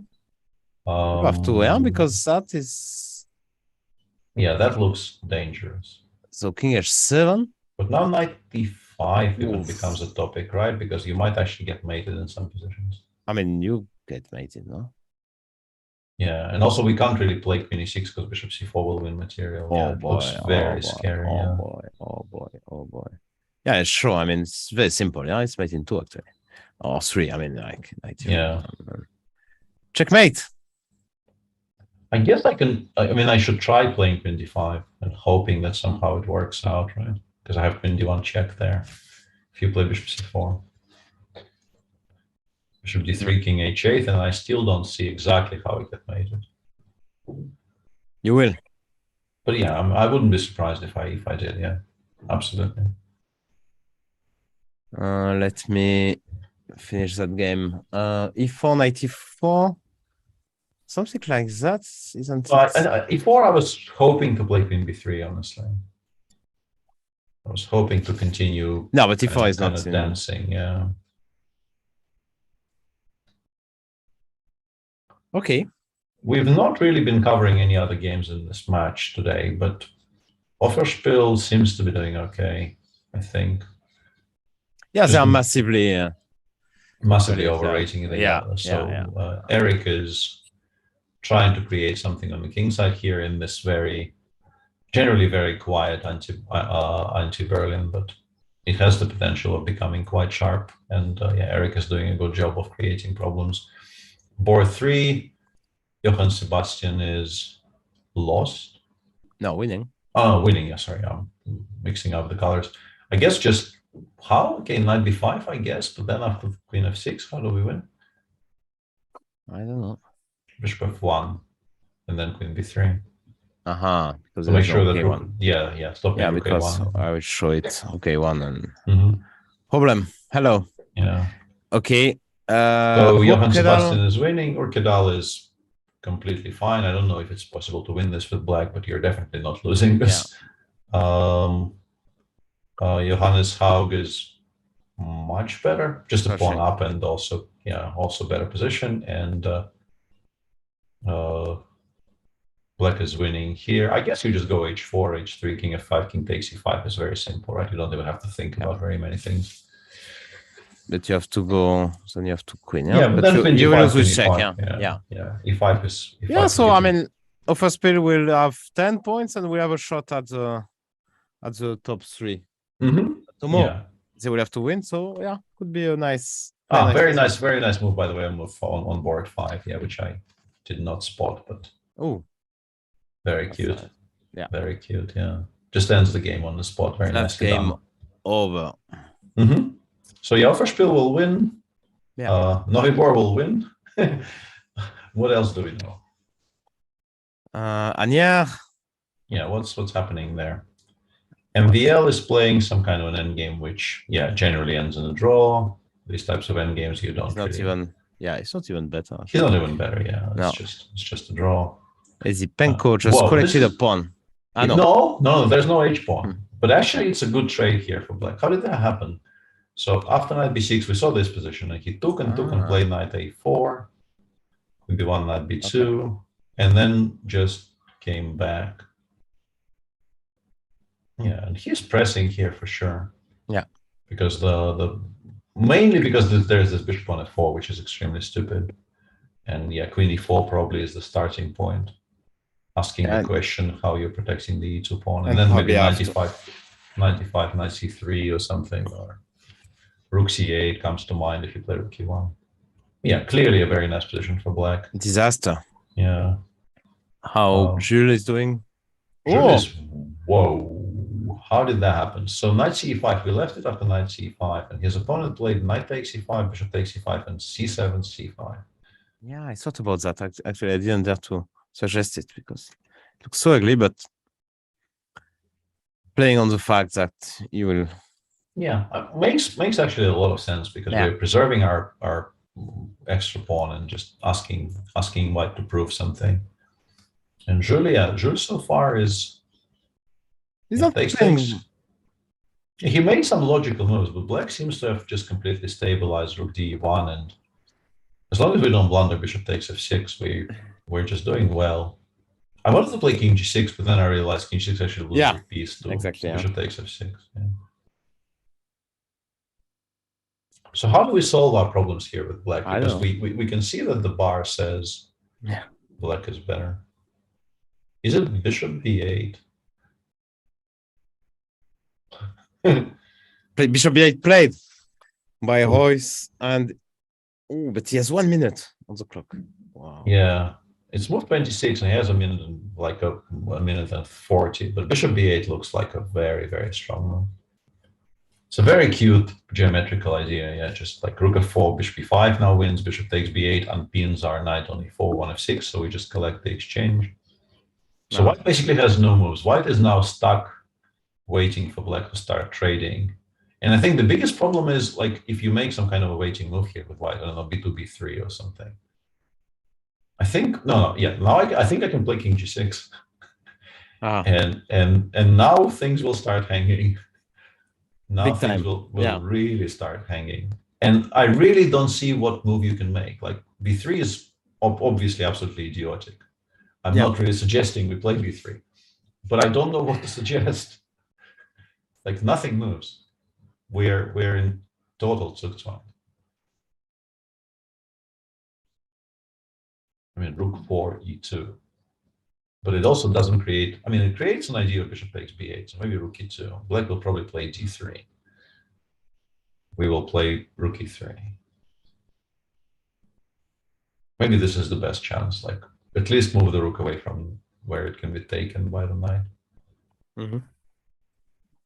And now if the best we have is to take on e5, then definitely Jules will have some counterplay because the rook. Yeah, no, of course. And this is not so clear. Yeah, the king is kind of queen d7, queen f4. I'm not even sure white is worse. Yeah. We definitely have some counterplay. Yeah. So we should find some. So rook e2 is a move, I guess. Yeah, rook e2 is a move, and yeah, black should find something smarter than taking on e5 twice.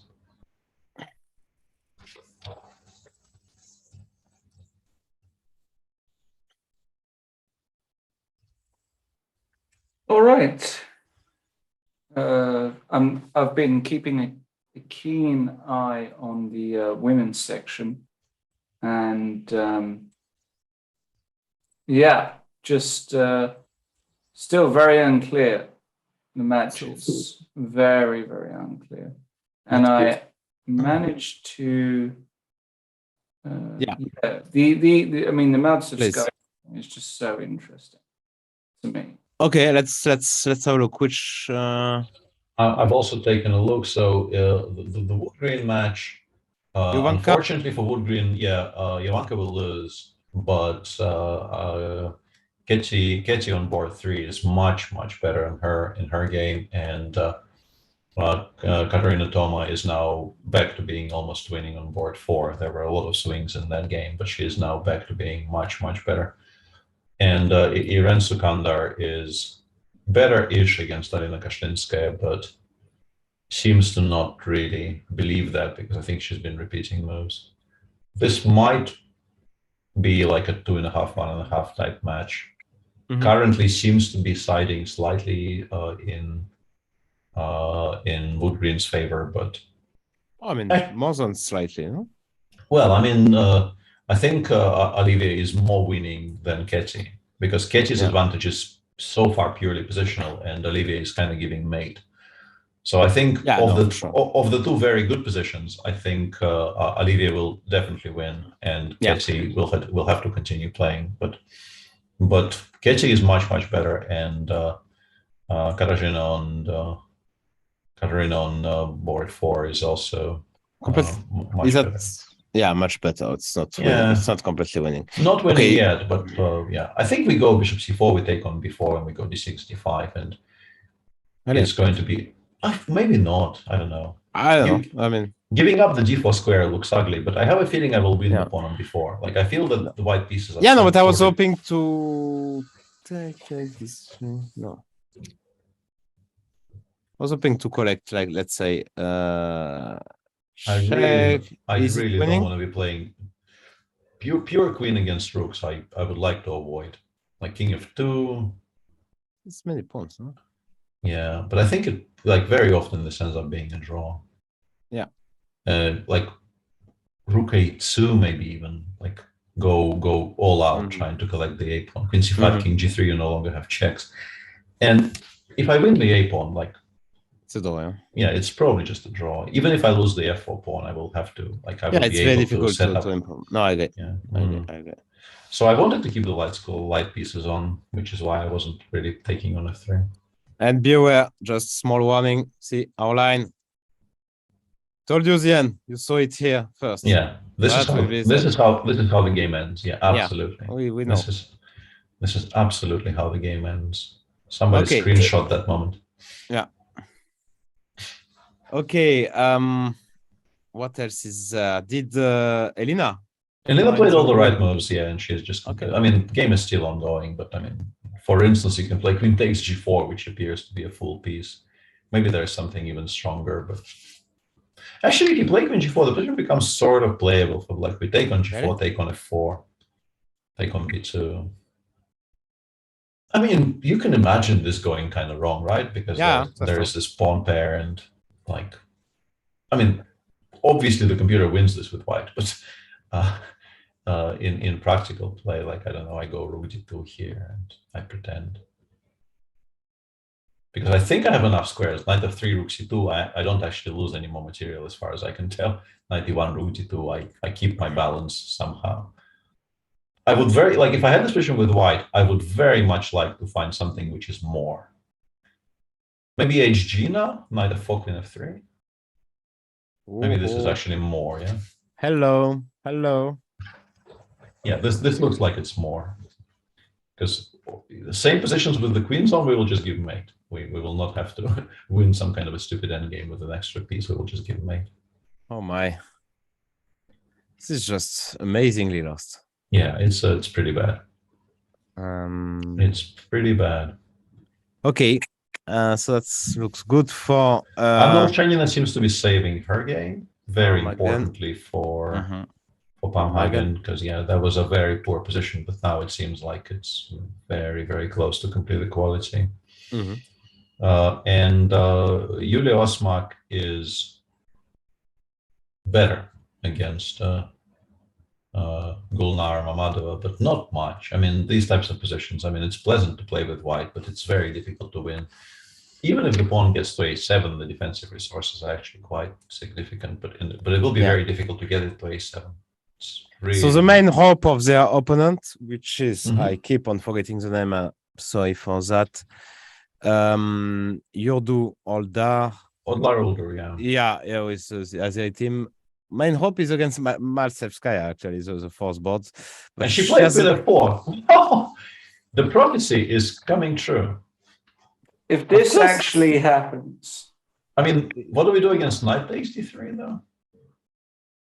This, unfortunately, maybe the problem with our prophecy might be this move, no? Why? What's the problem here? Queen e3 or what? Bishop c5? That is a bit embarrassing, but I'm being annoying, yeah. Yeah, very. I understand that I'm being annoying, but yeah, this might be the problem with our prophecy. Aye. Yeah, I mean you can play Queen e4, but then even knight f2 back and everything gets connected. Yeah, no, but if I go. No, but then like it's okay. Let's try. Maybe we can make the prophecy work with more pieces. Yeah, like Queen g3, King e2, Queen g2, and we run like King e3. Yeah, but here it just doesn't feel like it's working because I will just play knight e5 and the checks will run out. Rook e6 check. I just go like knight g5. Yeah. Yeah, and there's nothing here. Yeah, pity. Okay. Yeah. I really hope she will do queen takes d3 actually. That's much more fun. It is, yeah. Okay, but but for the match it's better. I mean, makes it more interesting, of course, if she wins, because then probably that one Osmak will have to win as white, and it's a different match, obviously. So let's see what she does. Magnus Carlsen. Let's go back to world number 1, our champion, Magnus Carlsen. Did he win or not yet? Not yet, but it's completely winning apparently. 3 minutes for Baldorf. He played. Yeah, it's like he played e4 here and then pushed e5, e6. Okay. Just breaking everything open. Oh boy. What's wrong with knight? I mean, it feels like something will go wrong, but just to make. Yeah, knight g8 is a kind of a strange choice, but yeah, and now we just go in and give mate somehow. Knight e5 probably is a good start. It's a disaster. Yeah, this doesn't feel like you ever stabilize here. It really doesn't. I mean, Queen d4 maybe just to try something, because Queen f4 check was probably the biggest threat. But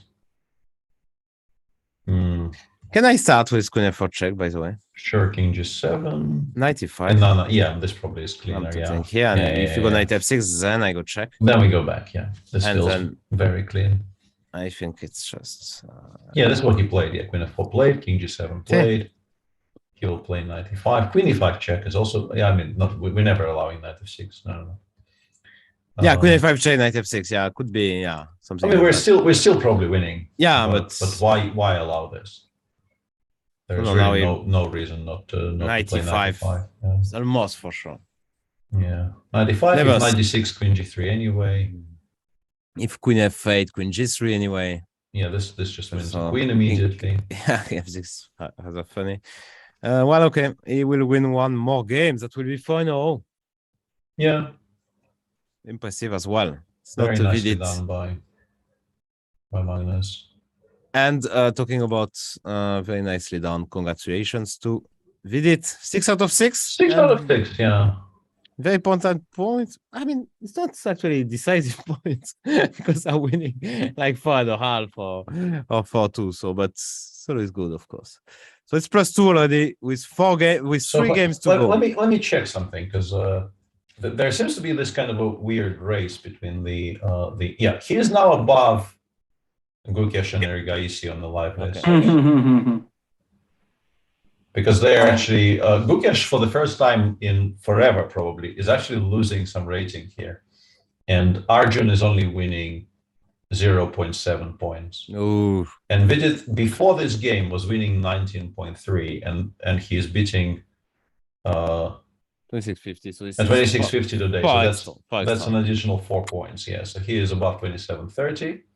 Wow. And up to like number 18 in the world. Yeah. Impressive. It is very impressive. Yeah. Just very, very nicely done day after day after day. And Talef in big trouble against Nino. Yeah, this is, I mean, probably bishop takes a7 also works. I don't know if we need it, but. No, I really believe that's okay. It will be 4.5. I mean, like, he's going to win. That one is going to be a draw, but Mazetovic. Huh? Yeah, Mazetovic is sort of, you know, the one big hope there for Virenheim. But it's even if he wins, which is really not at all obvious, they still lose quite comfortably. Yeah, and I mean the way the tie breaks work, you know, with them beating Superbet 4.5 and beating Virenheim today 4.5 or thereabouts. Even if they lose tomorrow, which really there's absolutely no reason watching how they play every day. Like, why would they lose tomorrow is completely unclear to me. Yeah. But even if they do lose tomorrow, they probably take first. So tell us, how does it work? Tiebreak. So you score, if you win against one team 4-2, you take 4 points by you multiply. I think you multiply 4 by their score. Yeah. Okay. So yeah, winning against your direct competition with large scores is extremely beneficial. Yeah. Okay. Yeah. So that sounds actually very good for them. Yeah. Same as the Olympiad. Yeah, we can probably find regulations somewhere. Yeah. Same as Olympiad says Sotiris. So Sotiris, sorry, the only one guy who is reading regulations, because you have to know that chess players. I don't know about you guys, but I'm not sure I've read like full regulations once in my life. Ever, yeah. I mean, this is this is not happening simply for chess players, and then we are complaining. Because we didn't know.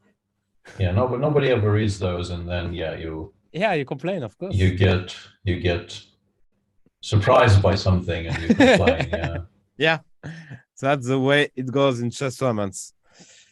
Yeah, the regulations actually are kind of vague on the official website. They are a little bit vague on. Hang on, it's not. The order of teams that finish with the same number of match points shall be determined by application of the following tie-breaking procedures in sequence, proceeding from A to B to C to D, the extent required. And A being the sum of Zonneberg-Berger points, which is calculated as follows: match points of each opponent minus the weakest opponent. I'm guessing round 1 will be excluded, so it's only the 6 teams, multiplied by the number of board points scored against that opponent respectively. So but like they will have such a tiebreak. No, actually, I mean, it's a good tiebreak. Let's face it. It's the correct tiebreak. Yeah, it's very correct. I mean, but also they are probably like 50 points ahead of everybody by this point. Winning 4.5 against Superbet and today. Yeah, we can actually check. Yeah, tiebreak 1. Before this round, they were on 121. And the second best in the tournament is the team Typhoon Ljubljana, who is actually only 12 points behind. And the third is actually Offerspiel, which is a bit surprising to me. Yeah. But they're like miles ahead. And today's big victory against Virenheim will only improve it. So they're pretty safe.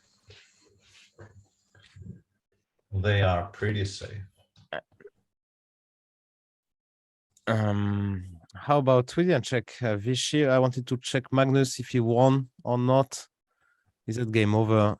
He's thinking here. Oh, okay. Interesting that he gave a check. Why wasn't 95 just completely winning? Why are we I being guess it so was. fancy? King F8, he can still come back. Ah, Yeah, you Maxime can go- Schlagrave and Maxime Stein made it all we see on the Yeah, screen. yeah. I guess we can go 95 now. I think the important square that we needed to stop was d4. Now that queen d4 is not available, I think this probably just wins very comfortably. He took on e6. Yeah. Yeah, it's a... But wait. What do I guess we just go 95 next move and we give the same mate. Exactly, Yeah. yeah. Doesn't really matter all that much. Knight F6. Still confusing to me, frankly, but I mean, he knows what he's doing. Maybe 96 we go bishop h5, yeah. Instead of 95. Maybe we go bishop h5 and we win this way. King g7 appears to be. Okay. Let me play. Queen c8. Whoa, yeah, okay. I missed that. Okay, you are probably still winning. I mean, yeah, this is really horrible. I mean, like nothing can go wrong ever. Yeah, basically. you're so dominant that it really doesn't matter what you do. But yeah, I would have gone for mate, but yeah, he clearly isn't really spoiling anything here. No, the way he's playing. How is Vishy doing actually against Korbov? Okay, we didn't follow much. Super bad because they are out of the race. They lost already way too many points. 3. But always nice to see Vishy. Okay. That's pretty boring actually. Probably the Yeah, it doesn't seem to be a very exciting position. No. Okay. Oh, hang on. That was that extremely sharp French, yeah, which devolved into, so you want to see, devolved into this. Well, just briefly, yeah, because it actually was a very interesting game. It's not interesting anymore, maybe, but it was a very interesting game along the way. Yeah. Okay, bishop b7, yeah, wow. Korbov, oof, that looks good for black, actually. Yeah, that looks very attractive, but somehow Vishy found enough counterplay here. Oof, such a sharp game. Yeah, actually, we missed out on a very interesting game. Yeah, we didn't. So we missed out on a very interesting game because the match really isn't that crucial anymore. Will probably be a draw. Yeah. Yeah. Okay. I guess where should we go, to the women's section maybe? Yeah, let's take a look at. Very exciting actually. Novibor makes it boring for us. Yeah, Novibor just such buzz kills. Yeah. So yeah, that game. Black is actually kind of slowly taking over in this game. Yeah. So Pia, she's causing. Well, very impressive. Yeah, Pia is just in full control here. Oof, that will come. You get the line. You have everything. Okay, everything under control for Pia. And that's surprising to see the evaluation bar. Yeah, Marcel is actually defending really, really well. She probably should hold from here. We can go rook c4. I think the important part is we can go rook c4 maybe and go after the a4 pawn. As long as we don't lose to rook d7. You just need to be absolutely sure you don't lose to rook d7. Let's say bishop b7, rook b7 or something, and then doubling on the 7th. Which looks scary, but actually maybe after bishop f8 we're just fine. Yeah, I think it's difficult. It's difficult to create a threat. I mean, how do you? Yeah, looks extremely scary, but I just don't see what we do with this. Yeah, no. Actually, maybe black's better here. Maybe just fine. Yeah. Rook c4, a4, a3. I mean, could go. Yeah. No, rook d7 has to be played. You have to stop rook c4. Yeah. If you allow rook c4, I am claiming I'm better with black. Yeah. Yeah. And she played rook c4, so we might actually see some of this.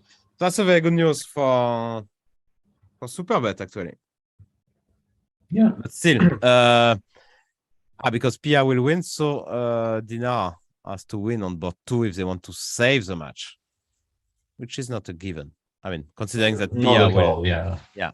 I mean, she definitely improved her position, but I don't know if she wins. How is it going on? Okay, Elena wins. No. Okay, this game. Whoa, very cute position. How did she do she it? Played f3. Oh boy. She just went for mate immediately. Anyway, taking mate in 1, it's sometimes a bad idea, but probably not here. Yeah, and now very cute 94 queen f4 94, and you have to give the queen. Yeah, this is a full queen. Yeah, Okay, so this game is finished. That's one second board will be a draw. Yeah. Just king d6 and d6, e5. We're not going to lose this with black. No. So Hagen is on +1. And Julio Osmak is now doing really, really well. I don't quite see why. I mean, maybe we can actually play a6 now, yeah? Because bishop c4 is unavailable and king c7, bishop d4 is also... I don't know. It's because it doesn't look like very many things changed, but the computer does seem to say to be saying that black is in desperate trouble. Can I go? She played a6. Yeah, my question. Go on. Mamad Zada just resigned. And on Maltsevska's board. Bishop c4 is rook c6. Yeah. We have a version of our thing. Yeah, she played bishop c5, which is a move we did not really consider properly. Queen g3, knight e1. She didn't take here. I mean, which is a bit puzzling, but okay. Queen g3. To take mate in one. Yeah, but knight e1, and now she had to go here for this. We go. Yeah, but the problem is the knight on f2 is very well protected, so I'm guessing we can even take on b6 probably. That's what we want to do, yeah. First. Just get more pieces so that we can run more comfortably. Yeah. With more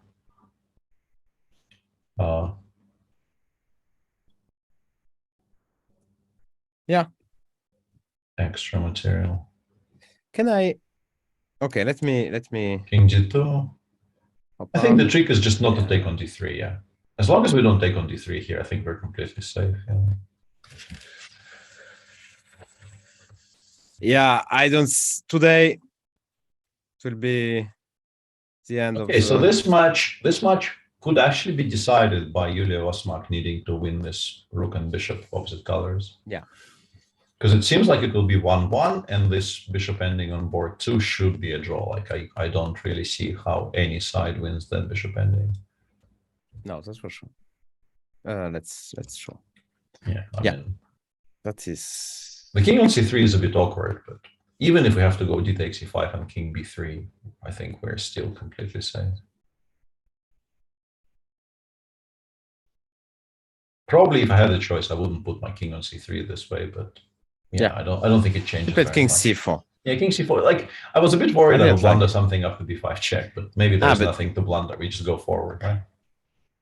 And here you have this lucky. Oh, yeah, that's actually because I mean mating. We almost got mated. Yeah, we almost got mated somehow. Yeah. So yeah, but that's fine actually. Mm-hmm. Essentially enough. Okay, that's a weird way to play, but it's one way to go forward. So why not in Endgame? I mean, if it works, it works. Okay, and Woodgreen, your girls, Lawrence, how is it doing?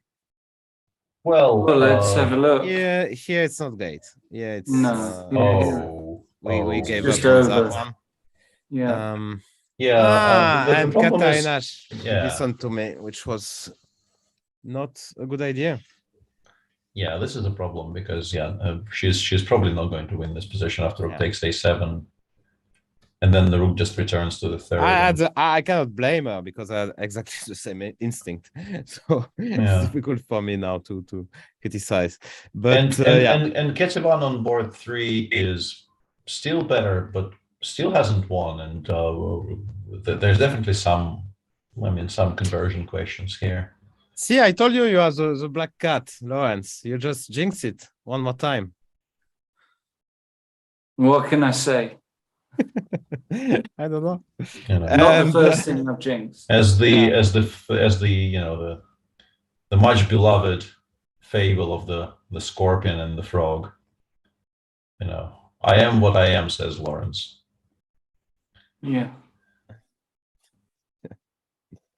True. Okay. Here's Lol Lamau. just a bit of life advice, guys. If you're going to get punched, try and get punched not in the throat. A lot of people might have noticed that I've been even quieter than normal today because I'm struggling. So I'm going to apologize for that. Speaking for large periods of time is tricky today. I've definitely bruised up. But that will not stop me from eating a lentil soup. Are you a fan of lentil soup? I am intensely jealous now. Yeah, I'm a huge fan of lentil soup. Yes. Yeah. I'm not huge fan, but yeah, you are preparing your. Is it the sort of the dal or the non-Indian version? No, it's the non-Indian version. I do like an Indian, like an authentic dal lentil soup, but this isn't a non-Indian one. Okay. To massage the bruise. What else? So you should remind to people that you are preparing. I mean, yeah. I mean, not everyone knows, but you are preparing for your match, chess boxing Yeah. in Los Angeles, Yeah. LA, in December. Yeah. Which and today it I is was against Hang on a second. Hamilton. Hamilton. While we're discussing this, can we put Eric's position on the screen? Yeah, let's do that. That's from the chess bar, actually. Yeah, that is a very, very striking position. I don't like that king. Yeah, but you're a rook and piece up to ease your pain a little bit. Yeah, but still. Whoa. And Okay, this apparently gets mated somehow, judging by the bar. Let's try to figure out how. The queen g3, king f5. Yeah. Queen h3. No, queen g4. No. We have bishop b6, but it's probably something stronger. Yeah. Let's look here. Yeah, I'm actually going to close all my windows that might give me a hint here. I want to work this out. Is it possible it's some kind of a quiet move? Like this, yeah? No. King e3, yeah. It's hard to believe. Possible? F5, I don't see something. F5. No, it doesn't really look like we've improved Right. too much. Queen g3, how did it go? Queen g3, king f5, queen h3, queen g4, bishop e6 is... Sorry, you went way too fast. Sorry. Queen g3. Queen g3. King f5. Queen h3. Yeah. So queen g4, minimum we have is bishop e6. Yeah. Right? Probably maximum as well. Yeah, but this actually probably is winning. I was kind of wondering if this is enough, but You've also got queen h7, no? Queen h7, king g5. queen h7, queen g6 as well. No, but then there's rook h5 check. Yeah, that's mate actually. Yeah. So king g5, queen h6, king f5, rook h5 might be more. Yeah, it's winning. It's mate actually. Queen Okay, you have to g5. pay. Yeah, but this is. Queen g5, queen h7. No, but take. This is mate. And this is pretty clean, yeah. Okay, so you just go. Actually, if it's that simple.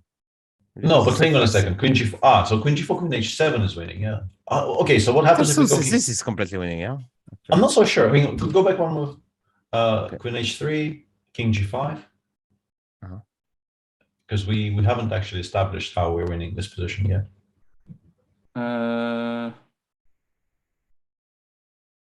Can you go queen h4, king f5, g4? Yeah, maybe. Yeah. And get but then, like, if I take your queen h7 lines will probably no longer be winning because we're depending on this g3. is just but this is the point. Like f5 here, how is this winning? Yeah. Even with the pawn on g2, because I have rook f6 and rook f7 and okay, rook h6. Rook f6. Rook f6, yeah. I have rook f6 everywhere. This doesn't look remotely. So the guy has 3 minutes. I think I think we're missing something simpler, but I really don't know what. Queen So he gave a check from g3. And so the evaluation bar still not. Okay, so this was correct somehow. Okay, now we have to play queen h3, right? There's nothing else. Queen h3 played, and it's good. So Eric will play king g5, right? Probably, yeah. I mean, why? Yeah, as Alireza says, mate in 7 now, so we are being remarkably mate in 7. King g5, king g5, mate in 5. Okay. So queen h4, king f5. Why is this? Maybe something like that. Yeah. No. No, but bishop c7. Like you saw it? Oh, tell us. Bishop e6. F5 queen h4. Yeah, that's pretty good. Yeah. Oh, that is pretty good. Okay, so we have to play queen g4. That probably means that we have to play queen g4. Mate in 7 now. And then queen h7, I guess. Yeah, and that one we did work out. Yeah.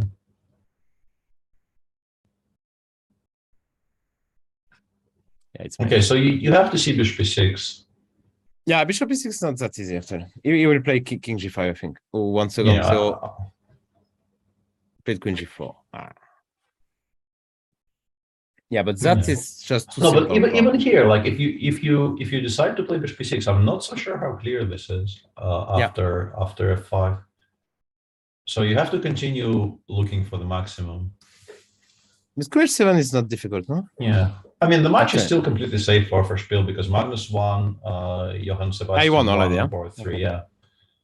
Magnus ended up not giving mate, but instead collecting a lot of materials. So, yeah, the Magnus way. Final position, yeah. No. Actually, I was surprised here. Okay, I know why he resigned. I know why he resigned. I thought queen c7, but then knight takes d6 actually trades queens. Knight takes. Yeah, it trades queens. Yeah, and you can give a check from c3, c1, and h6, which is why I was so interested in queen c7. Yeah. But then after queen, I go to g3 and I start making queen f4 checks everywhere. Like queen g6 here, queen g4, and I end up actually trading queens. Yeah. So Magnus won, Johann Sebastian won. So even if Eric ends up losing this game, they will still win. They will still be in the shake-up for Let's see a podium if he finds finish. queen 7. He played queen 7. We can see from the camera, from the screen. It's over. Okay, that will be a nice win for Bernstein Breiter. What else is going on there? Yeah, not much in that match. So of the things we actually kind of want to watch, it's probably the women's. Actually, it probably is still the women's because the open section. I mean, much of the intrigue is just gone. Novibor is crushing. Anier will probably win. Yeah, most of yeah, Jules made it also. What? It was. Did Kuzma lose on time or something? What happened there? My screen currently has Movsisyan beating Kuzman in a position which is about as equal as they come in this Petrov, and Kuzman not on 0 minutes either. Maybe a glitch, but yeah, I don't know. Maybe a mistake. Yeah, it says 1-0 as well. Seems to be some kind of a glitch. Yeah. So in the women's, in the first match, draw on board 1, Dinara will probably need to win her game with black against Antonetta Stefanova because Pia will most likely win this position. This is a very, very comfortable position for Pia. And board 4 will be a draw. Yeah, Elizabeth will definitely not win, but also should not lose. Yeah, it's a miss. It's a miss for Monaco, clearly. And so it's all on Dinara. But Dinara apparently did something wrong here with knight she g3. did something very, very wrong according to the evaluation bar. I don't know. Bishop f4, rook f4, queen g3. Oof. Oh no, but 92. 92 rook e2, yeah. 92 rook e2 is also losing. Oh, and she went to took on f7. It's a blunder. And she is now losing to something. What is she losing to? 92. Checking h1, I don't see. Maybe just maybe some quiet move like queen e5, and we have no moves. I wouldn't be shocked. So a huge swing here. Antoinette not spotting queen takes g3 there. 92 is still fine, but she can repeat. So it's 92. I mean, you have to play king h1. Yeah. But you probably have to repeat and then find something else. Yeah, king h1 played.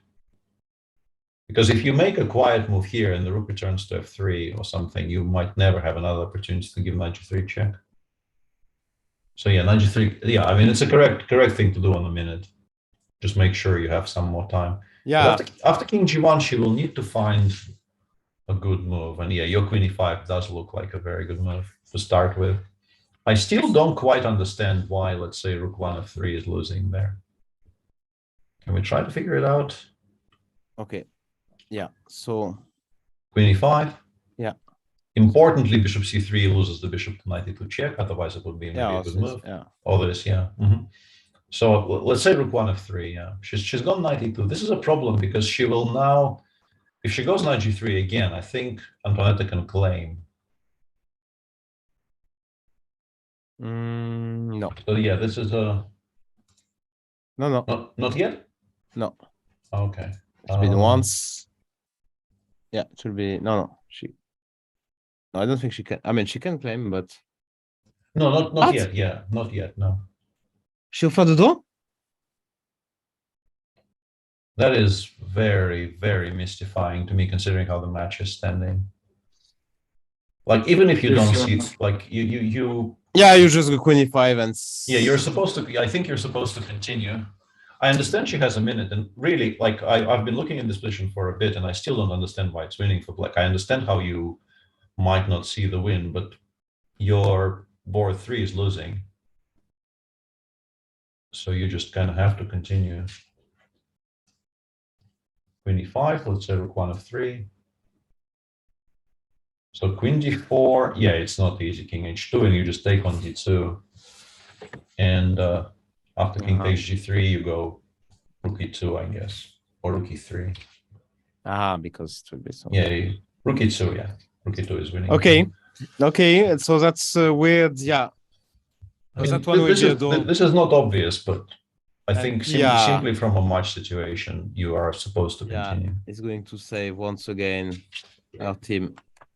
Impressive. And so the second match, Matselevskaya finally lost her first game of the tournament. She had 5 out of 5. So this is now 5 out of 6.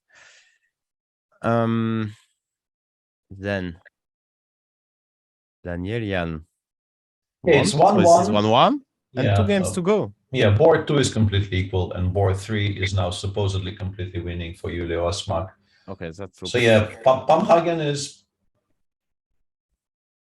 becoming a massive favorite to win the whole thing, right?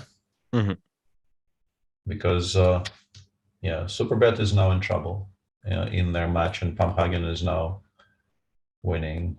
Yeah, this does look winning now with the pawn on a7 and white pawns all being completely protected. I guess you just go rook g7, you put the bishop on d4, you start collecting other pawns as well. Yeah, that probably is the. Yeah, you just go here and black makes a move. You play bishop d4, and then it becomes very, very difficult to protect the pawn on g6. And then you have 2 passers, and eventually something drops. Yeah, it will be. So the way this looks, Pamhagen wins. Pamhagen goes to 11 out of 12, and big favorite to win. Yeah, and if Circle the Shack actually wins, which currently looks like a very big favorite, there will be 2 teams on 9, and Pamhagen on 11, and playing down floating really, really far, because I'm pretty sure they've played. Let me check, but I'm pretty sure they've played most of their direct competition. Yeah, that's for sure. Yeah, so they play against Gambit Asseco. In round 2, they played against Wood Green already. Round 3, they played Monaco. Round 4, they played Superbet. Then they played Baden-Baden. Today, they played Odlar Urdu, which means that if we just take the starting rank of teams, they played against numbers 1, 2. They are themselves number 3. They played against 1, 2, 4. They will probably play against the Polish team, if the Polish team is not too far below them. The Polish team is a very strong team, but they will only need a draw. Yeah, and actually the Anya match, I mean, like the Movsesian Husman game, it makes a lot of sense because, I mean, to know, because the rest was drawn so far. I mean, like Maxim Vachegrov made the draw, Jules Moussa made the draw, Alexienko made the draw, Matthew Cornet made the draw, and Ezipenko, your boy, still playing, winning.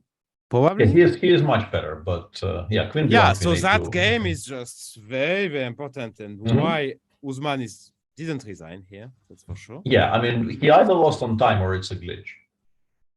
Oh, he touched the knight?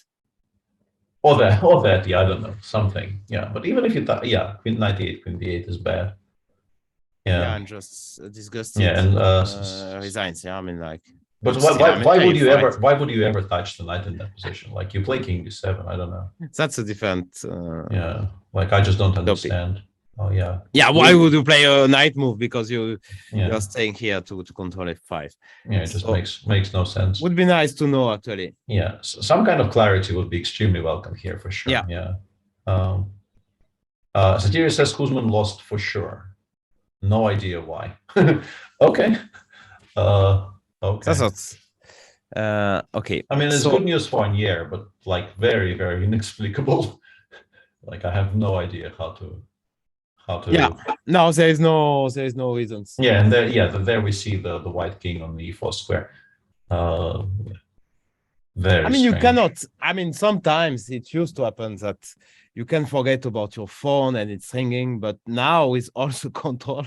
I mean, even if you forget about it, like you have your phone in your pocket by accident, of course, you can. I mean, someone will just tell you it's not possible anymore. It gets confiscated. It just gets confiscated while you enter. Like yeah, exactly. So you cannot actually make that mistakes. I mean, I remember Delchev, this famous game against. I think he didn't play a single move. It was Conquest who was white. He played 1d4. The telephone rang for Delchev. And that was 1-0. He lost the rating because when he started the game, because 1d4 was played. He didn't play a single move, but he lost the rating. He lost the game, and that was it. So, that was clearly not a way to... I mean, that was just an accident. I just forgot about it. Yeah, Novibor will win 4.5 again because Nino actually wasn't making this much progress. And then I guess on very, very low time on move 38, Tarlev made a very large mistake. Move 38, specifically Rook B1. Yeah, white won the A7 pawn, but like if you play knight C4 here, the engine says it's not even that horrible.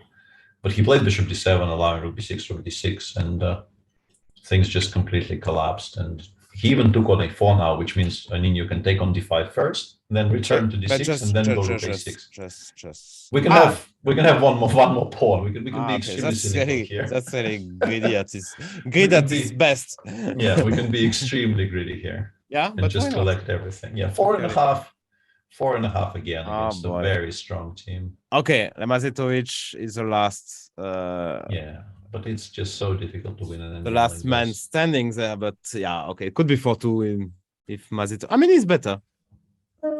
Sort of, yeah. I mean, it looks optically better because you can imagine how you create a passer on the queen side. Yeah. And there's definitely never going to be a passer on the king side.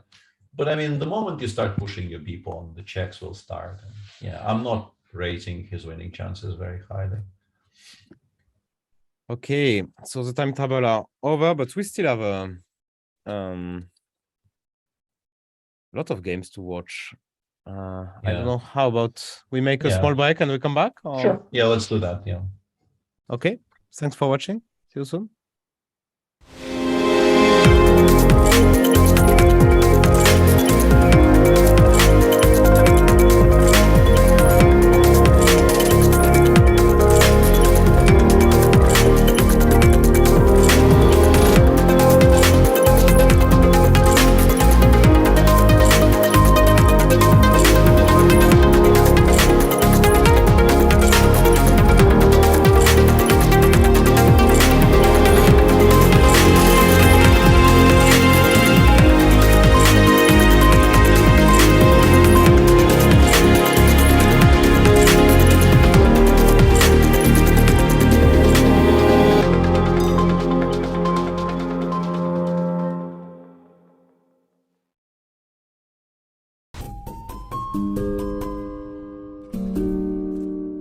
Hallo Papa.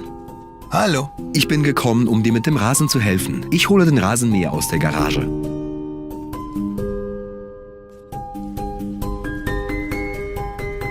Papa, wo ist der Rasenmäher? Komm, mein Sohn, lass uns Schach spielen, während ich den Rasen mähe.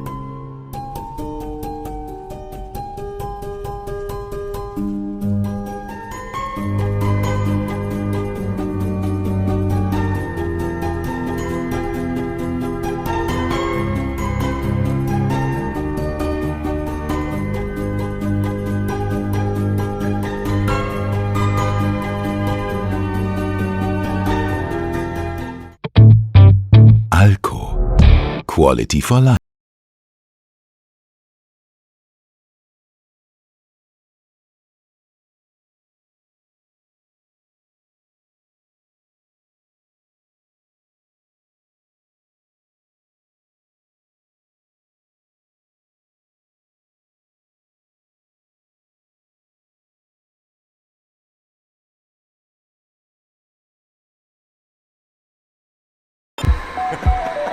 Lustig haben wir es auch.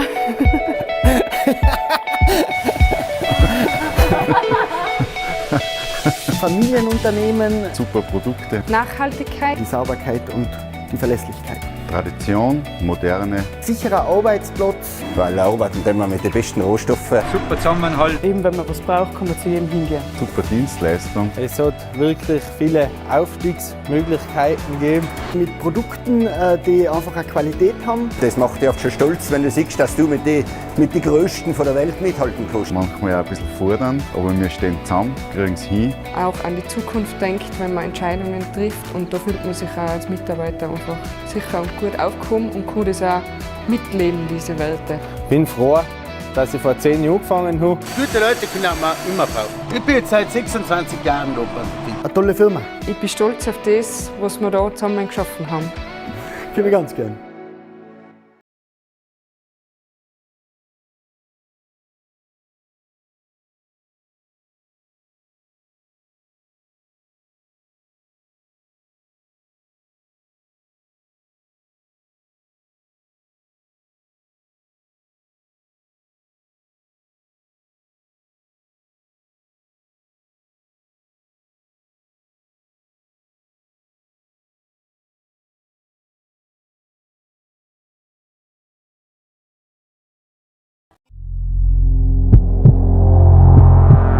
Endlich wieder Herzrasen.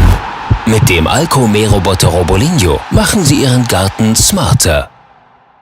Alco. Quality for Life.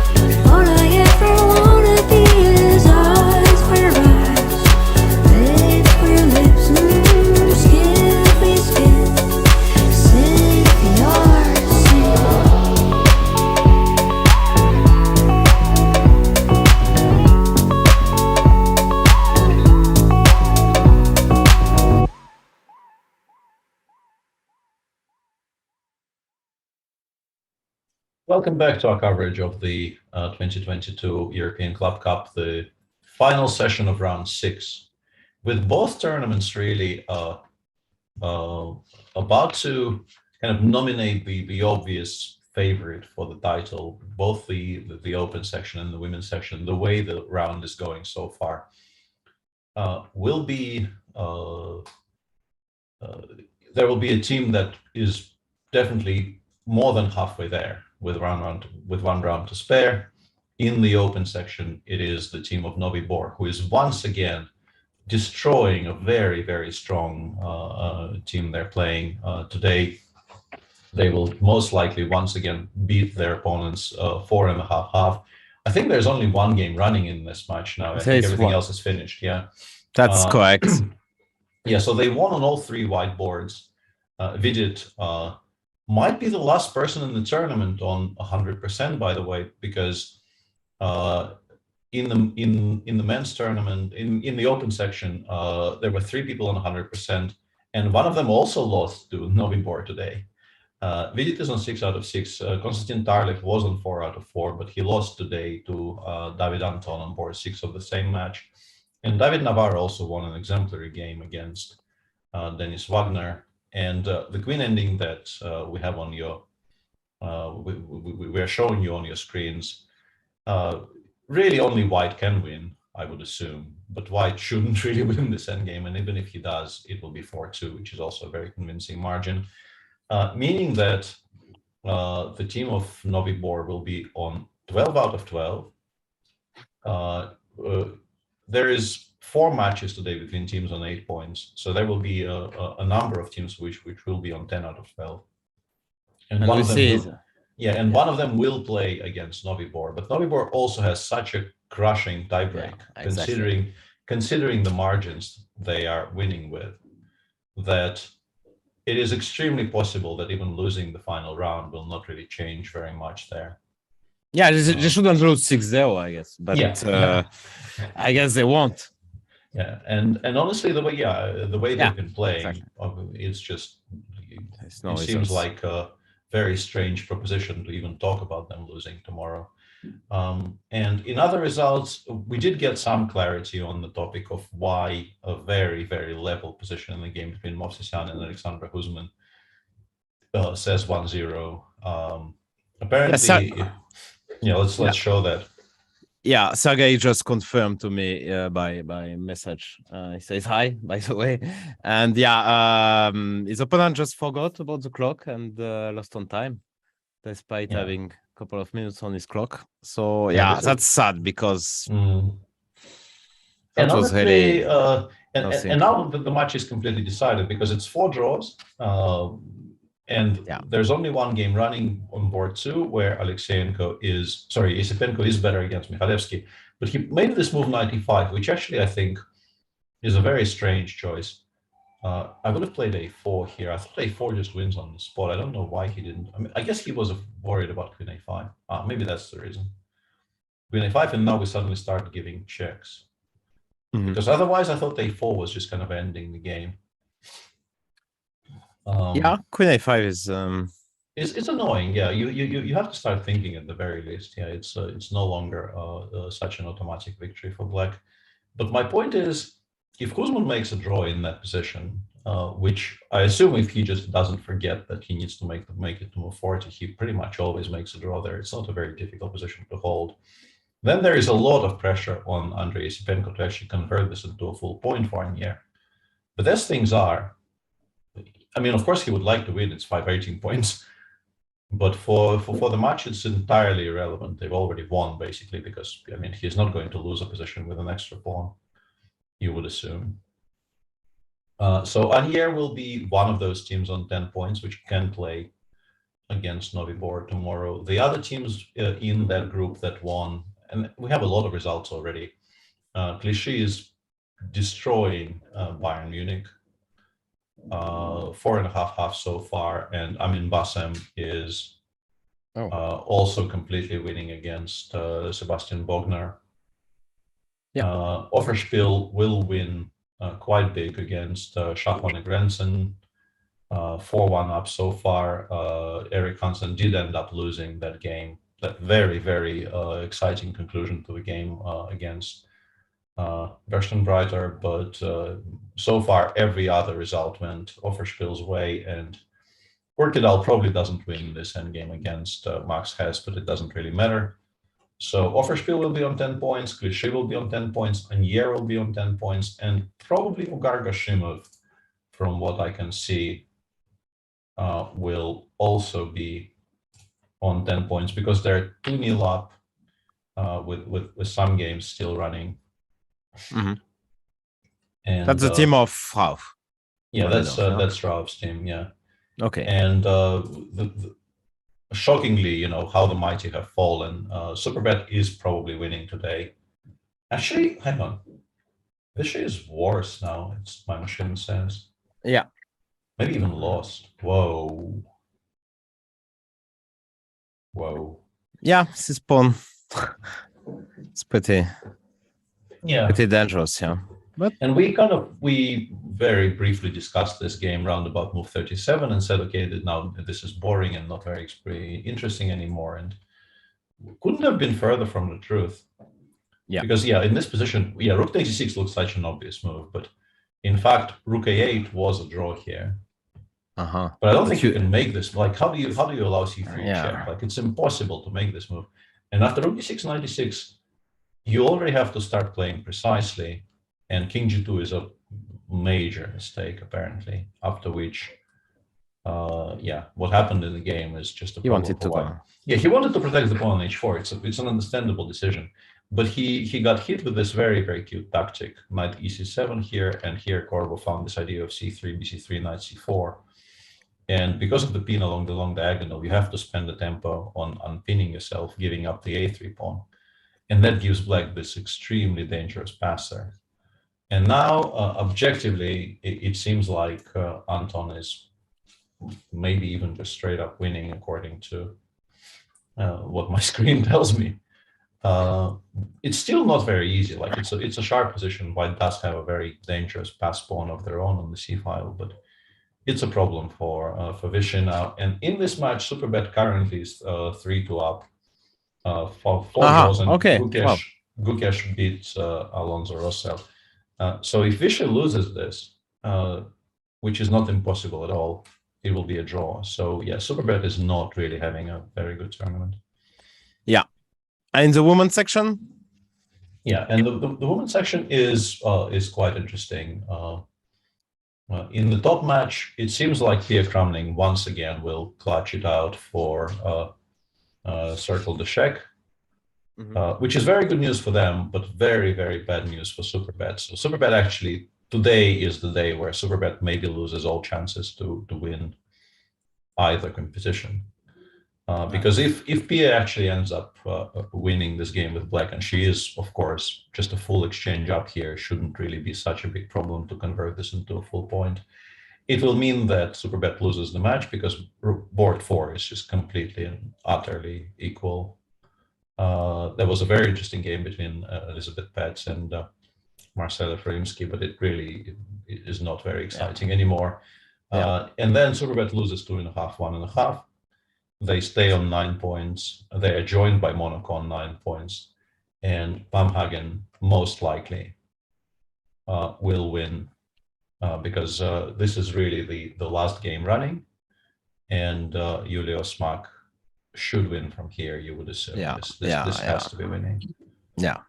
The extra pawn on a7 about to queen, and you cannot really move the rook from the a file or the bishop from the long diagonal, and also the king is stuck on the 8th rank. So that's sounds like too much. Yeah, you still have to show some technique here, but you have to assume that eventually this type of a kind of an equilibrium that black is currently demonstrating will get picked apart. You can, like, there's a number of things here you can do. You can, as I've been advocating earlier, you can put the bishop on d4 and then just, let's say, go king c5, king b4.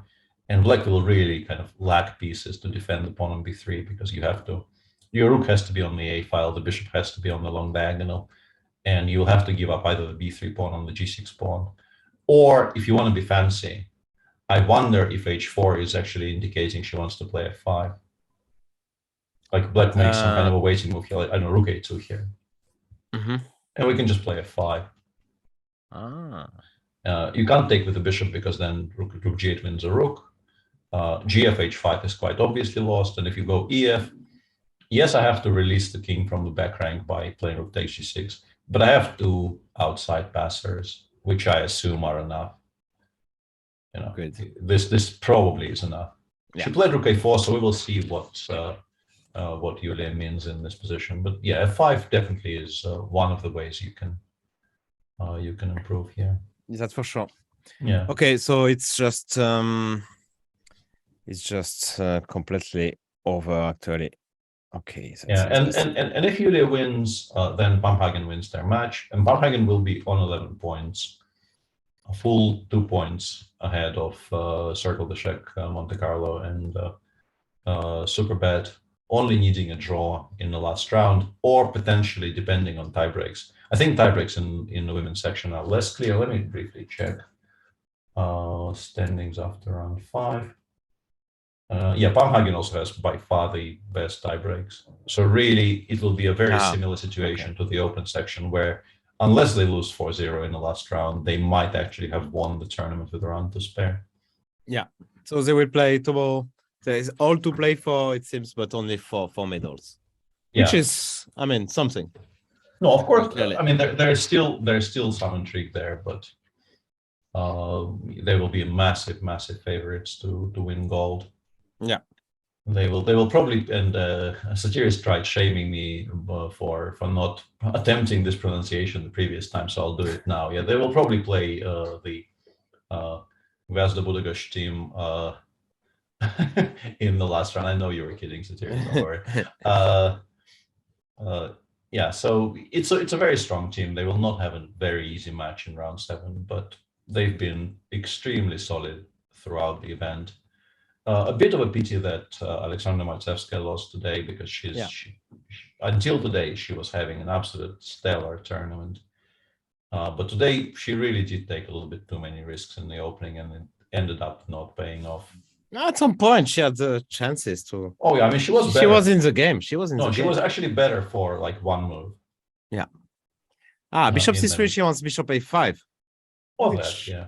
Actually makes a lot of sense. So you have to go k2, I guess, to at least take the pawn. But actually I can just play OB7 now. Yeah, that's pretty decent. That actually is pretty decent. Yeah, no, this is game over. Bishop c3 is the simplest by far. I mean, just so very well played by Osman. Yeah, that's very good. And even if you come back, then I will. It will be the same. I will give a check first, and then, yeah, we always have rook c7 if we need it. Yeah, and then, yeah. So this is just game over. Yeah, very nicely done by Yulia. Yeah, in the fight for, let's say, among the teams that want to be in the running for the podium finish, Wood Green is fighting against that Budapest team, and it's a very interesting match, which went very much up and down. At some point, it seemed like Wood Green had excellent positions on every board. It's no longer really true, but I think Irene Sukandar is making some progress there. I quite like how she's treating this. Yeah, this is now much better. The engine says basically winning. They're completely lost on board 2, where they were also at one point completely winning, but Jovanka Hauska allowed a very beautiful tactic and will lose the game to Olivia Kilbasa. And unfortunately for Wood Green, yeah, what used to be basically a winning position for Keti, Arahami, and Grant is now only better. White is still, of course, better with a pair of bishops on a very open board. But Black did manage to somehow stabilize and isn't even a pawn down. So yeah, Karina Sivka definitely has drawing chances now.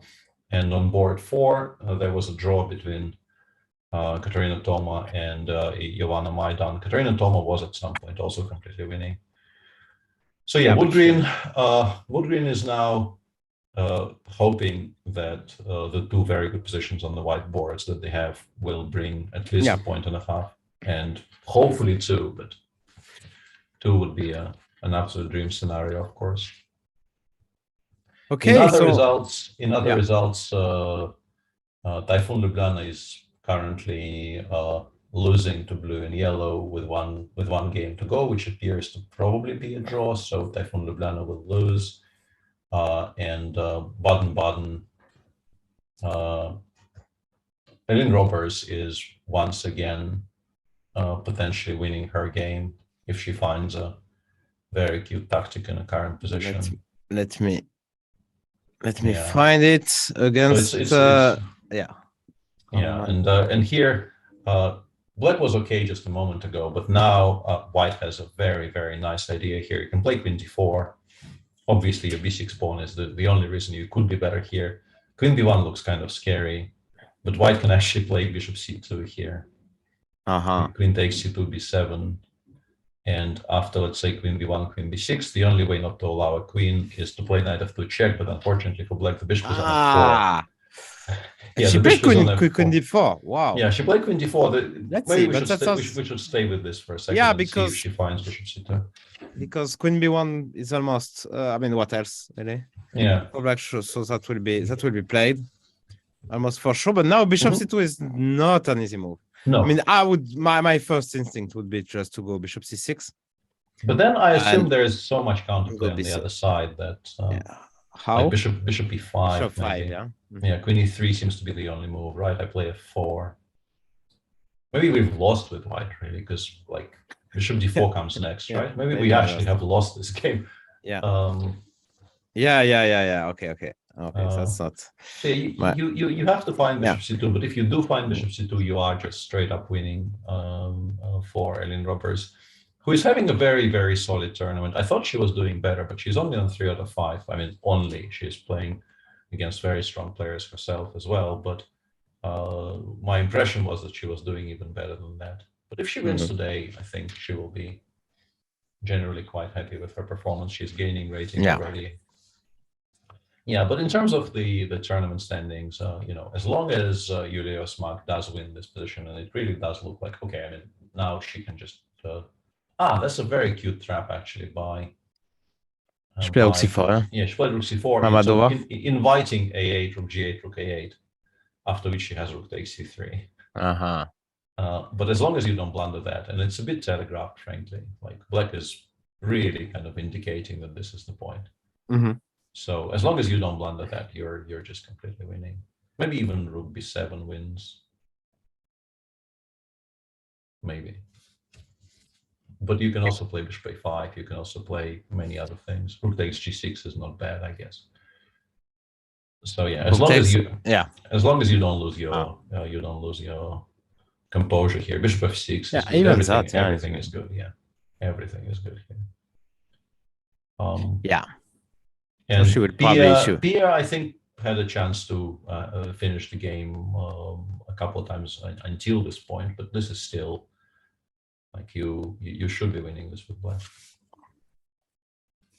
Just a clear exchange, yeah. There's not even a single pawn. So Black somehow connected pieces. No, of course, and the king is. Exactly. So there's still some hope, and it's high to continue and not to resign, obviously, because there's still some chances. That's for sure. Actually, I'm not sure where to put the knight. b7, f7. You might have to play. I mean, the curious for me point was, I think, move 43, where a few moves back on move 43 after knight takes f3. I mean, I would play knight. Okay, 94, 95. Okay, I was wondering why 94 wasn't played here. 95, and so what? So what? Oh, this is also completely winning. g3. You take you take on c6. We take on c6, yeah. Yeah, it's a bit tricky, yeah. Yeah, it's a bit tricky. Yeah. No, it's probably okay. Yeah. I was wondering why this most obvious move in the position wasn't played, and there is actually a reason. Okay. I mean, honestly, like 95. If we go back there for a second, I wonder if you are actually supposed to play 94, 95, rook e5, but maybe not. Yeah. Why? You mean that? Yeah, I mean this looks completely winning. Honestly, like, just put the knight, put the knight back on e4, play f5, h5. Like we're winning this position. Yeah. But you probably don't really want to give up an exchange. I'm not so sure actually, because here it looks much more tricky. Mm-hmm. Yeah, I mean, if I have to choose between, let's say, specifically this position and that one, I am giving up that exchange just to have a very, very, clear-cut technical task, because it really doesn't seem very difficult in that other position. Really doesn't. But we'll see. I mean, I trust Pia to convert this.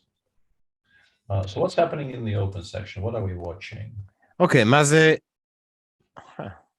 pressing, but apparently not enough. But why? It's like, the match is over. You're not even objectively better. I just don't get it, really. Why? I mean, like, only white can do something, no? Yeah, but I mean, you're just going to get perpetual checked. I mean, what do you want to do here? Queen d6, king e8. If you play c6, you just get checked from the back.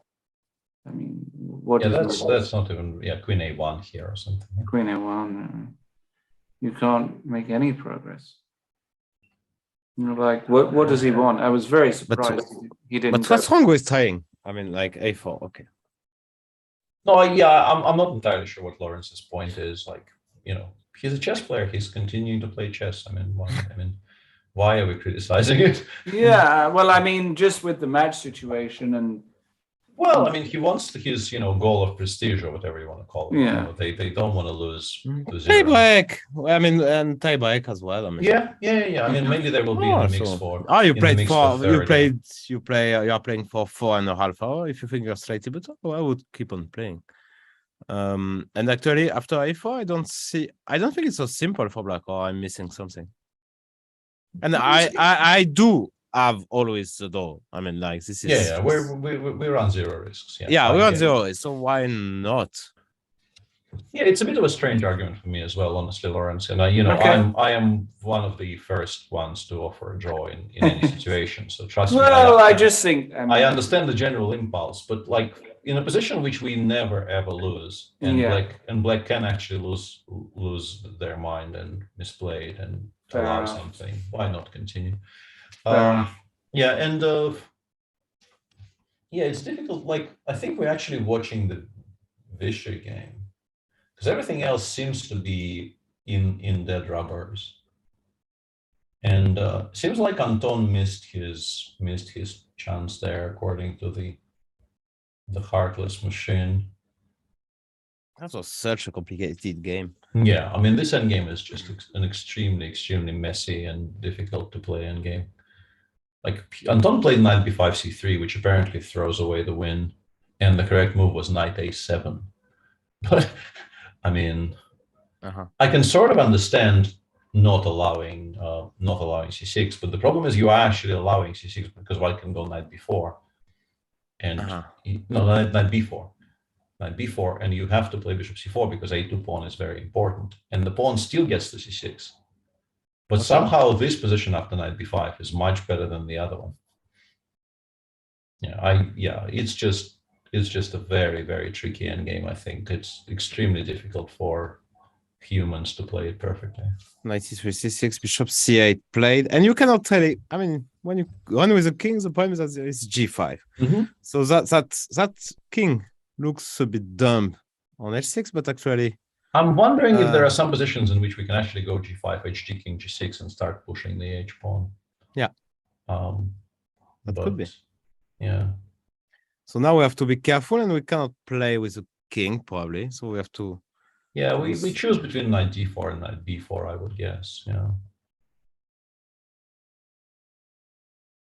So you meant something like that, yeah? That's sure. But here we're allowing knight f3, or I'm not sure. The problem for black is that the knight on a1 is actually an incredibly solid piece in terms of, like, black is really struggling to create a single threat to that piece, meaning that white can, I think, pretty safely actually leave it alone and play with the king and the knight in the knowledge that black never really threatens to queen the a pawn as long as it's Mhm. there, which is a large problem. Okay, so Yeah. Vishy should save. Yeah, actually, I don't see a plan. Yeah, from here, I think Vishy probably doesn't lose, and that Yeah. means that Superbet does win, at least. Which But is good fun. Superbet were on 7 out of 10, so they're really Yeah. out of the running anyway. They're, Even for the top 3. yeah, unless I don't a even miracle see happens. them. Yeah, I don't even see them getting top 3. Yeah. And that gets us all the way down to the match between Vugar Gashimov and the Vugar Gashimov team, I should say, and Shargezel Shaftrian with Ralph. I wanted to say pressing, but I don't think he actually is pressing very much here. The only aggressive idea I have with white here is bishop f7, knight c7, king f3, king f4, bishop takes f5. But first of all, king c6, king d7 exists. And secondly, even if we achieve all that, I think we're likelier to lose with white than to win. Yeah, no, of course. So That will be a draw. What's the score right now? They're leading 2-0, and Kirill Shevchenko is also completely winning on board 3. I think the match is basically over. Okay. So the Vugar Gashimov team. Yeah, there's not very much to watch there. Yeah. So Superbet is winning. Ljubljana is beating Shargezel Shav Zurich. Arjun Erigaisi He's losing. Actually losing to Christian Bauer. That's quite a surprise. The Indian kids are not really having it all their way in this tournament. No. Very unusually. Yeah, it's still an endgame you might not win, by the way, because the h3 pawn is weak, and you have to be quite precise, I feel. Yeah, actually, you cannot push immediately because I just come back and collect. So you have to be quite tricky. And Arjun is doing one thing right in this game. He is far ahead on the clock, meaning that this is the last 4 minutes that Christian Bauer will ever have in this game. But he is, I mean, objectively, this has to be enough. The engine suggests going f4 check, which, if you consider it for a second, I think is a very logical suggestion. Rook d3, king e2 ef, rook takes h3, and now the difference is we have the e3 square for the rook, so we were not worried about rook c7. We would have just gone rook e3 check and c3. So what do you go here? Check c3, and the king comes in. Yeah, like king e5, king d4. Is that so easy? I mean, like, okay, I understand. We know the. Yeah, rook f3, I guess. Yeah. It's not. I mean, it's not so obvious, but it's also not a surprise that you're winning. Yeah. No, of course. Rook f2 check and then f3, and it feels like. Let's see. Could be exciting, that one, and a big upset. Yeah, if Christian beats Arjun, it's with the black piece as well. What was that? Was that an? It was actually some kind of a topical f3 Nimzo, yeah. And Arjun was doing okay, and then he kind of slowly actually seemingly just got outplayed in this game. Not like he blundered. He blundered anything. Oh yeah. Yeah, no. He just got slowly outplayed. Yulia Osman did win her game, which means that Bamhagen is now officially on 11 out of 12. And if Pia wins, it really does signal sort of the end of the race for first. Is it completely sure? It's not sure. That Pia wins? No. I think it's possible to misplay this. I mean, rook b2. Look, maybe rook b6 now in the mix. Maybe knight c4. No, I mean, even if the valuation is pretty clear. Yeah, I mean, obviously the engine wins this without blinking an eye, but yeah, because engines don't blink. Yeah, for that reason specifically, of course. Yeah, a4 played by Mazetovic. Ale. Could it be? No, okay. No, it couldn't. I was going to ask if it's possible that queen d5 check makes a draw, but no, it really doesn't. It doesn't look like very likely. No, really doesn't. Yeah, so you go here. You are probably meaning that position, and now. Not very difficult either, yeah. Just completely and utterly lost. Yeah. Nothing to calculate. So I thought you have some questions. I mean, now you have one very clear question to answer. I want to take. So yeah, I mean, the problem for white is that, let's say I play queen c6. I'm not sure we can make too much progress from here. Okay, take. Okay, b, and we just chill.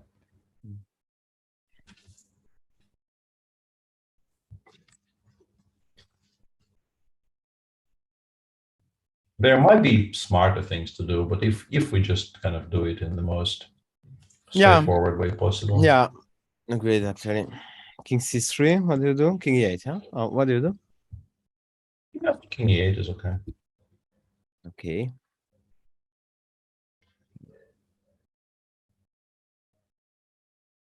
It's a bit disgusting to be this passive, to be honest. Like I would like to have slightly more counterplay, but you know, the moment the queen goes somewhere, I will have counterplay. Yeah, no, okay. You can just stay passive. Yeah, that's what I thought. Yeah, that's what I thought. But not so. I mean, like, but he will have to do it. So I guess he will. And we have Andrei Zipenko. Of course, I was actually curious, and I checked. And that position after move 41, knight d2. Yeah, just don't play knight e5. Machine likes king h7 the most. But second best is a4, which is what I expected. And after queen a5, you can just play g7, g6. And if you give d8, d4 checks, I have a6, e5 always. Yeah. And yeah, it's just completely winning for black, because once you play g6, like there are never any perpetuals, and we just want to play queen b2 next move and start pushing while also taking away all the checks. Yeah, because you cannot move that knight, that queen, because f2 is hanging.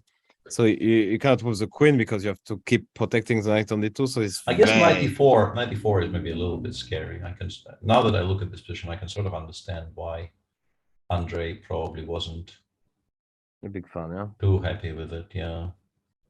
While once again the machines is it? No, okay, yeah, sorry. The machines are very, very safely winning this every single time. Maybe queen b2, queen a4, c3 is winning or something. Yeah. Looks kind of strange, but like if it wins, right? I fully agree with that statement. Yeah, like it looked like a bit of a strange way to. Whoa, okay. So Grandelius played queen c1, basically claiming that if we take on b5, it's always a perpetual. Okay. Which it probably is, because we go just queen b1 check, and we start checking from below. And you can, like, the queen on b5 will actually stop us from crossing. Okay, check. It's the same position. Check. Okay, it's not the same. It's not the same. It's not the same. Yeah. Okay. Well played. Yeah. but then you have to go back. Can I? No. I will be mated. Yeah, I will lose. That's why he's playing, Lorenz. He wants to lose, maybe. he is that sick. Queen c1. Yeah. No, of course. Queen c1, and you have to go to d4. I take on f4 even. Okay. Yeah. Just please, welcome to my house. Yeah. Okay. So yeah, that one wouldn't be very reasonable. So queen c1 is the active actor. Very solid choice. Yeah, I like it. Yeah. Very solid choice. Mazitovic will just make a draw. Okay. Zipenko. Yeah, he will have to win. He will have to win a position with equal material where he's still much better, because like you play knight f6, queen c4, you play queen b7 or something. It's still not a lot of fun for white to defend, but it's obviously a massive, massive improvement, considering how you were probably losing by force earlier. Are we sure this is? You think this is a draw? I don't know. Like, I would be worried with white, but also the king is still on g8. If the king was a bit closer. Yeah. So we prefer to keep queens, yeah? Queen b7. But e4. Yeah, maybe we include g6 somewhere to stop the checks, and we just continue playing, yeah. So you learn from the comp, yeah? It's nice, actually. It's a nice move, yeah. I like it. Yeah. And at some point, like I will start playing knight h5 somewhere, maybe even Queen c3 of knight h5. e4. Yeah, and instead of g6, like I think the idea is like something like knight h5. You ask a question, and it turns out it's not very comfortable to answer, because if you play king f3, I play queen b2, and you start getting kind of torn apart here. Because if you allow a4, it starts running very quickly. And yeah, it's not. It's so good. It's not. I have this maybe. And queen c5, yeah, but I mean, still you can even take here queen h5, king g8, and it's not. Yeah, even that is not an immediate draw. Yeah. No, okay. I think you can imagine how this gets lost. No, for sure. Guaranteed. Queen c8, queen c5. Yeah, I missed that.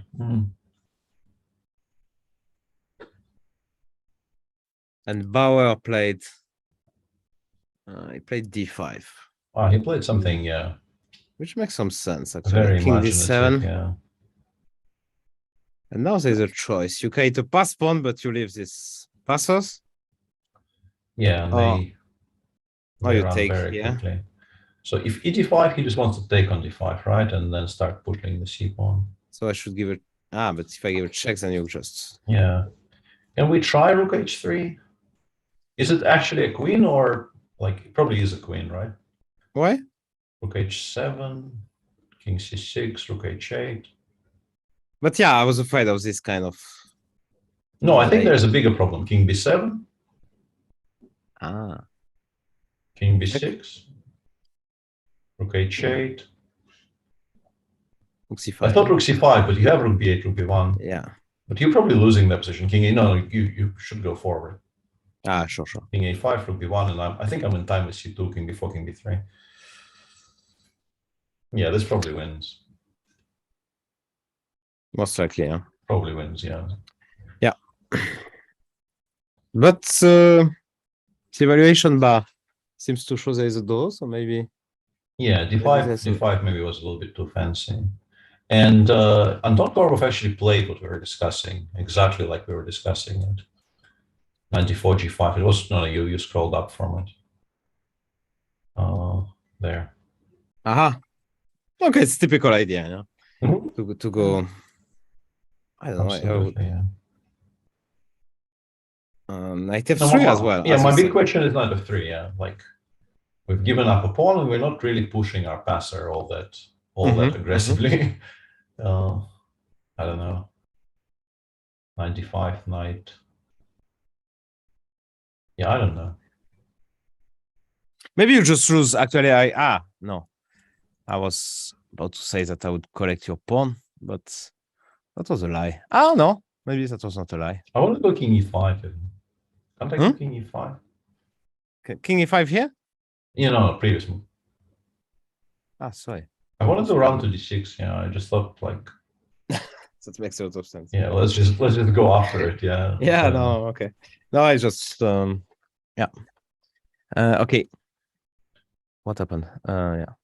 I'm losing games, so games in the transmission. So I'm getting confused here. Agazi took on d5 and probably will give check or probably takes here. But yeah, it looks difficult. Yeah, I wonder why. Yeah, like the evaluation. Okay, rook takes d5 apparently is a must. No, okay. I think the evaluation bar just takes time to catch up, but it should still be winning for black, I think. Probably there must have been a cleaner solution along the way. And by far the best move in this position is rook h4. By far the best move in this position is rook h4. Everything else really is seemingly completely lost. Okay, rook h4 is... You keep in... he took on h3, yeah. This is losing now. Simply c3 is basically a queen, yeah.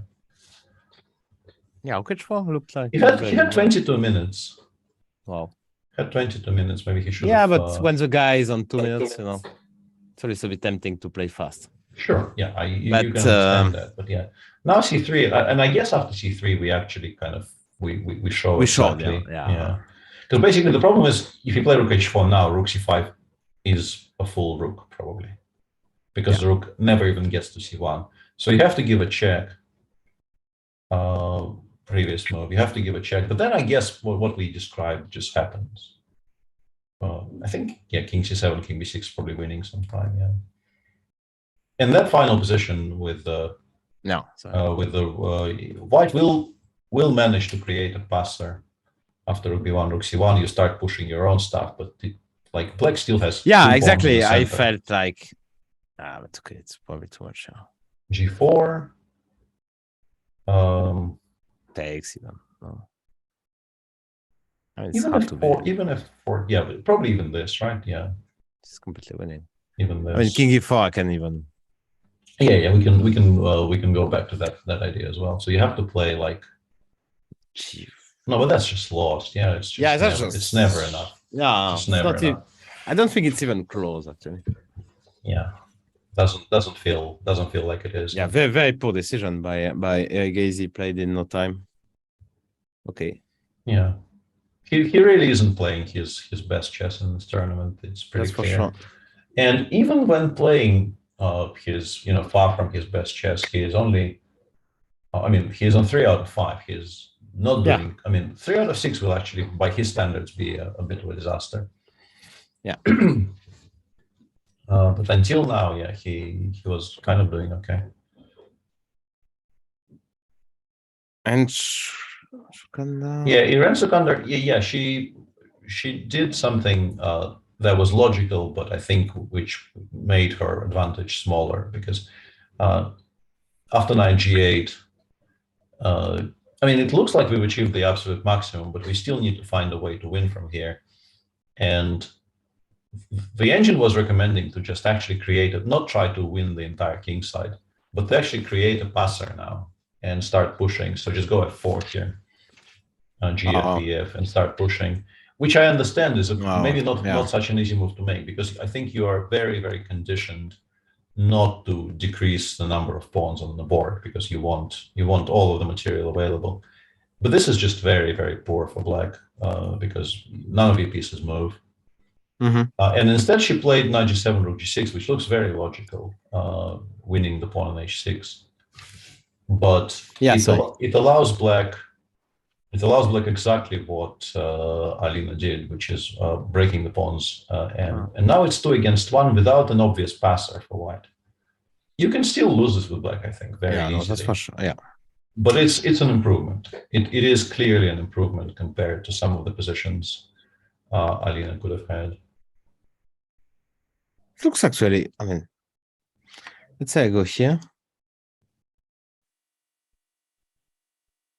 Your king is cut. Oh, it's so difficult. She played king f5. Okay. Which is apparently a big mistake. Yeah. According to my comp. Yeah, that's why. That's very unclear. There's rook f6. No, but we always go knight f4 anyway.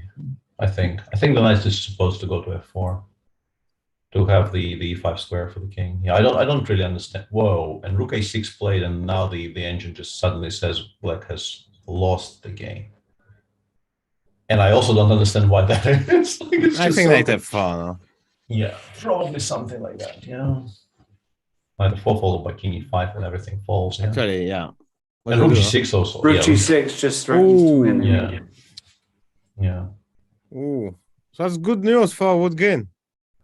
Yeah. He will probably win. Yeah. Yeah. If Iran wins, then Maka's still playing. Yeah, Arahamia will have to win her game. But she is much better. She's much better. She is much better. Yeah, and this is a kind of a dream position for the bishops against bishop and knight. Yeah, I mean, it's not a easily winning position with any move, but you definitely feel like you should be winning it, I think. Yeah. So we kind of abandoned that, but Lynn Roberts actually found this entire sequence. So well played by her. She is playing this position. Yeah. Easily recognizable position with an extra bishop. So the entire thing happened. So we will show that was queen d4 first. Queen b1, bishop c2. It's the only move actually. It's the only move. Yeah, queen a7, same as the same as the other one. Yeah, you still force knight f2 and yeah. And you have black of course will continue fighting, but yeah, you don't have too many drawing chances here. Well done. Well done. Mm-hmm. So a lot will actually depend on that technical endgame in the Arhamia Sivka game. Yeah. And Irene Sukander did find knight f4, so she probably is just winning now, right? Yeah. And Pia. Not like what she's And doing. by the way, can we just briefly go back to the Sukander-Kashlinska game? Yeah. In this position, no, before rook a6, knight f4, after king f5. There's probably, like, the king has 1 move, the rook has, what, 4 moves, the knight has 5 moves. So that's, like, 10 moves total. I am still kind of confident that it will be a bit of a problem for you to find the best move in the position. There's only 1 move in this position that doesn't lose, apparently. Okay. I wouldn't find it. I mean, maybe by exclusion, but even excluding things here is not going to be very easy. I don't. Because you just empowered what? Okay, like I will tell you because we have breaking news elsewhere. But yeah, the only move that doesn't lose here is knight h5. Knight h5, yes. Yeah, which is something that you don't even consider, because why would you misplace your knight like this? Everything else loses. Because it's check. Yeah, because knight g3 check. I think is very purely important. Tactical. Yeah. Yeah, and Sirius tells us that Bauer repeated in that position. What the actual? What? Bauer. No. Repeated in or agreed a draw or something. Like how? Like little time, but still. That doesn't seem very good. Where is it? Yeah. I mean, but why though? but why though? Very weird, yeah. Yeah. Yeah, it's I mean, what? How much time did he have? Yeah. Like he was playing on increment, basically. Oh, okay. But okay, you just go king c6, king b5, and you walk the king in. I just don't understand. Okay, I mean, one explanation is the match is until that draw they were losing 4.5-half. So there's absolutely nothing riding on this. So he wasn't very emotionally invested, maybe, but still, like, Christian is a very strong player. It's a kind of a difficult decision for me to process because, like, it's not like you're running very many risks. No. Even if you have 30 seconds for a move here, it's not like you're going to lose this game. Yeah, that's confusing. But okay, it really changed nothing. Ljubljana was always winning that match. It was just okay, and an unusual decision by Mazetovic still playing, but also not really. Yeah. It's a draw. But also, and we see Korobov against. Oh, what happens there? Yeah, Vishy actually calculated that he can give up the knight. Yeah, Vishy went for something very concrete. King g3, yeah. Wow, that's so passive. King g3, knight e7, and he just snap took on h4 once it appeared on h4. Sorry, on h4, not on h2. And basically the king gets to b2, and then we go knight c4, knight c2, knight b4, knight takes a2, and we make a draw. So Vishy will save this. Yeah. I guess, meaning that Superbet will win. Superbet will win. And there's really no intrigue left. No, there is. In the open. I'm sorry. In the open, in the open, we fully agree. In the women's section, I mean, the first match is not clear, and also this wood green match. Yeah, there we have things to watch here. But the open, I think we're done for the day. Yeah. Let's just once again, I will just read out the results. Our boys, we will check. I mean, Zipenko, we'll return to it later. Mazetovic will make a draw. Yeah, but the results are Novibor will win 4.5, and they will be leading by a full match above a bunch of people on 10 points. They will be on 12. There will be a bunch of teams on 10, but they will also have a vastly superior tiebreak. So they pretty much won the tournament with this victory today. Anier will win. The question is whether they will win +1 or +2 after a very dramatic game between Sergei Movsisyan and Alexander Husman. The game itself wasn't very dramatic, but the fact that Husman forgot the clock existed and lost on time in a very safe position, starting from I think a minute and a half, is not something you see every day. And Alexander is a long-time friend of mine. This is unpleasant to learn that this happened to him today. Clichy will win and win quite big. Magnus's team Offerspiel won 4.5, 1.5. Vugar Gashimov is 4-1 up with an equal position on the last board, so that will be a 4.5 win for them. And we can actually even say which teams will have 10 points. On 10 points, we will have Anier, Clichy, Offerspiel, and the Vugar Gashimov team. So that's and one has two up front. One of them will play against Novibor. Probably Anier, yeah. Probably Anier, yeah. So it will be Novibor, Anier, and Magnus. And then probably will play Clichy, huh?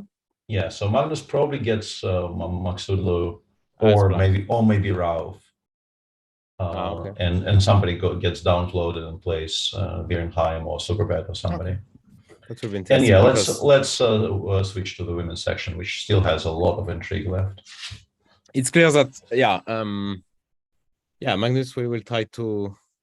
It will be a tense match where his team is not a favorite, so he will have black and he will have to do something. I mean, like to try something, and he just won 4 in a row. So I mean, he's not going to play something solid like in the first round. I would and a reminder for us, and also a reminder for our viewers.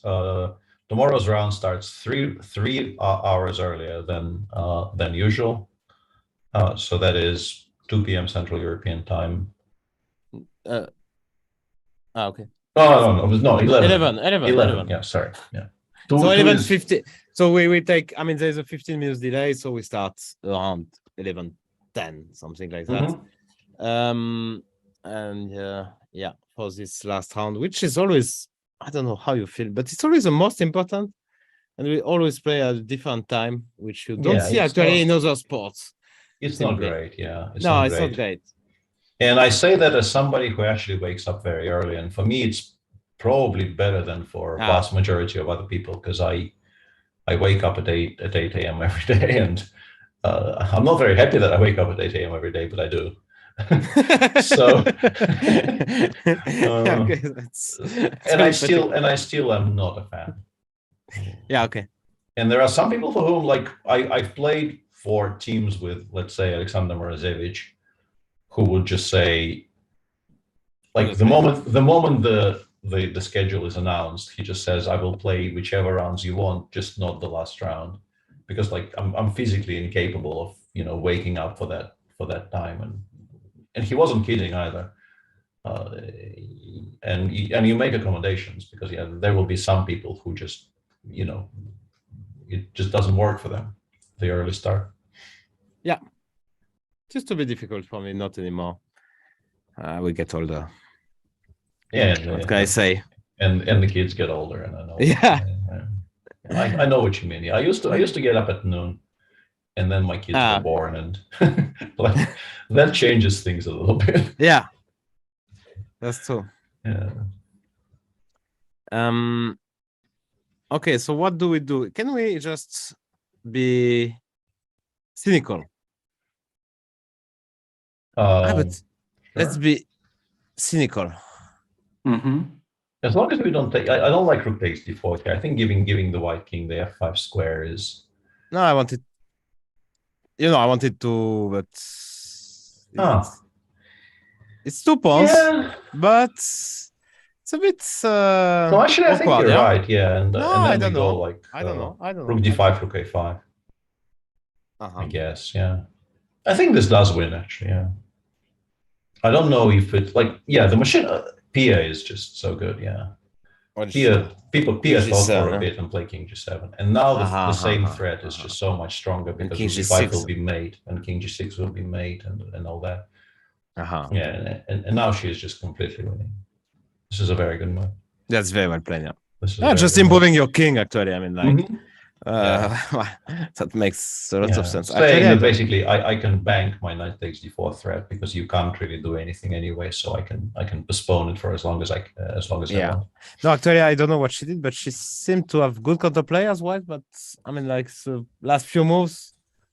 Yeah, the idea of playing knight f7 and then rook e6 check, knight d8, knight c6 just improved the black position so much that from here it really does feel like Pia will cruise. Knight d8, yeah, that's just knight d8 and then rook d5, knight c6. Yeah, she got her ducks in a row properly. And very impressive after almost 5 hours of play. I mean, she still finds the right setup. I mean, there's little time on the clock, but now I think it's really easy, actually. Yeah, I think from here you just win. Yeah, really easy. And it's even quite difficult to ask a question. I think the best question can be asked by the move king h5, stopping king g6.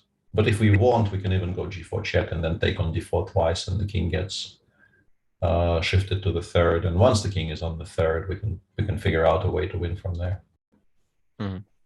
Yeah, just come with the king. Yeah, just king g6. Yeah, white has no real counterplay anyway, so it'll take us a little bit, but we will win.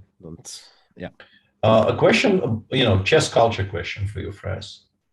Is that position Bogner Amin game? Is this a win? Okay, now it is. Okay, question withdraw. What was it? When? Yeah, I thought maybe this is a bit tricky, but with the king on the fun, it really isn't. Yeah. Because the king comes to e3. Yeah, you can't stop the king coming to e3. Yeah. And now rook g3 actually just promotes the h pawn, so the game is over. So he resigned, actually. Yeah. Okay. So Clichy 5.5. This is very impressive. 5.5 half. Okay, but it was a bit, we have to say that from board 2 till board 5, it was a bit unbalanced match. I mean, on the paper, at least. And only actually Anya didn't really get into trouble to win, but I mean, they could have been in trouble actually if Guzman wouldn't forget about the clock. Yeah, I mean, like Esipenko would have to win that game, which is possible, but it's not a given, obviously. Yeah, this is still an annoying endgame, I think, in practical play, but it should now probably be a draw if Mikhailevsky defends accurately. It's a bit of a miss by Andrei. How's Andrei doing in the tournament in general? I don't think he beat Jordan, but the rest was not. I don't think he's on 4 out of 5 actually. Really? Wow. Yeah. So with this victory he would be doing really well. He's on 4 out of 5. He drew against that really exciting game against Tamas Banush. Yeah. And he drew Wahab Sanal, but he beat Elsnes, he beat Baldauf, and he beat Jordan. And he was at some point completely winning today as well. So now he's having a good tournament for him. Not a bad tournament. Yeah. Okay, and we'll see. I mean, still yes, definitely practical chances. So some chances. While Vishy, it's Anton. Okay, that's really interesting. What did she play? Okay, so you cannot take here twice because it's a check here, but that's not going to work. So where king g6? I would. So we just go king g6 and we continue improving. Yeah, we don't need to be fancy. And white, like in order to stop, the immediate heavy material losses, white needs to become extremely you have to play rook d2 here, or you continue shedding material. And then I can play h5. I can improve forever, and then she played king g6, obviously. Yeah. No, Pia wins from here. Yeah, and Hakamia. Sorry. If rook d1 gets a bit weak, but maybe we can do this like king e2, rook d2, king e3, and we're still seemingly controlling most things, right? Am I blundering something? No, I don't know. I don't see what I'm blundering. Like if I'm blundering something that's not obvious. Rook b2, bishop e1, maybe. Some kind of counterplay like this. Yeah, but hard to believe, huh? Yeah, bishop c4, rook bishop e1, rook f5. Or rook a7 even, yeah, exactly. Yeah. No, yeah. The 5. Looks very good. Yeah, it is. It is. She will probably win that one while Ellen Roberts still playing. Somehow the H pawn survived. I thought, like, couldn't we just move for 55? Couldn't we just go queen f7, queen h7? Mm-hmm.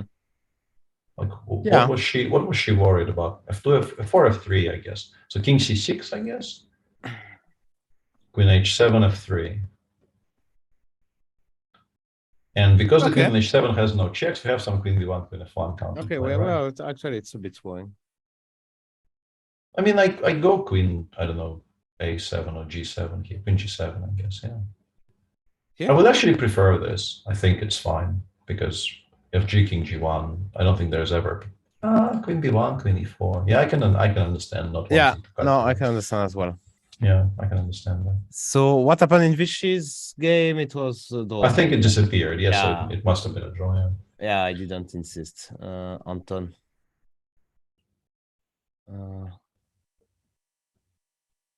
Yeah. Yeah, there we have the sign score sheet, meaning that Superbet wins. But as I mentioned, yeah, Superbet were on 7 out of 10 anyway, so they're not in the mix on 10 points.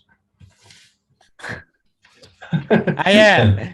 Satiris says that Anton offered a draw by making an X sign to Vishy. Yeah, I mean he's a genuinely funny guy. He's doing that. I mean, yeah, it's yeah, but he's doing that. I mean, like I saw him already doing that. It was weird, but yeah, not a big, not a big. Yeah. But he does speak very good English. Yeah, yeah, like he speaks English and he knows Vishy and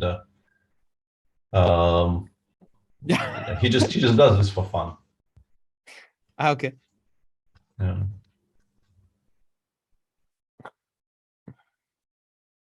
It used to be like this when we were, let's say, kids. That was a normal way to communicate, let's say. The youth tournament. Yeah. Knight c4. Allez. Yeah, we can even go f5 or 4, yeah, and just start collecting properly. Yeah. Just completely winning now for Pierre. She will go f4, obviously. Mm-hmm. Actually, that line I gave in the Arahami game is completely wrong.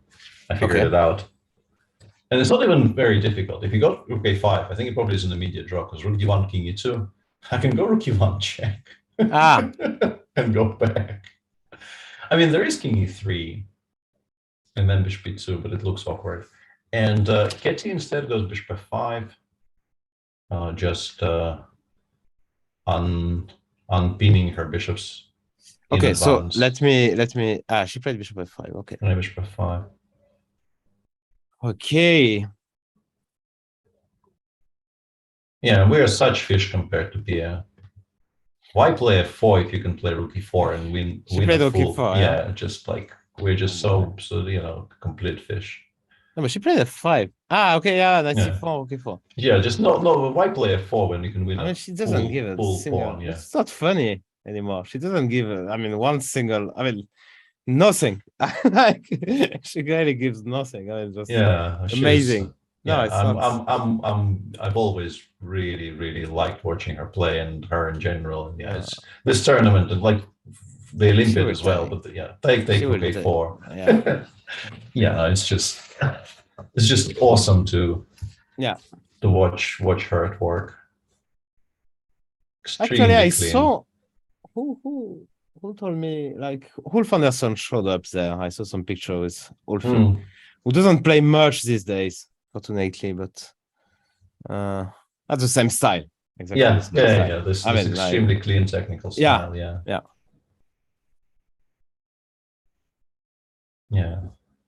Have you ever played Ulf? Yeah. I won a game with bishop takes h7, actually. You beat Ulf. That's illegal. I had a bishop on e3, a queen on d4. He played queen b6 to exchange queen, so I play bishop h7 check. If he takes with the king, I have queen e3 check, collecting the queen. So he played king h8, and then I played the endgame, the pawn up. Okay. So yeah, that was lucky. But I made also a lot of those. So okay, like I think all of my games against Ulf were like 15 rows long. Yeah. But it was at the end of his career. I mean, we didn't know him at the start. So No, of course, yeah. When he was, of course, less ambitious. So yeah.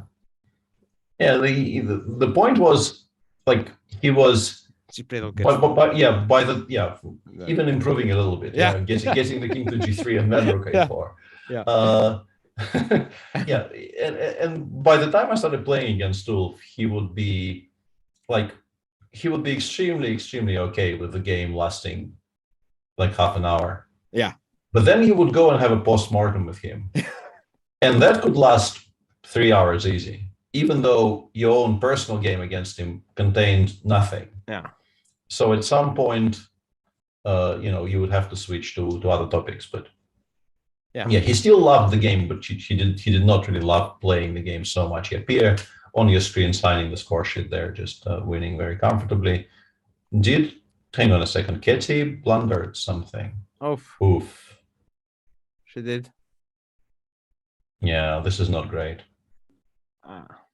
This is not great. And we also have to start saying our goodbyes because the programming on this channel continues with other events which start really, really soon. And honestly, we are mostly done with the round. The open section, the competitive part of the open section finished some time ago. And even in the women's section, we know that Circle the Shack beat Superbet 2.5, 1.5. We know Pamhagen won 2.5, 1.5. So the situation there is Pamhagen is 2 points ahead, clear of 2 teams. We would like to watch the end of the Arahamia Sivka game, but it's not that important in the grand scheme of things. And in the Open, Novibor is just cruising through. 12 out of 12, a full 2 points ahead of, I think, 4 teams, if my count is correct. Draw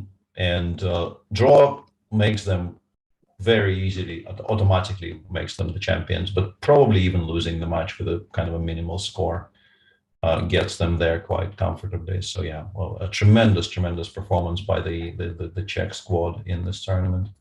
Very impressed by Novibor with almost like 95% or 99.9, as they say on Twitter these days. Sure to be champion. So yeah, almost congratulations to them. But it's not over yet, and we should watch tomorrow 11 a.m. And they are playing for medals. World champion Magnus Carlsen will try to get a medal with his team. Absolutely, yeah. Even if we assume that the fight for first is close to being over in both sections, the fight for second and third will be extremely interesting to watch tomorrow. So yeah, do tune in. We start 3 hours early, so that's about 11:10 Central European time. Thanks everybody for watching, and thanks a lot. See you then. See you. Bye.